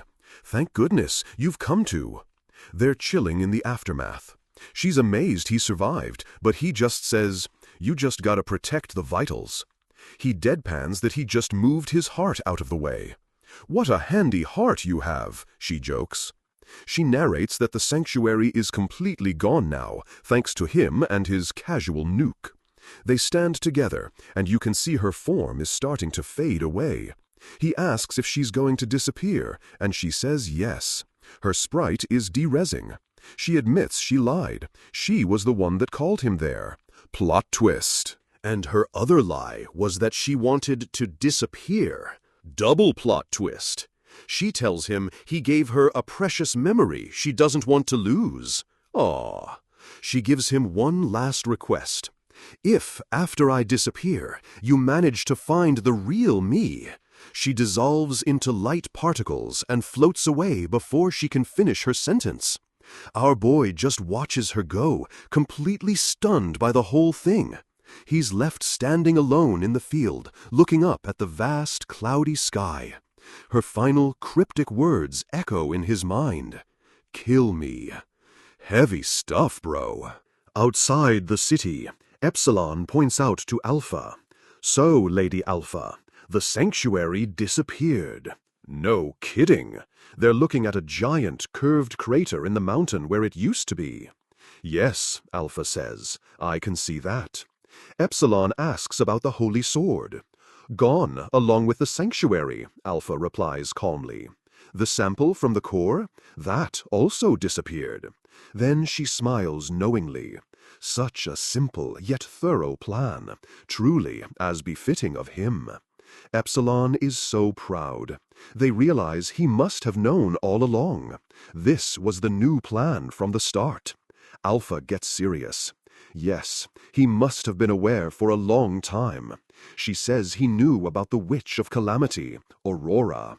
Then comes the final, massive lore bomb, also known as the Demon Diabolos. What? So, after our boy blew up the entire dungeon, the girls are having a post-raid debrief. Alexia is feeling kinda useless. They're all just chilling around a campfire, munching on some tough bear meat they had to fight off-screen. Classic low-level mob. Alexia is feeling the post-dungeon blues, asking the other two if they're pissed off they were basically just spectators. They admit they were just watching from the sidelines while the real players did all the work, which has to sting. She's having a whole anime crisis moment, saying they're so ignorant they'll lose something important if they don't level up. Rose agrees, pointing out that since the Academy attack, it's obvious there's some secret war going on. The main quest line is afoot. Beta pushes up her glasses, trying to act suspicious about Shadow, but almost calls him handsome. We see you, girl. So Alexia is like, okay, let's form a party. She wants to use her authority and Rose's fame to gather info. She lays out the plan to basically become an intelligence-gathering guild and share all the loot, information. She then throws some shade at Beta, who just laughs it off. These two have a hilarious frenemy dynamic. Rose is all for it, and Beta agrees, so they're officially a team now. The trio is formed. They all put their hands in, like the Avengers, vowing to protect the people they care about. So wholesome. Alexia immediately thinks of Sid as her pet dog, Pooch, which is both cute and super weird. Rose, of course, pictures Sid as a sparkling shoujo prince. She is down bad, my dude. And then there's Beta, who's literally drooling over a fantasy of Lord Shadow holding a rose in his teeth. Maximum simp. Meanwhile, our boy Sid just phase-shifted through a bear at top speed, asking, "Did I run something over?" Peak Protagonist energy. Cut to the Shadow Garden base, which looks awesome. Nu is giving a business report about buying up land and oil fields. Alpha is impressed with Gamma's business skills when a huge thud interrupts them as something falls from the sky. It's Delta, who just landed after killing a mammoth-sized monster, yelling, "Guys, look at this! I caught a big one today!" She's posing proudly next to her huge boar, asking for head pats, and Alpha just gives her a polite, "Very well done." Nu tries to get back to the report, but Delta is way too hyped, wanting to give the monster to Shadow. She's totally lost in a fantasy about him petting her. She is the goodest, most chaotic girl. Alpha finally has to shut her down, telling her they're busy and asking what he'd even do with that thing. Brutal. The giant beast just slumps over, and a tiny, depressed cartoon Delta appears on its tusk. The nerf was too strong. The little chibi cat girl just whimpers sadly. My heart can't take it. She's so adorable even when she's sad. She asks if they can at least eat it together, but Alpha just says, "You can have it to yourself." Oof. Delta starts celebrating in the background anyway, and Nu notes how well-behaved she is for Alpha. Unlike for her. Alpha explains Delta's hunter instincts, which gets Nu curious about how this murder puppy even joined the team in the first place. Flashback time. Alpha explains Delta was a possessed who was an OP hunter but got kicked out of her pack. She was literally dying but still trying to fight, saying, "I can still hunt." What a trooper. Lying on the ground, she looks up as Alpha finds her, noting her debuff is in its final stages. Alpha tries to be nice, but Delta goes completely feral and attacks. So Alpha easily blocks her. Not very effective. Delta just keeps snarling, and Alpha catches her arm mid-lunge. She's not listening to reason at all.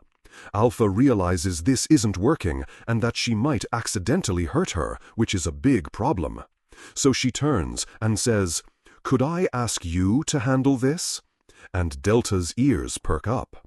The raid boss is here. She looks over, and her face goes from angry to absolutely terrified. She sees him and just freezes. A shadowy figure appears, and it's our boy in his full Chuny glory. He just exudes pure intimidation. He introduces himself. "My name is Shadow. If you seek power, come with me." Best recruitment pitch ever. He extends his hand and gives her a new name. "From this day on, you shall be known by this name." She starts groaning, clearly overwhelmed by his sheer presence. The power is just too much for her to handle. And then she just flops onto her back in a pose of total submission. Alpha's like, "That's new." Back in the present, Alpha finishes her story. Delta overhears them talking about the boss and immediately joins in. Covered in blood while eating her mammoth, she yells, "With the boss around, this pack can conquer the world!" So much for decorum. Later, in Epsilon's room, which is ridiculously fancy, she's just waking up and complaining about the noise outside. She gets out of her huge bed, ready to start her day. It's a very important morning for her. She stands in front of her mirror, declaring it's time for her slime body makeup. She's literally applying her own buffs. She admits it takes a lot of time, but she has to maintain her body lift so nobody finds out. We get a montage of her expertly molding the slime, making sure it's firm, soft, and looks natural. This is high art. She checks the hourglass shape of her torso, tweaking every detail to make sure it's perfect. Then she focuses on her hips, making sure the volume is just right. This is some next-level dedication, dude. Finally, she perfects her legs and heels. This isn't makeup. It's a full character customization menu she uses every morning. She finishes with lipstick, vowing to protect her secret at all costs. She is not playing around at all. It's a whole process, and it's all for him. Every single detail is to get his attention. All this effort is for his sake. Her dedication is truly something else. You have to respect the grind. She strikes a pose so dramatic the floor cracks, yelling, "Epsilon finisher move!" This is so extra, I love it. Then she instantly shifts into another pose. Lord Shadow instant bewitching pose. She has named attacks. She admires her work in the mirror, completely satisfied with the results. She's ready to take on the day now. She lets out a quiet, satisfied laugh. Another day, another beautiful me. The confidence is off the charts. In her mind, she's fist-pumping, declaring victory over all the naturals. This is a declaration of war. She flashes back to meeting Shadow, convinced she has proof that her plan is working. It's a very important memory. She remembers his passionate gaze, convinced he was staring right at her boobs. Oh, you sweet summer child. Back in the hallway, she's walking with a smirk, thinking he's totally fallen for her charms. Narrator, he has not. She pauses, a super smug look on her face. She's feeling pretty good about her chances with him. Then she spots Beta, the natural, and decides it's time to assert dominance. It's PvP time, baby! She straight up bumps chests with Beta in a power move. The two of them just stare each other down. Beta asks her to move, but Epsilon replies with a smug, "It seems my gigantic breasts got in the way." Savage. She leans in close, bragging about how tough her life is with such a huge chest. It's hilarious. She then tells Beta that Shadow was staring right at her. She is really rubbing it in. Beta is completely stunned, her jaw on the floor. She cannot believe what she's hearing right now. Beta stammers that it has to be her imagination, but Epsilon just calmly says it's true. Maximum psychic damage. Epsilon then says that, between them, Beta is way bustier. This is the most passive-aggressive compliment I've ever heard. Winking, she taunts her, saying Beta must get that passionate gaze all the time. She is twisting the knife. Tears well up in Beta's eyes. She's completely flustered and can't even form a sentence. It's a critical hit. Epsilon keeps laying it on thick, feigning surprise that it's never happened to Beta, even with her figure. Beta just grits her teeth as Epsilon keeps listing all of her good qualities. She is being absolutely destroyed. Finally, Beta just breaks and runs away crying. Epsilon wins. Flawless victory. Epsilon's face turns cold as she thinks, Master's affection is only for me. This girl is intense. She stands there triumphantly. Naturals are weeds to be culled. Damn girl, chill. Cut to a rooftop somewhere in the kingdom. Sid is just chilling with a glass of wine, thinking to himself. He recalls seeing Epsilon, admitting, I ended up checking out her chest area a bit. But there's a twist. He only looked because he noticed how much extra slime she was using to body lift. He just thinks she's a bit prideful. L.O. Okay, so we start with Rose giving us her character bio. She's a princess from the land of arts. Everyone in her family has to master an art form, but instead of painting, she chose the sword class. Apparently, fencing is considered barbaric there, but she went for it anyway and transferred to the academy. What a rebel! She remembers seeing some beautiful swordsmanship that was engraved in her heart. She was totally inspired. This memory is her secret origin story, and she vows to be that graceful one day. New personal quest unlocked! Now she's stressing because her dad, the king, is coming to the God of War festival. If she can't impress him with her sword skills, he's going to make her go home. Talk about a high-stakes performance review. But she can't leave because she has a crush, and she definitely doesn't want her fiancé. Plot twist. Meanwhile, our boy Sid is on the street with a full-on villain grin, absolutely hyped for the festival. He calls it a huge event where the strongest swordsmen duke it out to see who's the best. It's a tournament arc.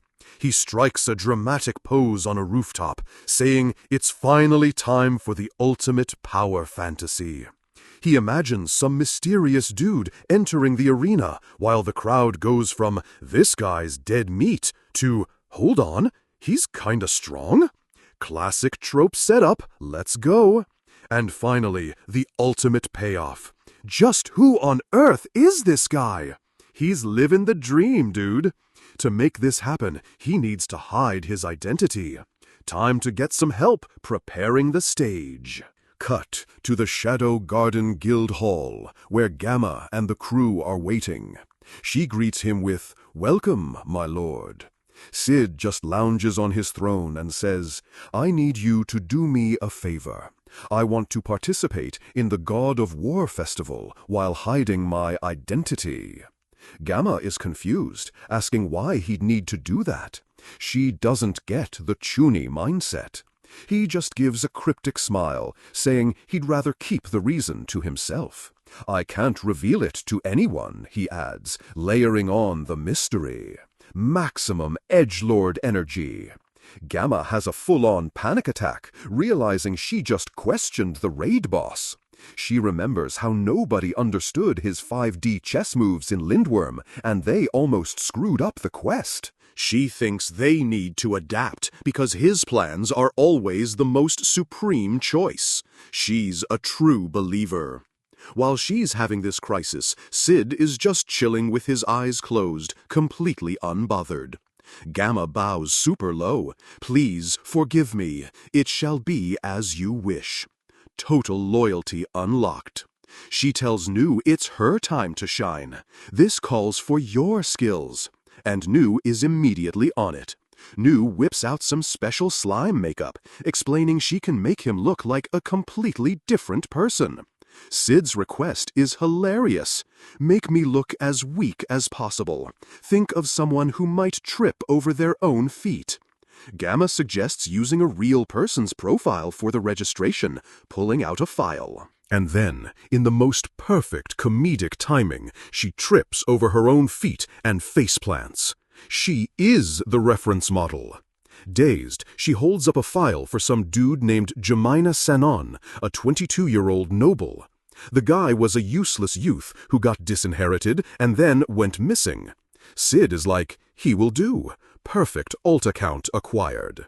Nu pops open the slime jar. "Allow me to begin them." This is gonna be good. We see the tools, a jar of black slime and a pair of scissors. This is some high-end character creation.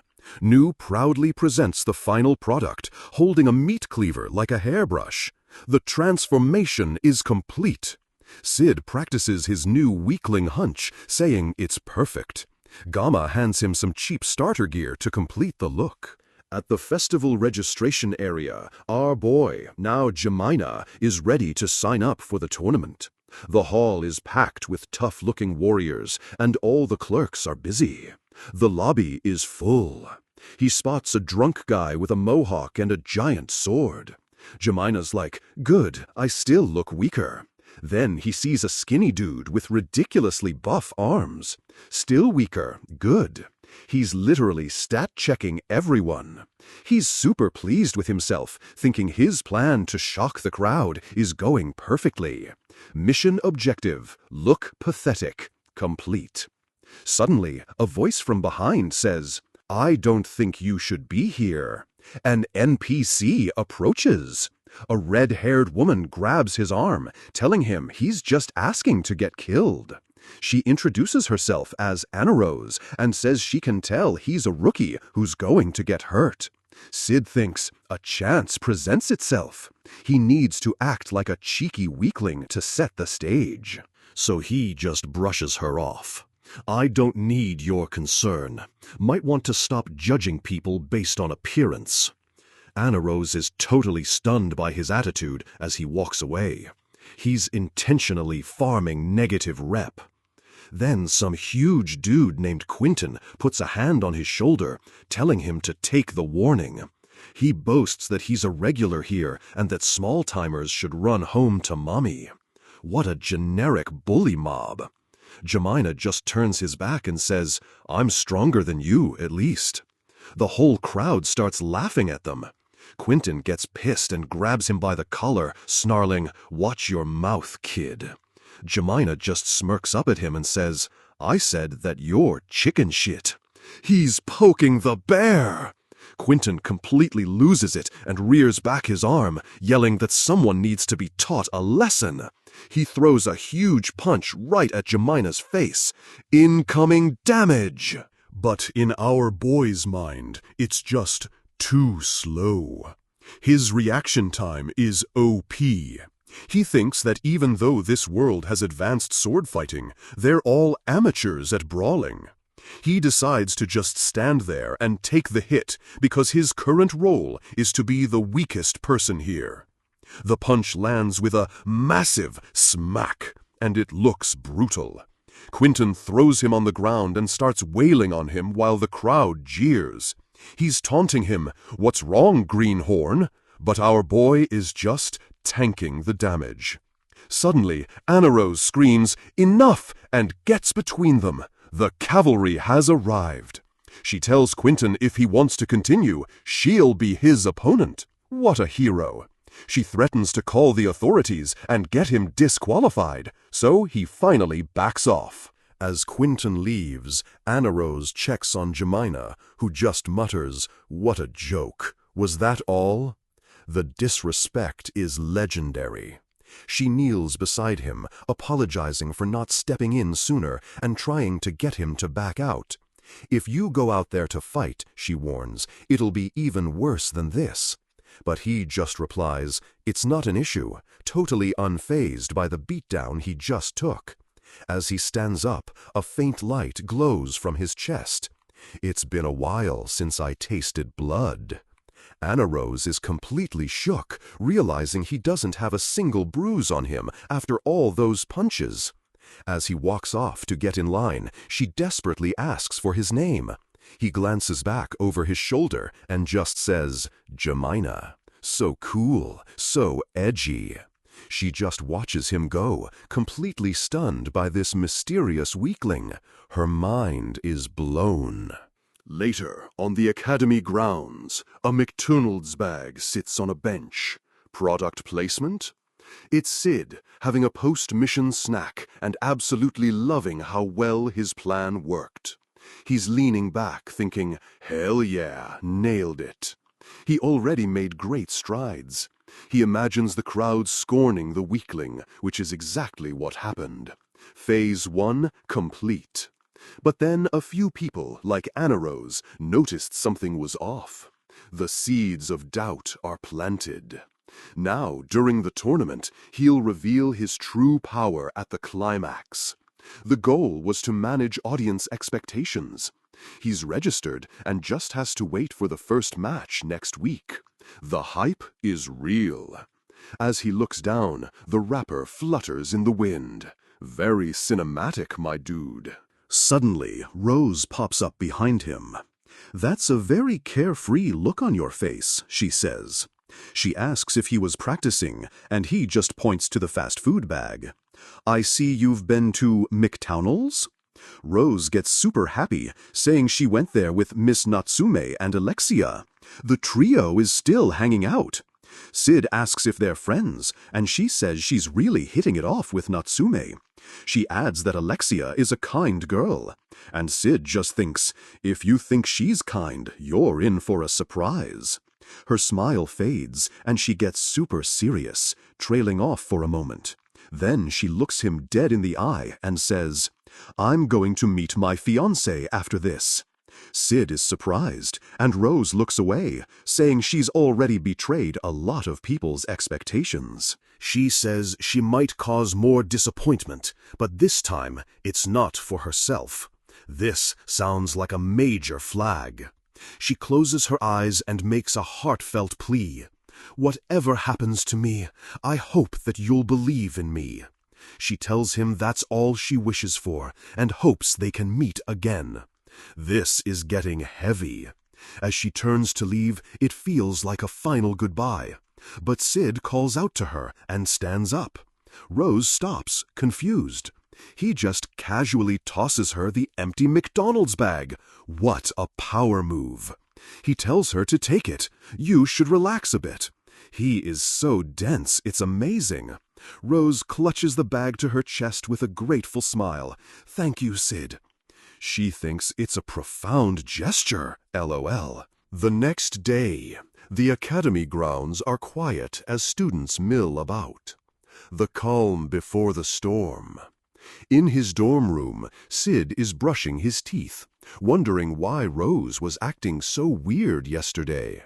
Suddenly, his door gets kicked open, and his friend Hayoro bursts in, waving a newspaper. "Shit just went down!" He yells that Rose is on the run after stabbing her fiancé. The side quest just became the main plotline. So, Alexia slams down a newspaper, totally freaking out that Rose apparently tried to murder her fiancé. Beta, meanwhile, is just calmly reporting the sitrep on her escape. Beta explains that Rose's kingdom is being super sus and handling it internally, while Alexia is just yelling, "I never even heard about her having a fiancé in the first place." Beta drops the dude's name, Dome Ketsuhat, some duke's second son. Sounds like a real winner. Alexia is trying to process this, repeating the name like it's a boss from a game she's never heard of. Luckily, Beta reports that the fiancé dude survived the attack, so he's not down for the count. Alexia is shook since Rose is a beast with a sword, meaning this Dome guy must be pretty high level himself. She immediately decides they have to find Rose before she gets a severe debuff from the authorities, shouting, "We must find Senpai!" But Beta is like, "Hold up, let's not be rash," warning her that it could cause a diplomatic incident. Alexia instantly fires back, "So you're saying we should just abandon her?" The two of them get into it, with Beta calmly insisting they need to think things through, and Alexia getting more and more pissed off. Their back and forth is hilarious, with Beta being super polite and Alexia just hearing insults about being a rash blockhead. Finally, Alexia just tells her to spit it out, and Beta's reply is a calm, "Sometimes it is important to calm down." Then, in a total 180, Beta starts fake crying, acting all scared, and saying she definitely doesn't think Alexia is a lousy, thoughtless, rash blockhead. Alexia is completely unimpressed by the performance, telling her to knock it off. Beta just keeps going, "Ah wah wah, I'm so scared, please don't murder me." Alexia just sighs, saying she knows Rose had her reasons, and that she's annoyed Rose didn't tell them. "And comrades would never abandon each other. Am I mistaken?" she declares, with full-on protagonist energy. She decides to talk to her sister and tells Beta to keep digging for intel before leaving. Beta, still in character, is like, I'll do my best. As a parting shot, Alexia admits that while Beta's personality is annoying, she totally considers her a comrade. She praises Beta's info-gathering network, saying she's a huge help and got the details on this quest before anyone. Beta's meek persona just vanishes.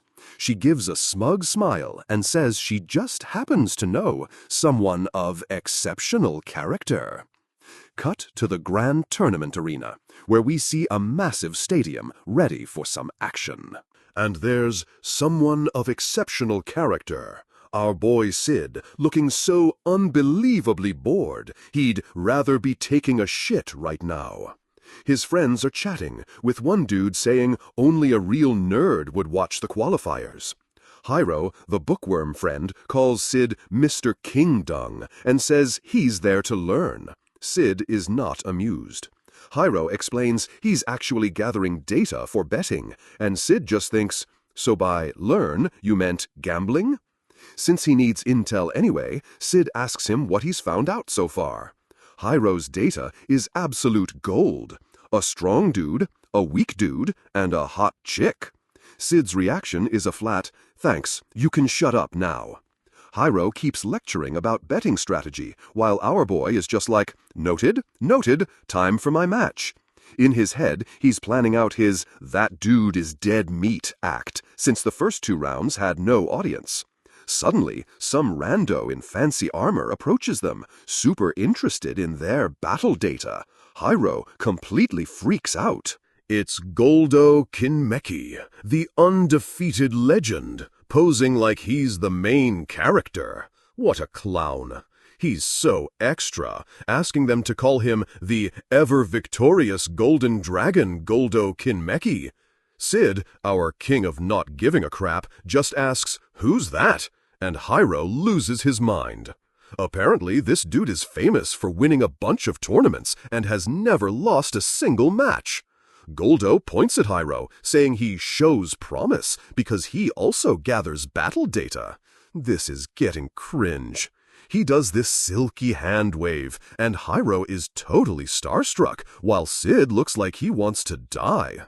Goldo offers to teach Hyro his guaranteed victory theory, using the next match as an example.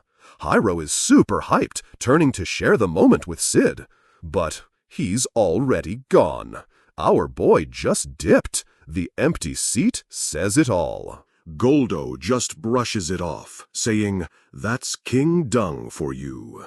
Meanwhile, in the announcer's box, they're getting ready to start the next match of the 3rd round. Down in the arena, it's some big dude named Gonzalez versus Jimena Senin, our boy's alt account. Goldo starts his lesson, saying you can tell Gonzalez's strength just by looking at his muscles and aura. He goes into this whole analysis, claiming Gonzalez is a veteran just based on his attitude and gear.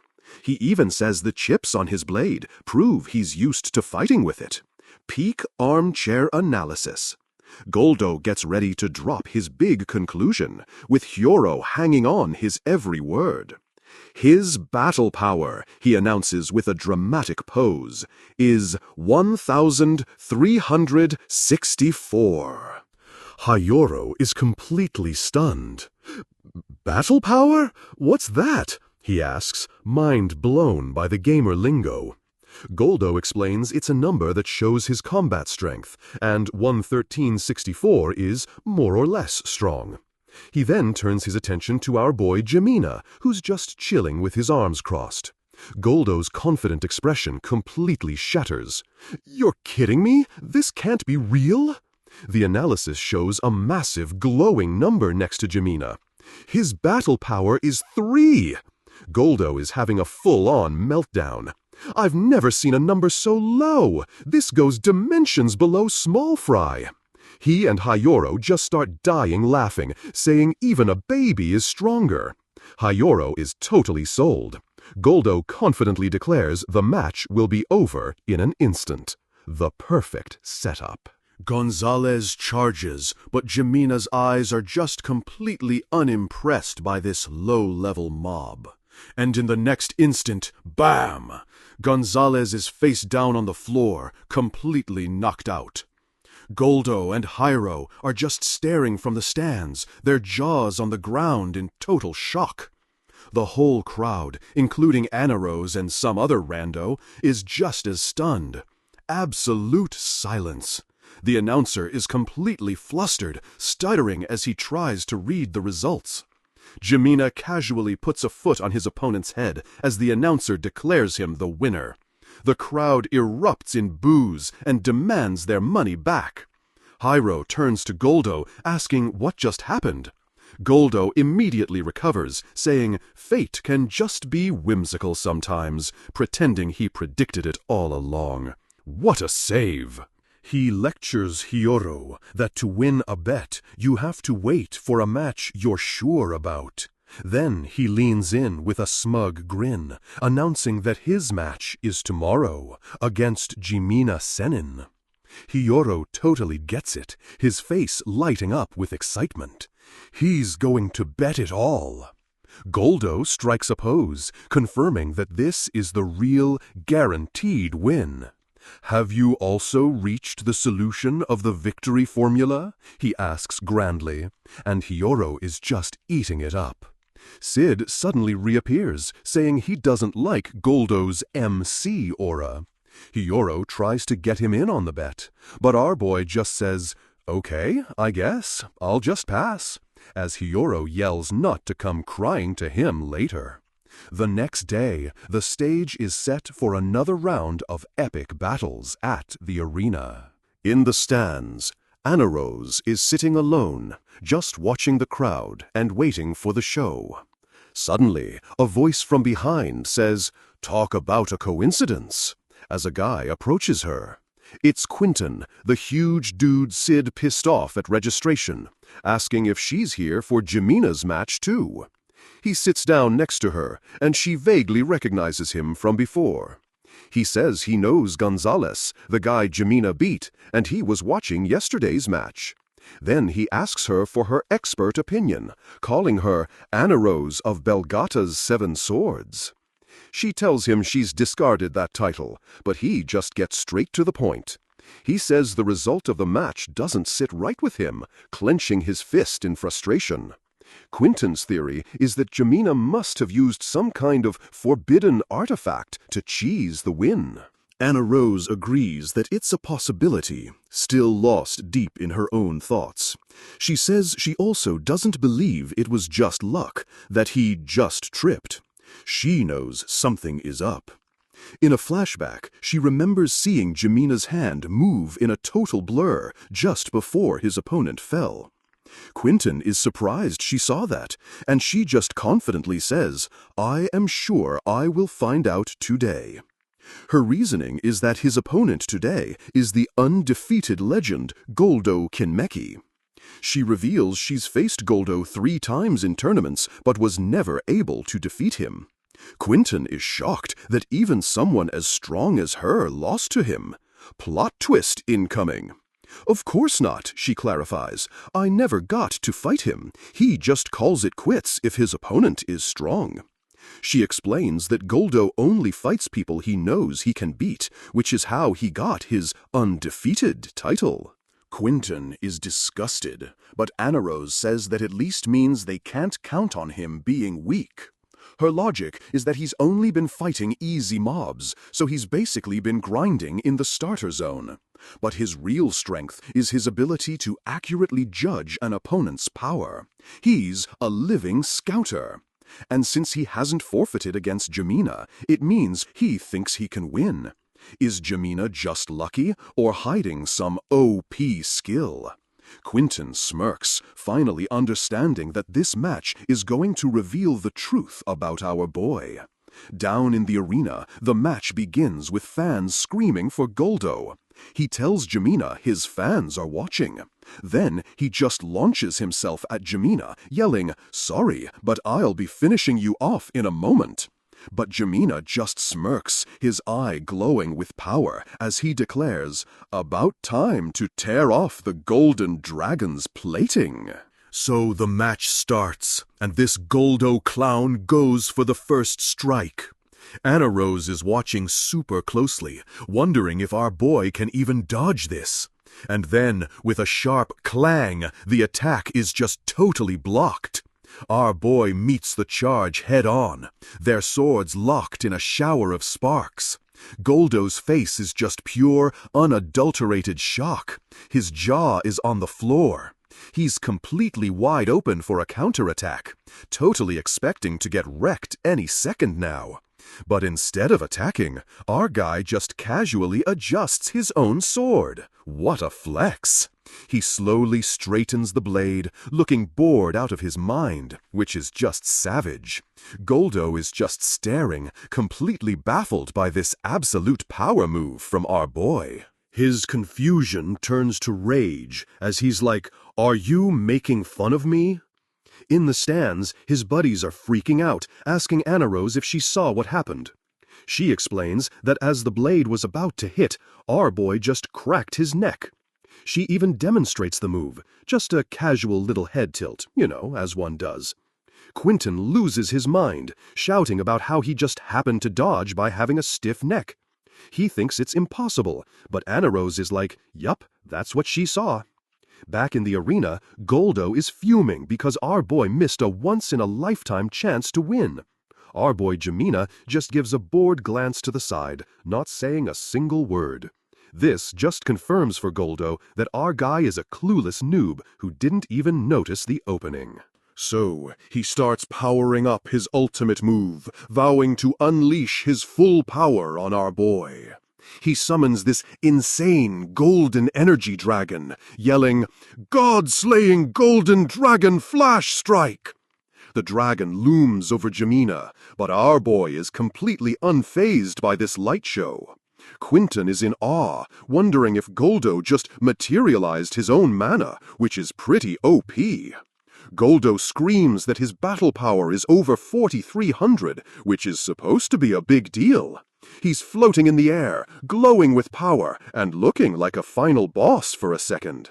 And then, with a massive thud, he just faceplants onto the stone floor, completely knocked out. Everyone in the stands is just staring with their mouths wide open in total shock. One dude who bet on Goldo looks like his entire world has just ended. Rip his wallet. The announcer stutters out, "The winner is Jemina Senin." The crowd goes absolutely nuts. They're all screaming that it's impossible and demanding their money back, while Quentin is just baffled. Anna Rose calmly explains what she saw. Our boy just sneezed at the perfect moment. The dragon was apparently too bright, so he sneezed and accidentally swung his sword right into it. Goldo was stronger than she thought, but our boy's sneeze parry was just on another level. She realizes that Jemina might just be so strong that he's basically a god-tier player. She thinks that for Jemina, there was no once-in-a-lifetime chance because he can win any time he wants. Quentin just grunts, still not buying into the hype and getting super salty about it. He tells Anna Rose she's overthinking it and that he'll be fighting Jemina in the last round.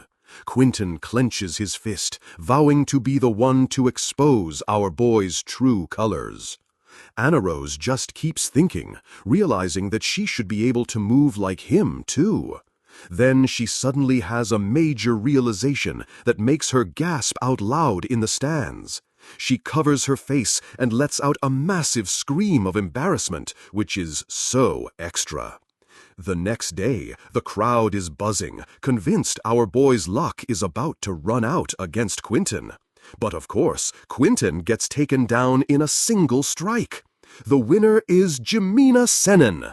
The crowd loses it again, screaming that he bankrupted them, while our boy just stands there.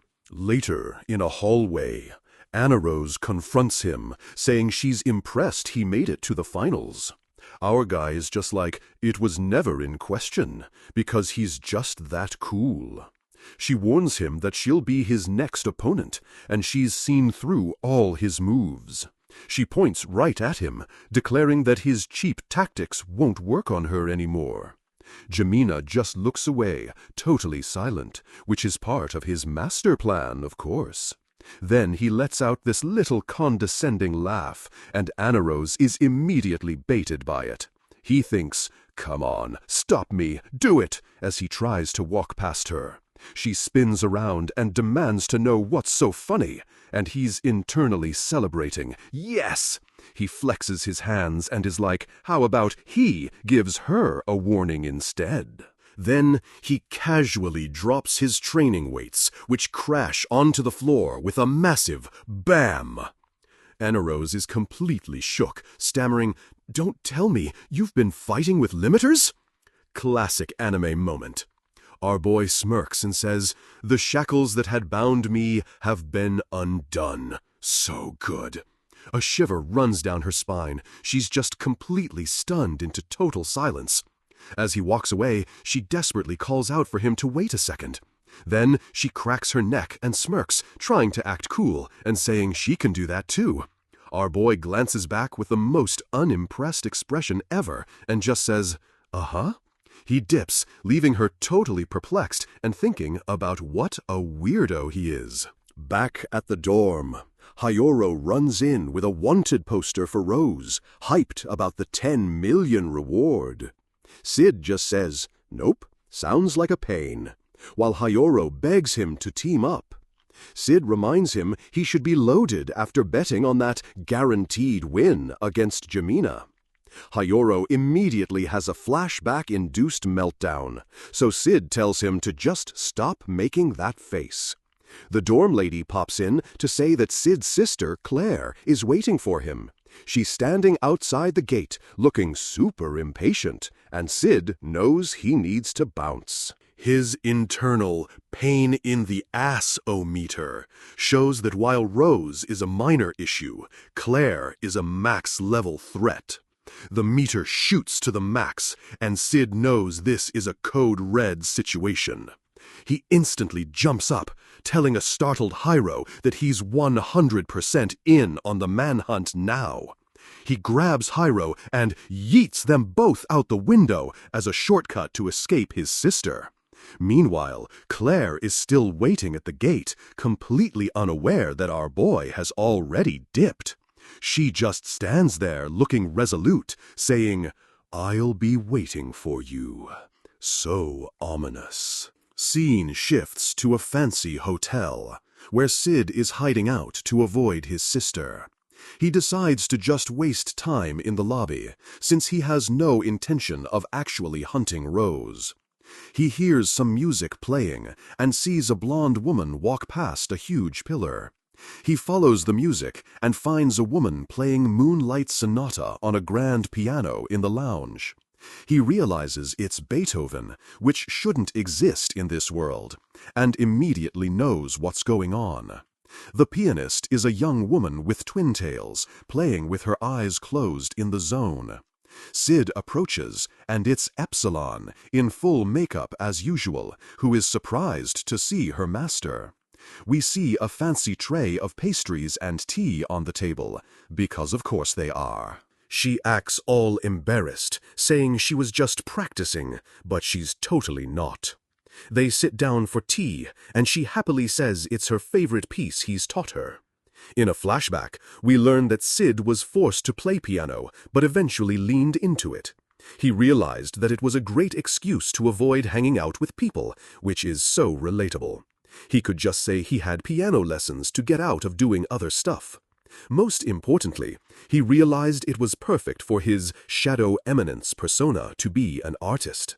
He concludes his thought by thinking a shadow eminence playing piano under the moonlight is hella rad. He tells Epsilon her playing sounded nice, and she says she's made tons of contacts as a pianist. She mentions that her Minute Waltz and Turkish March are also huge hits. Total plagiarism, LOL.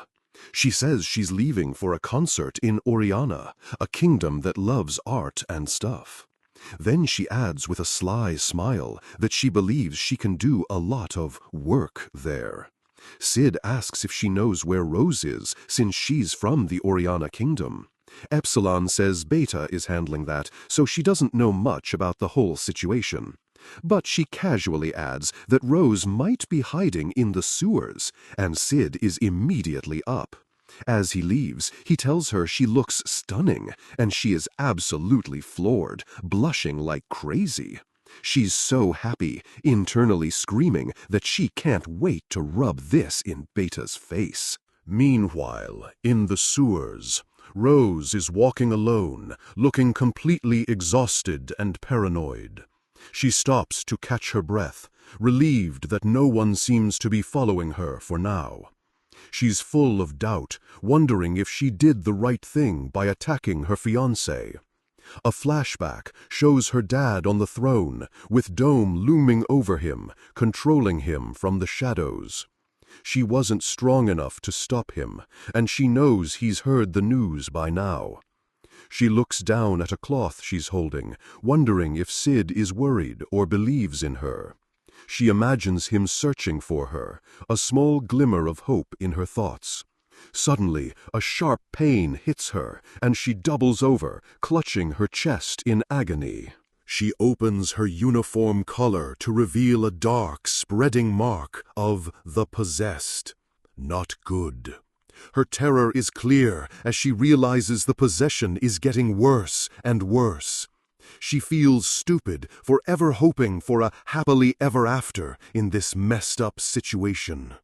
Clutching the cloth, she whispers an apology to Sid, feeling completely defeated and alone. As she keeps walking, she hears the sound of music floating through the dark tunnels. She stops, completely surprised to hear someone playing the piano down here of all places. The music leads her to a massive, empty hall where a lone figure is playing Moonlight Sonata. So Rose is walking down this cobblestone street, looking all dramatic and stuff. She ends up in this totally busted, abandoned church, sword out, wondering where the epic BGM is coming from. She's completely captivated by the music, thinking it feels like the performer has lived their whole life just for this song. So extra. She has a flashback to fighting this clown named Doom, thinking she did what she had to for her country. But yeah, she got totally wrecked because her power level wasn't high enough to win. Classic mistake. Apparently Doom threatened to pin a bunch of deaths on her dad unless she surrendered. What a jerk! Back in the present, she's having a full-on meltdown, wishing she had more power to fix things. Relatable. She follows the sound to a massive door, realizing the music is coming from inside. She thinks this version of the song is like a deep, dark abyss, which is hella edgy. She imagines a single beam of light piercing through the darkness, wondering if it's supposed to be moonlight. She pushes the door open and sees someone's hands just gliding over the piano keys. Inside, a mysterious hooded figure is just shredding it on a grand piano in the middle of all the rubble. Peak aesthetic. The figure looks over and she just whispers, "Shadow?" with tears in her eyes. Of course. She just stands there, totally stunned, as our boy continues his perfect performance in this wrecked hall. The music suddenly stops, which makes her jump like she just failed a QuickTime event. Lol. Shadow finishes with a dramatic flourish, his coat swishing for maximum effect. What a showman. She starts clapping, saying it was the best rendition of the song she's ever heard. Major fangirl moment. He just turns to her and asks, "Tell me, lost one, what will you do?" So cryptic. She's totally caught off guard, clutching her chest like he just read her character sheet. She's thinking he can see right through her, wondering how he knows her entire tragic backstory. She just looks down, saying she wanted to protect her kingdom. You know, the usual protagonist motivation. Then she completely collapses, sobbing about how she wasn't strong enough to pull it off. Someone get this girl a senzu bean. Shadow cuts right through the drama, asking, "Does that mean your fight is over?" Which is ice cold. He holds out a hand, summons a glowing energy orb, and declares, "If you yet possess the will to struggle, I shall give you power." Let's go! She's completely shook, asking if that power can really change the future, her hope meter refilling. He plays it super cool, just saying, "That will be up to you." Such a Chad. She starts to ask why, but a bunch of hooded goons bust down the doors, yelling about sensing mana. She freaks out, realizing her pursuers have found her, and she needs to make a decision, like right now. Crying again, she thinks if she just had more power, she could still win this thing and not get a bad ending. So she finally makes the right dialogue choice and screams, "I want it! I want power!" Our boy just smirks and forms a dark energy ball. "Very well," he says. "Main quest accepted." A massive wave of dark energy erupts, and she has to brace herself against this insane power-up. He just watches her and says, "Then push on. Prove that you are worthy to fight." He drops one last piece of wisdom about how strength is wielded, not just owned, which is pretty deep. Then he just dips, leaving her totally juiced up on his mana as the energy fades. 3 hooded dudes immediately rush in, swords drawn, yelling, "Get her!" Bad move, bros. She can feel the new power flowing through her, realizing this is Shadow's OP mana. She immediately blitzes them, cutting down 2 of the goons before they can even react. Speed stat is maxed. She has a moment of clarity, realizing this is how Shadow has been fighting the church behind the scenes. She thinks back to his music, realizing the light in the darkness wasn't the moon, but Shadow himself. She finally gets it. He's not the darkness, but the single light fighting against it. Character development unlocked! Meanwhile, in the sewers, Alexia and Beta are wandering around on their own side quest to find Rose. Alexia is super proud of her "leave a thread behind" trick from a Mazes for Dummies book. Beta is so over it, muttering about her running out of thread, and Alexia is like, "Did you just sass me?" Beta plays innocent, then complains they've been searching for half a day. The patience is wearing thin. Alexia is all confident, saying she has good intel, and Beta can just get left behind if she keeps complaining. Beta is internally screaming, reminding herself her mission is to protect the princess, not ditch her in the sewers. The self-control is real. Suddenly, they hear Rose's voice, and the 3 of them somehow have a conversation about how the church is shady. They agree that because of politics and faith, the kingdom can't make any big moves against them. Beta is putting the pieces together, her glasses doing that classic anime glink. She knows what's up. All of a sudden, both of them just freeze mid-step on a staircase. Uh-oh, enemy encounter. They both felt a massive mana surge nearby and know exactly what that means. They think it might be Rose, so they kick open some huge doors ready for a boss fight. They burst into the church and yell her name, totally shocked by what they find. Rose is just standing there, glowing with power, in front of a busted stained glass window. Total final boss entrance. She just calmly turns and says, "Oh, Alexia, you came all this way for me?"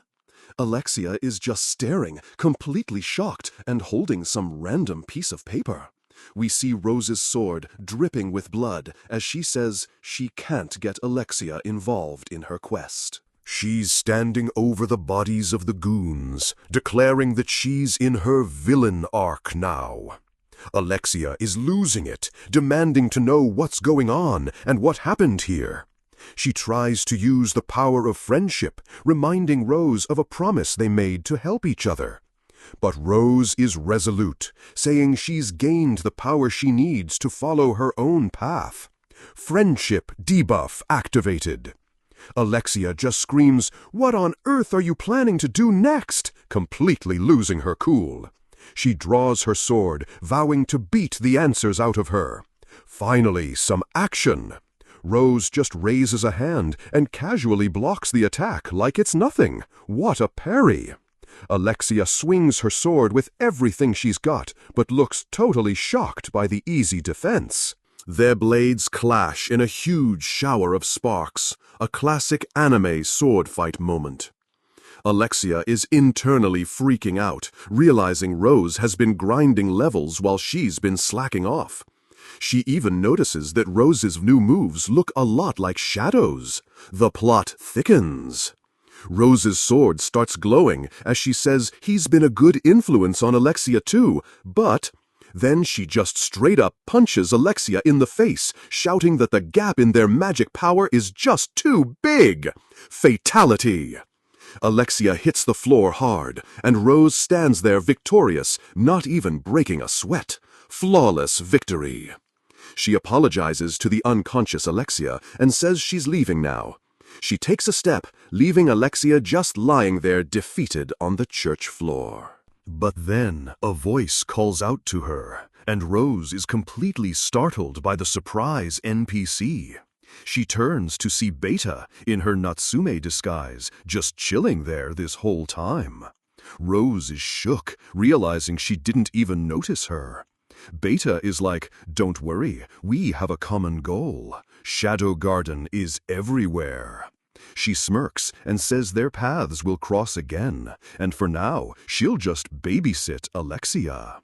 Rose just processes this in silence, probably trying to figure out what just happened. As Rose leaves, Beta kneels next to the knocked-out Alexia, looking all thoughtful. She's thinking about the insane magic buff she just witnessed, staring up at the window. She's wondering if this was all part of Lord Shadow's 5D chess master plan. It always is, Beta. Cut to the school, where our boy Sid is getting absolutely wrecked by his psycho older sister, Claire. She's got him pinned, asking if he wants to guess how long she waited for him outside his dorm. She's got this terrifying smile, saying she spent that time imagining all the ways she could beat him into a pulp. Yikes. She's literally choking him while asking how long he can hold his breath. He just deadpans that he's surprised she waited half a day. He has a quick flashback, guessing she probably just smashed through his window to get in. Totally normal sibling behavior. He tries to play dead to get out of it, but she immediately calls him on his BS. He asks her to let him go, but she just asks if he knows how dogs establish dominance. What? She holds out a piece of paper, saying if he wants her to move, he has to take it. It's a special ticket to the God of War festival, something a mob character like him could never get. She lectures him about his grades and says he should watch the fights to learn something. Such a caring sister. Then she just effortlessly yanks him off the floor by his collar while he yelps like a dog. What a power gap. She mentions she's participating instead of Rose, and he's just like, "Oh, really?" Totally unfazed. Before he can finish, she grabs him by the throat again. She has one move, and it's choke. She starts quizzing him on her birthday and past tournament wins, and he's just gasping for air. She gets right in his face and gives him this terrifying warning about things he's not allowed to forget. Noted. She finally lets him go, pointing at the door and telling him to make sure he watches her win this year. He's just left standing alone in the room, staring at the closed door. But then the door cracks open and she peeks back in just to say, "Make sure to watch one last time." She's terrifying. The door slams, and he just has this completely vacant, dead-inside smile on his face. He collapses into a chair, totally drained from the whole encounter. Social battery at 0%. Later, at the God of War Festival Arena, Sid is sitting alone in a super fancy VIP box. He's looking at the ticket, realizing he actually showed up like she told him to. What a good little brother. He's looking around at all the plush seats, realizing this special ticket put him in the VIP section with the elites. Then Princess Iris calls out to him, and he jumps, completely terrified. He panics. Shit, someone from the upper caste, talk to me. He immediately tries to dip, giving this hilarious fast-talking excuse about being in the wrong seat. Master of evasion. But Iris stops him, saying she knows he's Claire's brother, and his seat is right next to hers. Mission failed.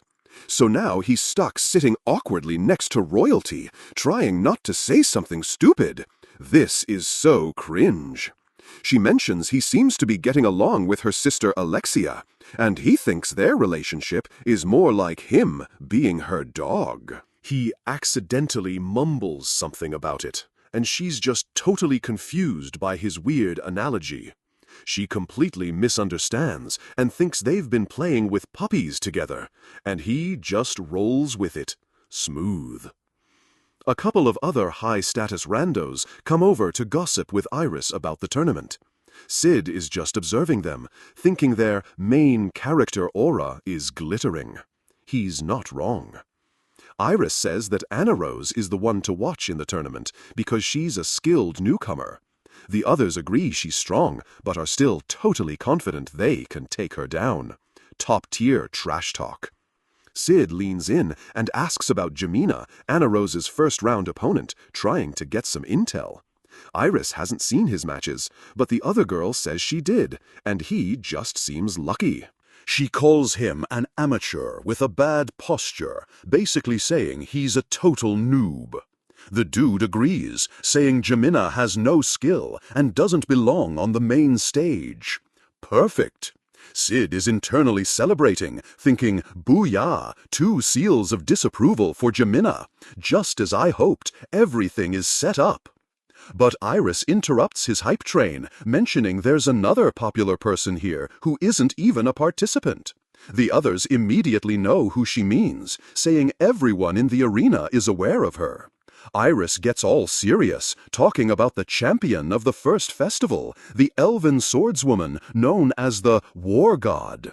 We get a shot of this absolute unit of a woman with a massive sword on her back. Iris says, Lady Beatrix is here in the capital. Sid just gives a subtle knowing nod, while thinking he has no idea who that is. Tactical nod deployed. In the Colosseum, Claire Cagano is absolutely flexing on some random armored dude in the first round. They lock blades, and the guy is clearly struggling against her insane strat stat. She even trash-talks him mid-fight, saying, "You do have potential, but not nearly as much as my brother. Savage." Then she just one-shots him, sending him flying with a huge spray of blood. Total domination. The announcer calls her win, and she smirks up at the VIP box, hoping Sid is watching this epic ownage. Meanwhile, Sid is 100% not watching. He's running late for his own match with toast in his mouth. Classic anime protagonist move. He sprints past some mysterious hooded figure because he's got important mob business to attend to, obviously.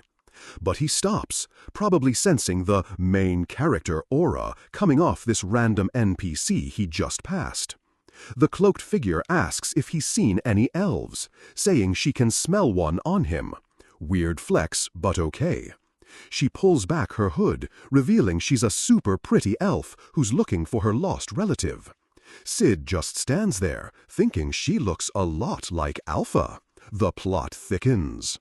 He just deadpans, "Sorry, no idea," and she goes completely silent, which is definitely not ominous at all.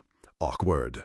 So, of course, she immediately pulls a sword on him, asking if he's absolutely sure about that. Our boy instantly goes into full-on panic mode, falling on his butt and acting terrified. He's like, "Wow, you scared me, what gives?" putting on an Oscar-worthy performance for this rando. She lowers her sword, apologizing because she thought he was strong. Lol. She helps him up, trembling convincingly. Holding his hand, she introduces herself as Beatrix and says, "You'll become strong." Foreshadowing. Then she just puts her hood back on and dips, apologizing for the unprovoked assault. Sid is left holding his toast, thinking, she seems pretty strong. Understatement of the year. He immediately grades his own acting, deciding his pissing my pants routine was a solid pass. Peak mob mindset. Cut to the fancy VIP box where all the elites are chilling for the tournament. Look at all these rich people. Princess Iris is there, wondering where Sid went. A friend says he's been in the bathroom for a while. Best excuse ever. Suddenly, some dude with a goatee pops up, asking if he can join her. Uh-oh, unskippable cutscene. It's that clown Dome, and he wants to watch the next fight next to her. She tries to tell him the seat is taken, but he just sits down anyway. Rude. She's clearly uncomfortable, but plays it cool, asking about the king of Oriana. Dome vaguely mentions the king is sick, but then asks if her king is coming tomorrow. So pushy. Iris agrees, but internally, she's thinking, this guy has completely dead eyes. Creeper alert. He then asks who she thinks is going to win the next match, Anna Rose or Jimina. Iris watches the arena, saying, Jimina's posture looks pretty amateur from up here. But she also notices something weird. He doesn't look strong, but he has zero hesitation. Dome is just like, and that would be? Clearly not seeing the hidden stats. Iris explains that he has this look of absolute confidence, like he's already seen his win condition. She says he can see his own inevitable victory, which is hella cool. Down in the arena, Anna Rose is just staring him down, probably trying to figure out his build. The announcer yells, "Fight!" and Anna Rose immediately goes on the offensive, her sword glowing with power. She's thinking she's got his whole strategy figured out. He's all speed, no skill. She believes he's just been using his speed to cheese his way through previous fights. She's convinced he's never had a real sword fight because he's a one-trick pony. Her plan is to rush him down before he can pull off his one big move. Bold strategy. She gets right in his face, thinking she's got him totally off guard with her surprise attack. Wrong. Their swords clash, and a huge shower of sparks flies everywhere. What a parry! Anna Rose is smirking, thinking this is exactly what she wanted. Famous last words. She thinks he's stuck now, his legs locked from the impact, so she can aim for a crit. They're locked in a classic anime power struggle, with magic crackling between their blades. A massive shockwave blasts them both backward across the arena floor. This is getting good. From the stands, Iris is like, what a swift strike, thinking Jimina is on the defensive. Our boy is sliding back, making it look like he's totally losing his footing. The acting continues. Anna Rose sees her chance and goes in for the kill, a confident smile on her face. She lunges forward and stabs him right through the chest with a clean hit. Or so she thinks. The crowd goes absolutely nuts, thinking she just won the whole thing. Debated. Even Dome smirks, saying, looks like it's over, while Iris is completely shook. Anna Rose closes her eyes for a second, totally savoring what she thinks is her victory. But then her eyes snap open, and her face is pure, unadulterated shock. Plot twist! She realizes she just stabbed thin air. The dude she hit was a freaking afterimage. Jimina's voice comes from right behind her. It was merely my afterimage. Ice cold. Her brain just short-circuits as she turns around in total panic. Huh!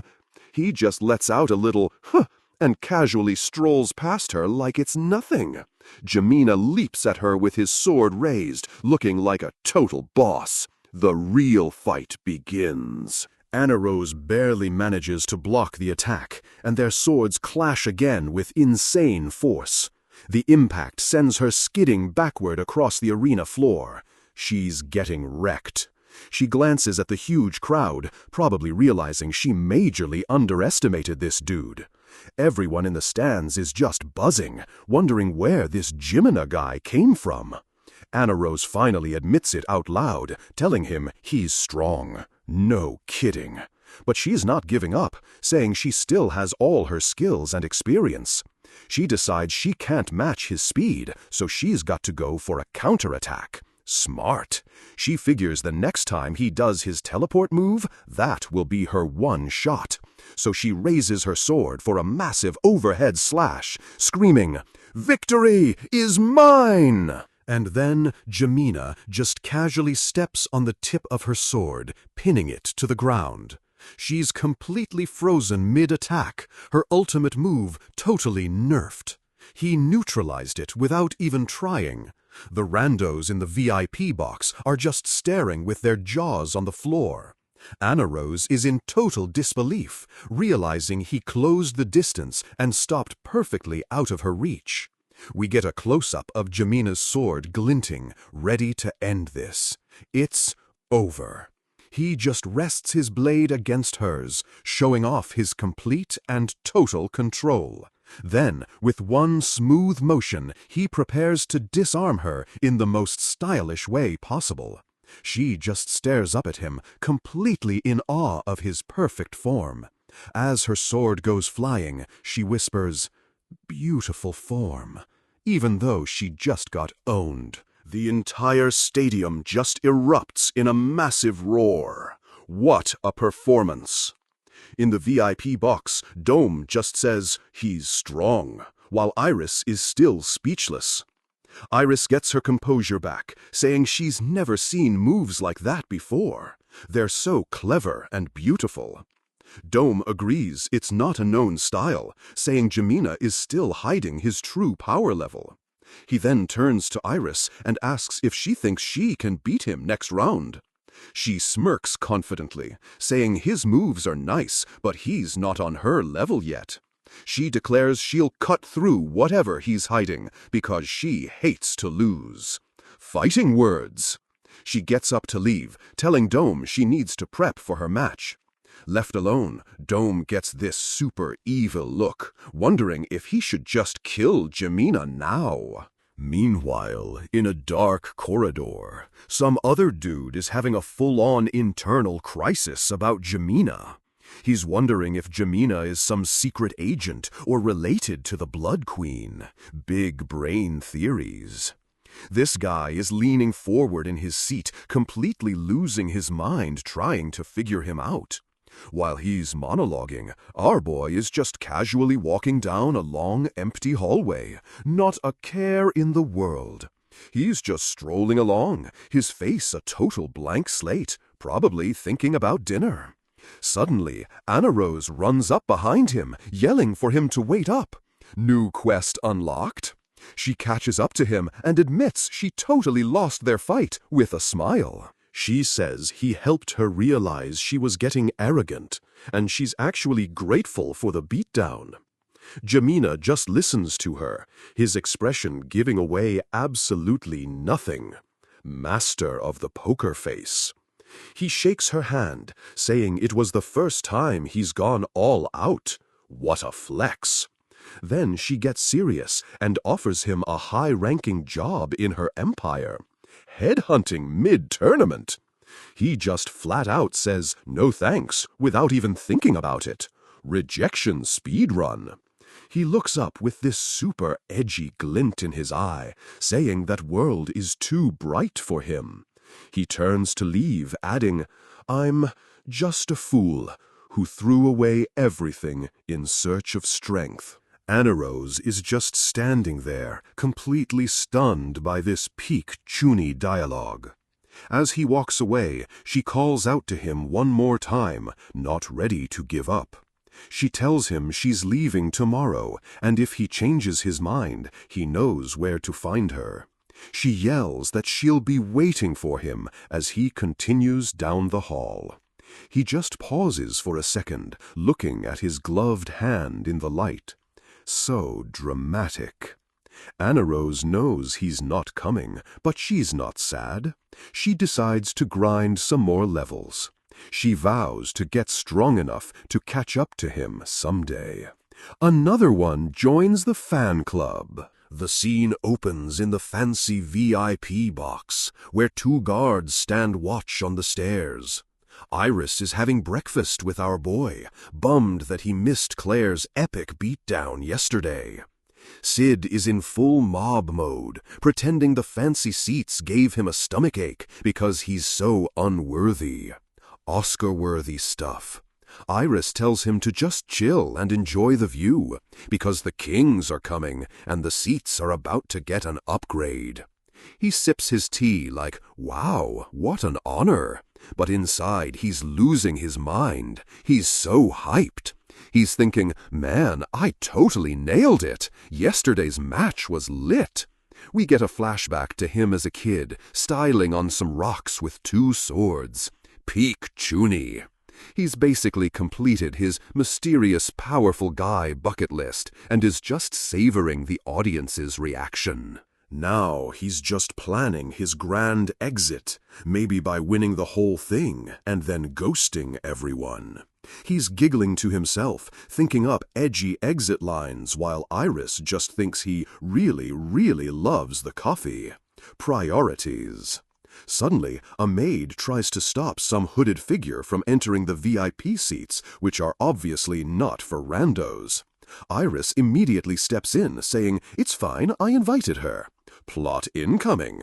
The figure pulls back her hood, and it's the war god, Lady Beatrix, the super-strong elf. Everyone in the vicinity just gasps, completely starstruck by the legendary swordswoman. The maid apologizes profusely, but Beatrix is chill about it, saying she's just looking for someone. She asks if anyone has seen her niece, who looks just like her, and the maid is basically like, nope, I'd remember a face that pretty. Iris apologizes that her VIP connections didn't help find any leads for her lost relative. She tells Beatrix to at least enjoy the fights, since this year's tournament is getting pretty wild. Iris mentions the new fan favorite, Jemina, and asks Beatrix if any fighter has caught her eye. Beatrix just glances over to the side, her eyes locking onto something. Target acquired. Her gaze lands right on Sid, who's still trying to be invisible at the breakfast table. She just says, him, Sid will definitely become strong. Iris and the maid are totally confused, like, you mean that kid? Our boy can't catch a break. Sid starts panicking internally, practically screaming, "Don't look at me! Stop talking about me!" Just then, that goatee-wearing clown Dome shows up with the King of Oriana, laughing and dismissing Sid as average. This dude. As Iris introduces them, Beatrix just pulls her hood down and says, "It stinks. Savage." Dome plays it off like it's just too much perfume, trying to hide his panic. Super suspicious. He guides the king to their seats, and Beatrix just lets them pass. In his head, Dome is sweating bullets, thinking she almost sniffed out the mind-control drug he's using on the king. His evil plan is revealed. He's using the king to get to a girl named Rose and give her blood to the cult. Villain monologue. He smirks, thinking Iris's next match against Jemina is the perfect time to make his move without her interfering. Meanwhile, Iris tells Sid her match is next, but Sid claims his stomach hurts and bolts for the bathroom. Again. In the VIP box, Claire gets ready for her own fight, determined to show Sid her full power. Down in the arena, the announcer is going nuts, hyping up the match everyone's been waiting for. It's the country's strongest warrior, Princess Iris Midgar, versus the mysterious rookie, Jemina Senin. The announcer screams, "Begin!" and the fight is on. Iris immediately rushes forward with her sword, going all out from the very first move. No holding back. She's thinking this is for her people, a show of strength to prove she can protect them. She channels a ton of magic into her blade, making it glow with some serious power. But then she just stops. She's completely frozen, a bead of sweat dripping down her face. Huh? From her POV, Jemina suddenly seems miles away, like she totally misjudged the distance. We get a close-up on Jemina's eyes, and they are ice cold. He's locked on. In a flash, Iris has this terrifying vision of his sword slashing right through her shoulder. She gasps, totally freaked out by the phantom attack. Mind games. She touches her neck, but there's no wound there. J-baited. She's completely shook, thinking she literally felt his sword slice her, but he hasn't even moved. He's just standing there, his sword still in its sheath. What a flex. He slowly starts walking towards her, his posture so relaxed it's insulting. Then he just stops and gestures with his hand, saying, "I'm waiting." The disrespect is real. Iris grits her teeth, trying not to get completely overwhelmed by his insane pressure. She decides to just ignore the fear and charge him again, planning to slash through whatever trick he's pulling. We get another shot of Jemina's calm, unblinking eyes. And then a matching shot of Iris's eyes widening in pure terror. Not again! She freezes in place as she imagines herself getting stabbed right through the chest this time. She's panting, her brain short-circuiting. It happened again, a perfect vision of her own defeat. And Jemina still hasn't even put his hand on his sword. This is just a massacre. Their eyes meet, and he just asks, "What's wrong?" "Dude, you know what's wrong." A memory hits her, her old mentor explaining how masters of the blade can basically lie with their movements. She finally gets it. He's been using nothing but tiny feints, just eye contact and subtle shifts in his posture. That was enough to create a perfect illusion of him attacking her, making her brain think she was already dead. His eyes were basically screaming, "Stop or die!" This is some next-level psychological warfare. She realizes that if someone can toy with her, one of the strongest people in the world, with just feints, then Jemina is, without a doubt, the strongest man in the world. She said the thing, but she immediately tries to shake it off, telling herself not to be deceived by what might just be speculation.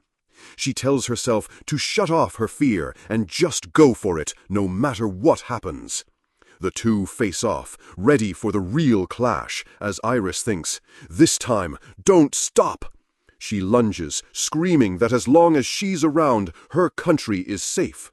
Her sword zips right for his face, but Jemina's expression doesn't even flicker.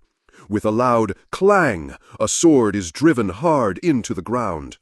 Iris is sent flying backward, completely disarmed and screaming in shock.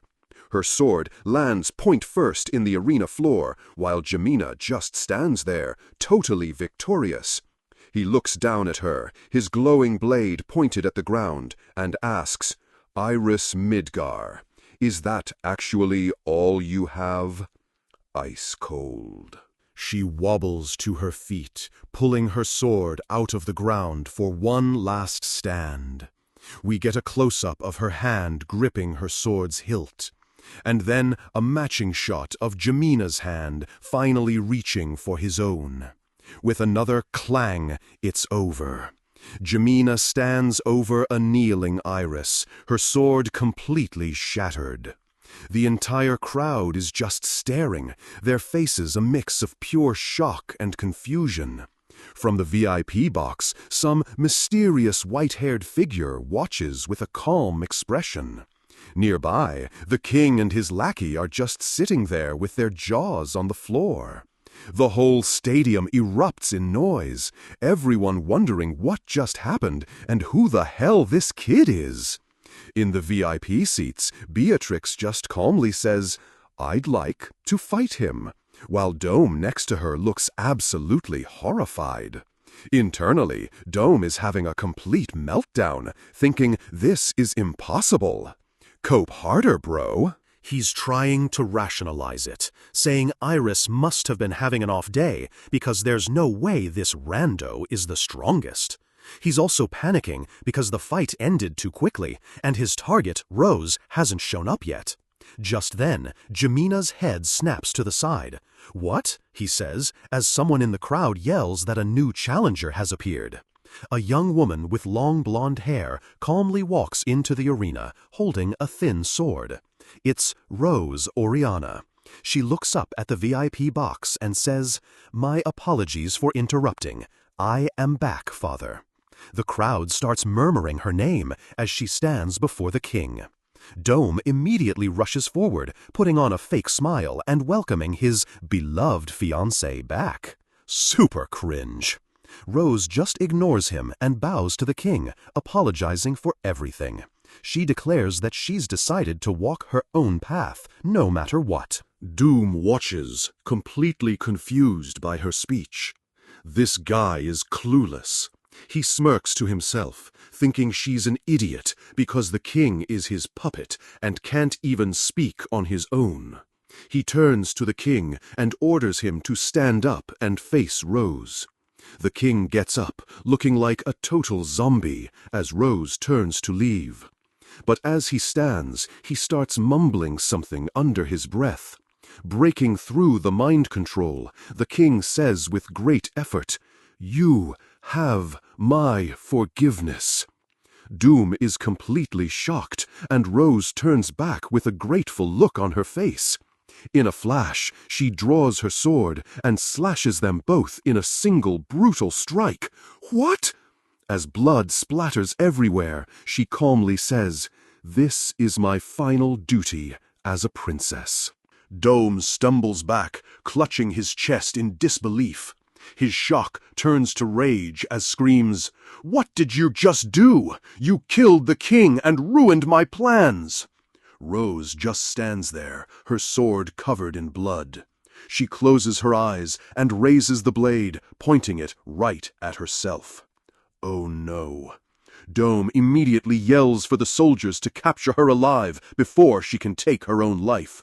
The guards surround her, and Dome screams, "Don't waste a drop of her blood!" This dude is a creep. As she prepares for the end, a voice echoes in her mind. "So this is what you chose." Suddenly, all the soldiers surrounding her are sent flying by an invisible force. "Our boy has arrived!" Rose's eyes snap open, recognizing the technique. A figure steps into the arena, walking right past her. It's Jamina. He stands in front of her, facing the remaining guards. He swings his sheathed sword downwards with unbelievable force. A massive slash of dark energy erupts, wiping everyone out. Total domination. From the stands, Iris is absolutely shook. A pitch-black sword? This can't be! She finally realizes the truth as he starts to transform. "Jamina, you were!" The big reveal. A huge blast of dark energy erupts from him, knocking Rose back for her own safety. As the smoke clears, our boy delivers the coldest line ever. "I hope you enjoyed the sideshow."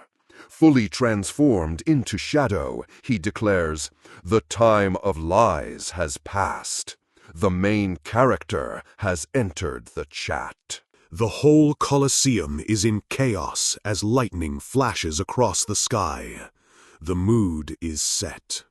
In the VIP box, Dome is completely losing his mind over his messed up hand. Serves you right, clown. From the stands, Goldo and Quinton are just staring, completely bugged out, realizing the rookie Jamina was a fake-out. Down in the arena, our boy has fully transformed into Shadow, surrounded by crackling purple energy. The main character has entered the chat. Iris tries to pull Rose back, yelling that Shadow is way too dangerous, but Rose is just frozen. She confronts Shadow, pointing her sword at him and shouting, "You are the stylish thief slayer, right?" Wait, what? We get a flashback to another rainy day where she's having a total emotional breakdown about it. Cut to a log cabin, where a younger Rose is tied up by some generic goons. They're celebrating kidnapping a princess. The kidnappers are total idiots, arguing about whether to ask for ransom or sell her to traffickers. Real brain trust here. Hearing this, poor Rose starts panicking, her eyes filling with tears as she realizes how screwed she is. She starts struggling, and one of the goons hears her and goes to check on the noise. He leans into the room with a smug look on his face, ready to be a total creep. But then, bam! A hooded figure just bursts in, drop-kicking another kidnapper into next week. Ambush! It's young Sid, holding a sword to some dude's throat and demanding all their money with a psycho grin. Rose just listens to the chaos from the other room as our boy yells about them being thieves. Pot, meet, kettle. He's screaming some absolute nonsense logic while beating the crap out of them. The goons are just totally confused. In literally 2 seconds, the fight is over, and the hooded man is standing over their unconscious bodies. Rose just stares at the silhouette of this random dude who just saved her while robbing her kidnappers.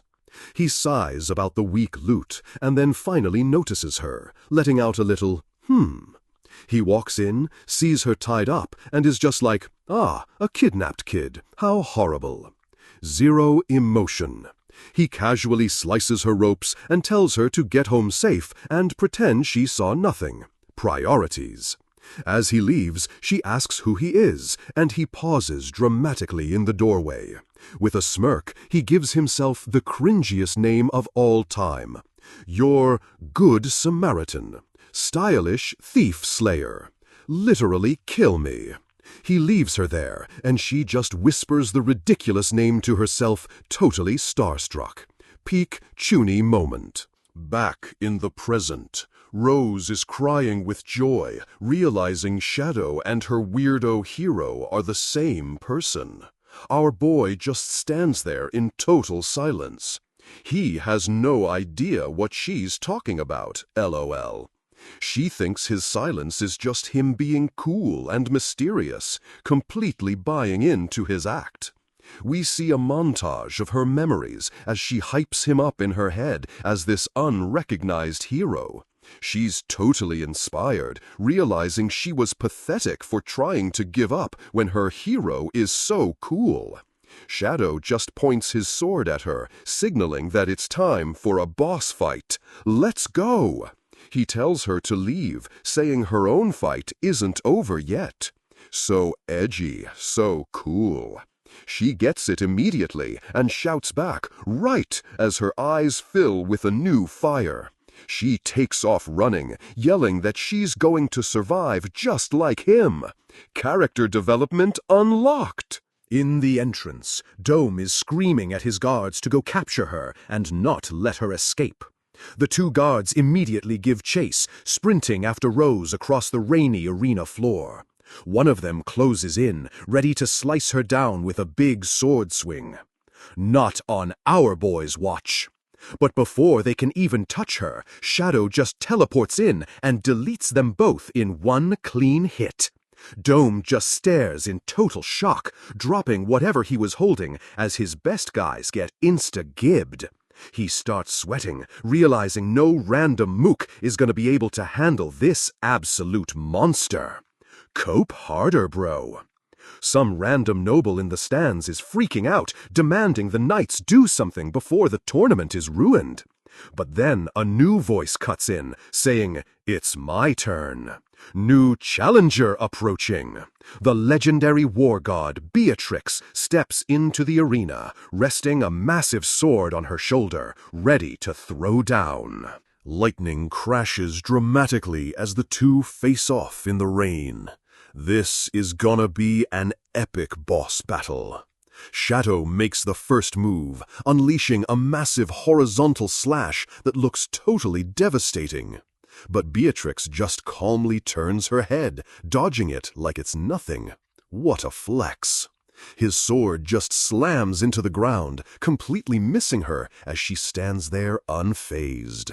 From the stands, Iris is losing her mind, screaming about how insane Beatrix is for dodging that. Beatrix immediately counters with a lightning-fast swing of her own blade. It's on now! Their swords collide in a massive shower of sparks, the sound echoing through the whole stadium. They exchange a flurry of blows, so fast it's just a blur of steel and sparks. Iris is watching the whole thing, her jaw on the floor at the sheer speed of their fight. She realizes they're moving so fast that they're literally slicing the raindrops. But to a normal person, it looks like they're just swinging at air. Elsewhere, Goldo and Quentin can only watch in awe, admitting these two are on a whole different level. Goldo calls their duel a beautiful dance that no one has ever seen before. High praise. The two continue their insane, high-speed ballet of death across the arena floor. Beatrix smirks, saying flimsy strikes won't be enough to beat her. Famous last words. Shadow just smirks back, readying his sword and saying, "Allow me, then, to meet you with proper force." With a massive bam, he strikes her sword, and it just completely shatters into a million pieces. Owned. The force sends her sliding backward across the wet ground, completely stunned by his insane power. She's panting, unable to believe she couldn't even see his attack, let alone predict it. She's not done yet, though, and lunges at him with her broken sword, which he just blocks with his arm. She follows up with a kick, but he blocks that with his sword too. No-selling everything. She finally gets it, realizing his sword isn't just fast, it's something more. The mid-fight power level analysis. She thinks he's like a force of nature, blending in with the rain and lightning to become completely unpredictable. Shadow just looks at her and says, "Try to fight." The disrespect is absolutely legendary. She's trying to concentrate, wondering if she can even block the next hit. Spoiler, she can't. Just as they're about to go again, a voice shouts, "Wait!" and everyone turns to look. It's Princess Iris, stepping into the rain and asking, "Can I join this fight?" Player 3 has entered the game. She tells Beatrix that she knows she's weak, but her pride as a princess is on the line here. She declares that she's going to defeat Shadow, even if it costs her her life. That's the spirit. Beatrix is silent for a moment before giving a grim nod of agreement. She agrees, and as they both charge forward, some little trinket falls from her hand. Foreshadowing? Our boy sees the new 2v1 and just rushes forward to meet them head-on. Iris leads the charge, swinging her sword with everything she's got. Full power. From the stands, Goldo and Quentin are freaking out, yelling that she actually threw her sword. Shadow just casually kicks the sword out of the air, shattering part of the blade. No effort. Before she can react, he closes the distance and grabs her, completely immobilizing her in an instant. But just then, Beatrix appears at his side, swinging her own massive sword down on him. Teamwork. Shadow just glances down, his face completely unreadable under that hood of his. Iris uses the opening to land a solid kick, actually making him stumble back. They landed a hit. Now free, Shadow turns to meet Beatrix's attack, and their swords clash in a blinding explosion of energy. For a split second, the force actually makes him waver, pushing him back slightly. Is this it? Beatrix gets a triumphant smile, thinking she's finally found an opening in his perfect defense. Iris lands nearby, yelling, "Our chance!" as they both prepare to press their advantage. Beatrix follows up with a massive vertical slash aimed right at his head. Her eyes go wide with pure shock as her blade hits nothing but air. He's just gone. Our boy just teleported behind her and blasts her, sending her flying backward across the arena. He stands there with a little smirk, a swirling ball of dark energy forming in his hand. Uh-oh. With a massive badoom, the energy ball detonates, sending Beatrix crashing into the arena wall. Iris and some random dude can only watch in absolute horror as the attack lands. Beatrix is just slumped against the rubble, completely defeated. And then there was one.